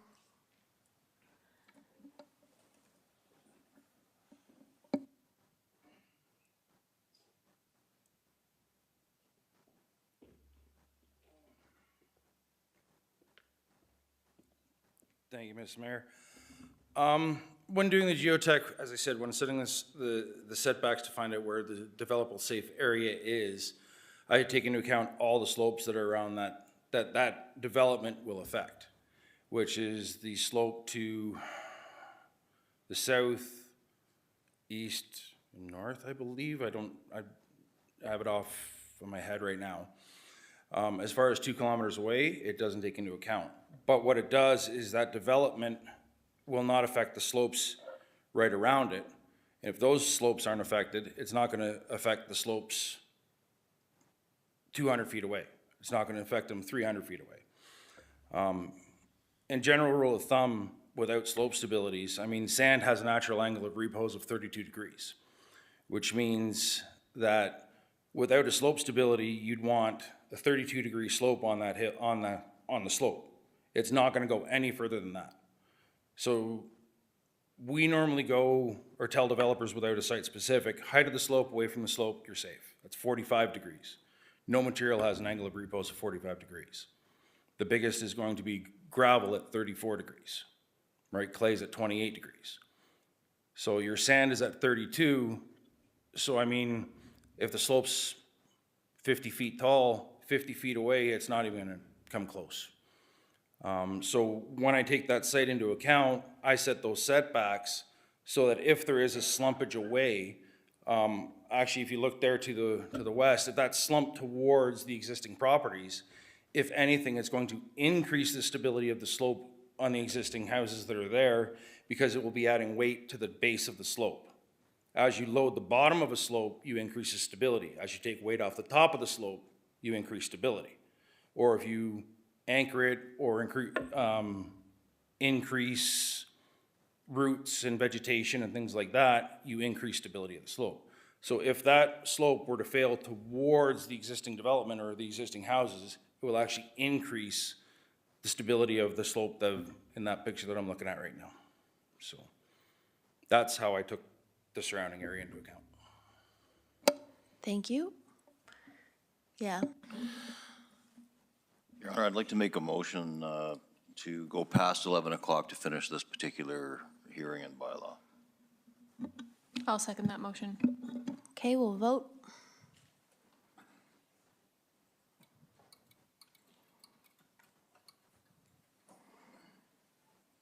That's unanimous. Next speaker. Good evening. My name is Jerry Lynn Hovey. I'm the residence at 535 11th Street Southeast. If you wanted to put up that aerial view that he had just had up there, talking about that slope, it's only about that hill where Carol's house is. It's it's only about there. He has not checked out anything of the other residents whatsoever. 6th Avenue is gone. If you see that slope between Carol's house and my house onto the left, the west, you see that slope that goes all the way down? That is treacherous. I've been living there. My family home has been there for 80 years. That was not there. I used to toboggan down there. You can't tell me that all the things that he wants to do to that property will protect the surroundings. There's no guarantee. There hasn't been any guarantee. There's been no answers previous to another council meeting we had on this very same thing. I don't want this to happen, and I oppose the development. Thank you. Next speaker.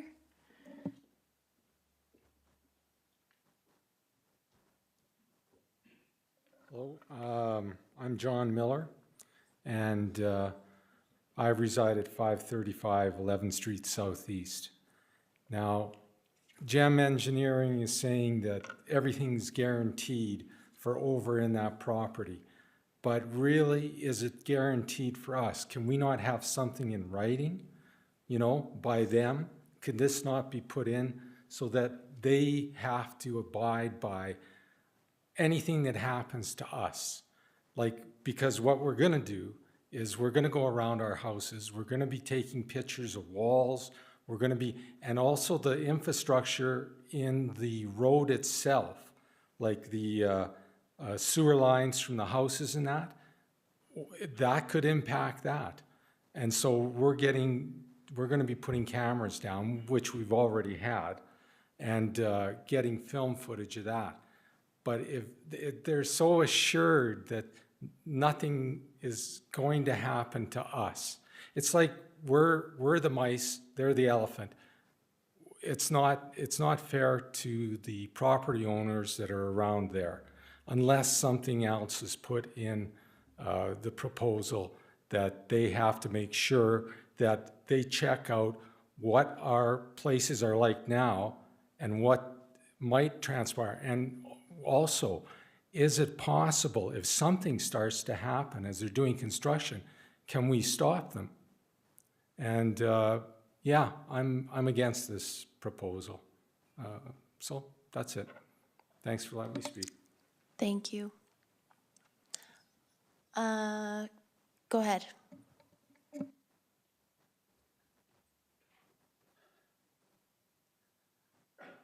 First off, I got to get it off my chest or I won't be able to concentrate.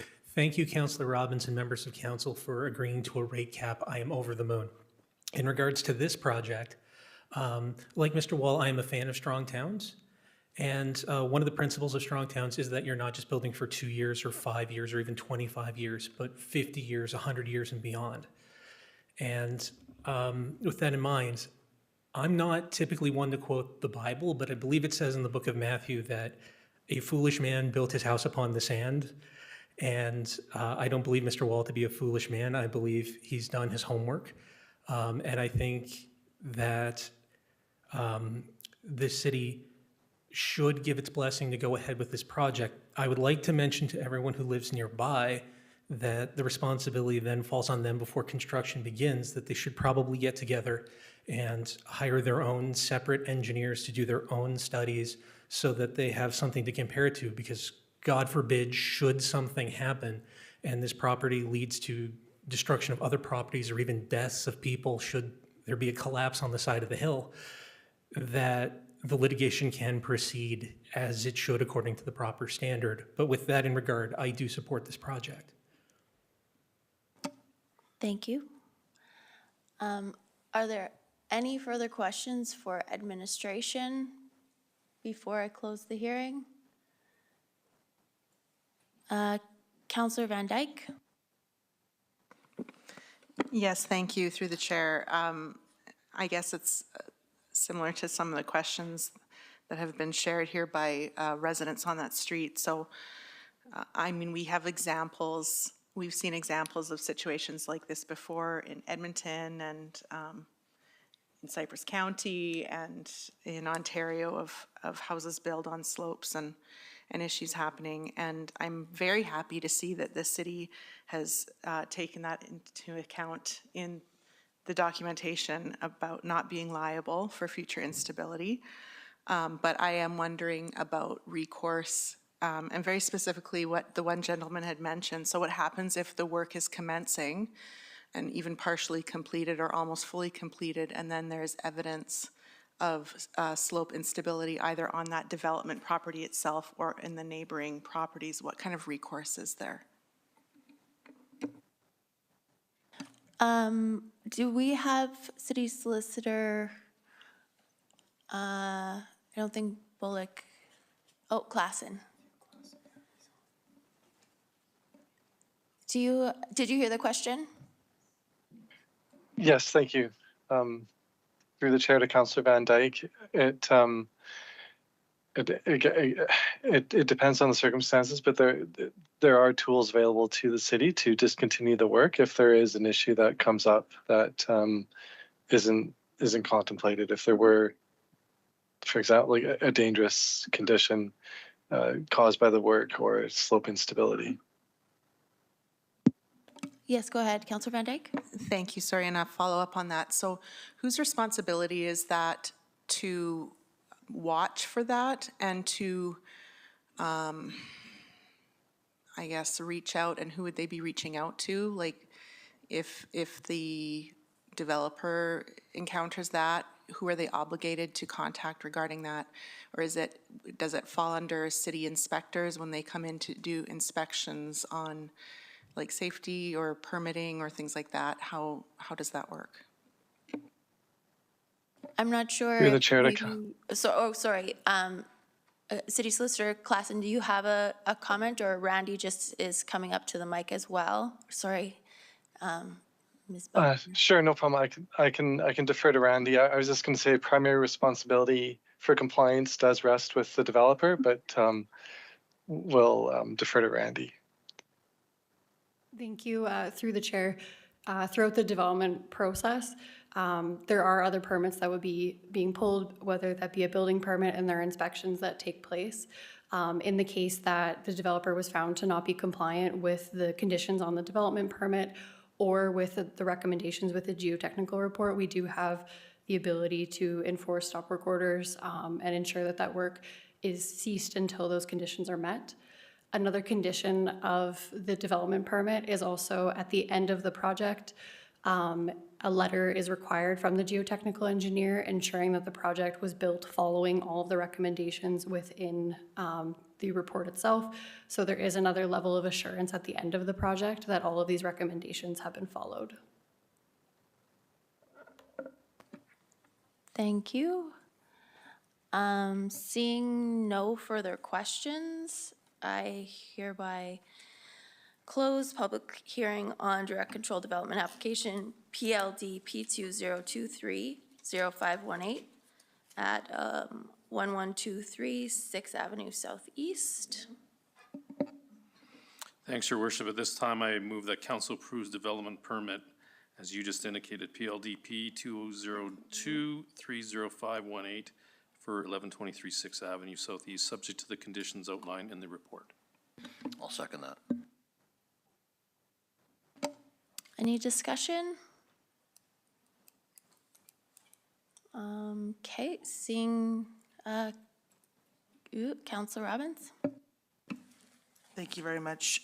Mayor Clark, I wasn't here the last time this was discussed, so I feel like I should say something this time. And as someone who's had an infill house go up right next to my house, there's a nice little house there, and well, it wasn't a nice little house, but it was a little house there, and so I know what you're all feeling, the concerns I had for my own home. Yours are magnified because of the area you're in and the unstable escarpment. I fully understand why those would be magnified. But having gone through that experience myself, I can really relate, and you were all extremely articulate in your concerns. And so I'm going to support the development permit because I have some comfort in the information that we've received, been able to review certainly the letter, the Reliance letter, you know, from the law side of my life, and I can only represent the city. I do, though, want to say that these citizens have concerns. And I hope that during the process, if this is approved, and who knows what's going to happen, that those concerns are addressed in as many ways as possible, either through testing, through regular checks to see how things are going. The city has the ability to check infrastructure of their own rather than making other people pay for it. And so I'm hopeful that if this passes, that some of those safety measures can be put in place and not at the expense of these homeowners who obviously have great pride in their homes and have lived there for some length of time. Thank you very much. I am in support of the development. I think that it's infill development, which we're looking for.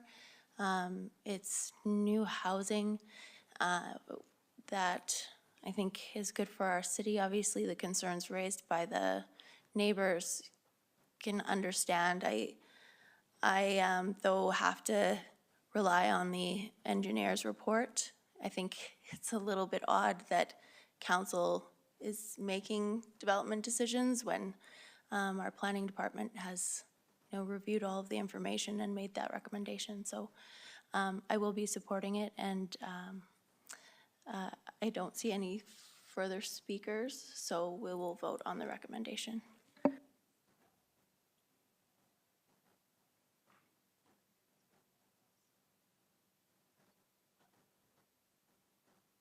That's unanimous.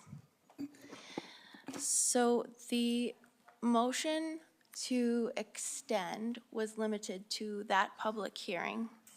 However, I am conscious that we do have another public hearing. So I don't know if are we required to hear the public hearing since it was advertised?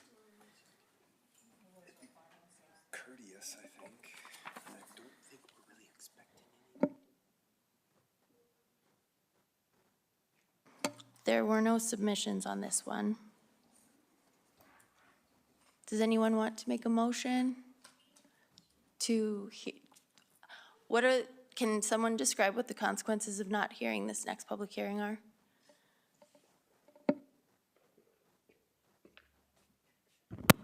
Sorry, so through the chair, I can be very brief with this one. It is a very straightforward application. There is not really a significant consequence to delaying. We would just have to come back. It's a city property, city-owned property. It's just demolishing a small building. So. All right, Councilor Hirsch?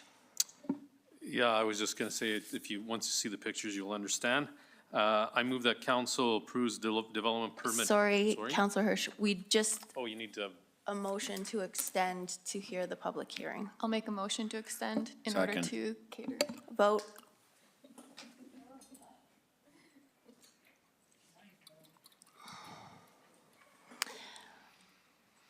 That's unanimous. Over to you, thanks, Councilor Your Hirsch. Worship. I move that council approve development permit PLDP 2023-0484 for 1149 Factory Street Southeast, subject to the conditions outlined in the report to council. Second.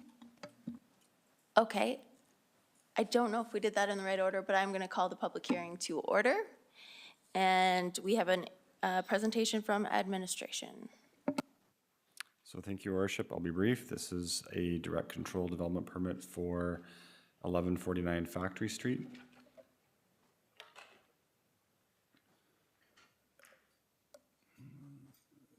I think they're just waiting for the presentation, but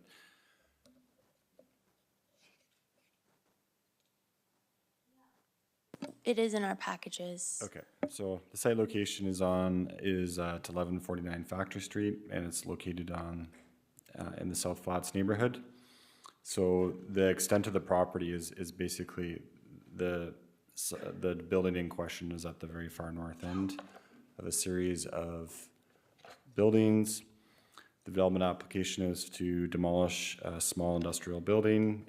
As mentioned in the previous hearing, it's direct control, so council does have that requirement to approve or refuse any permits. This is the building in question from the roadway, a close-up of the building, and the rear of the building. So it is just recommended through the Municipal Planning Commission that City Council approve the demolition of the industrial storage building at 1147 Factory Street, Southeast, subject to conditions. I apologize. Why is this direct control?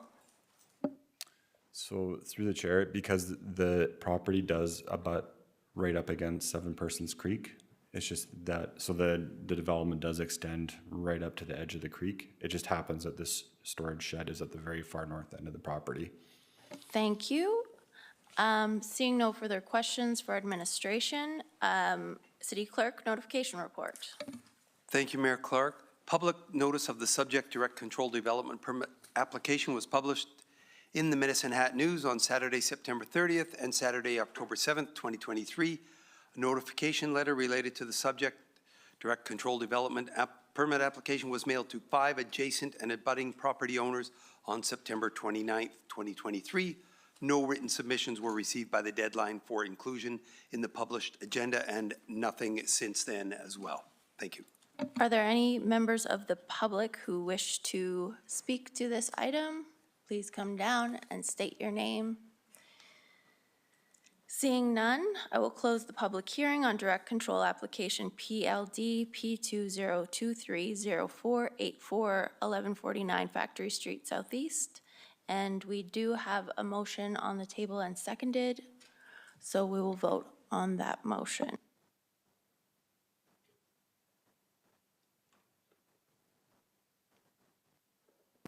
All right, that is unanimous. As the extension of time has expired, and seeing no further motions, the new business, there is one more item. If someone wanted to extend the time, but no one is required to put Mayor forward that Clark, did we motion. have 3 readings on that? Oh, it wasn't a bylaw. And then, so there is one more item if someone wants to make a motion. If not, that item will be deferred to our next council meeting. Your Worship, I move that we continue and finish this final item. I'll second that. All right, vote.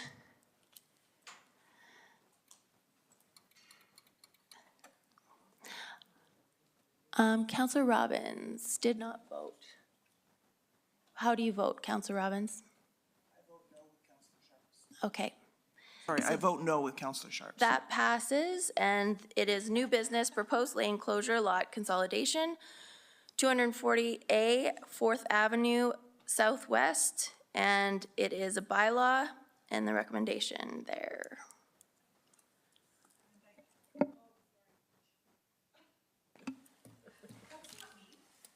Yeah, Oh, sorry. I was thinking it was still under MPC, sorry. want me to move it?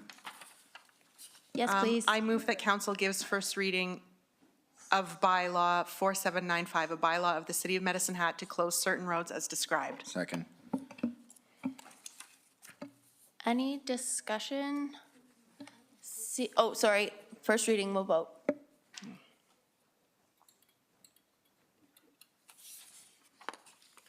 Councillor Hirsch and Councillor Sharps. And that's unanimous. And that's it.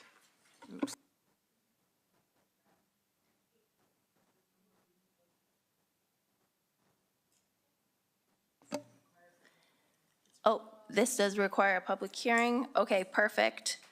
So seeing no further business, this meeting is adjourned at 11:14 p.m.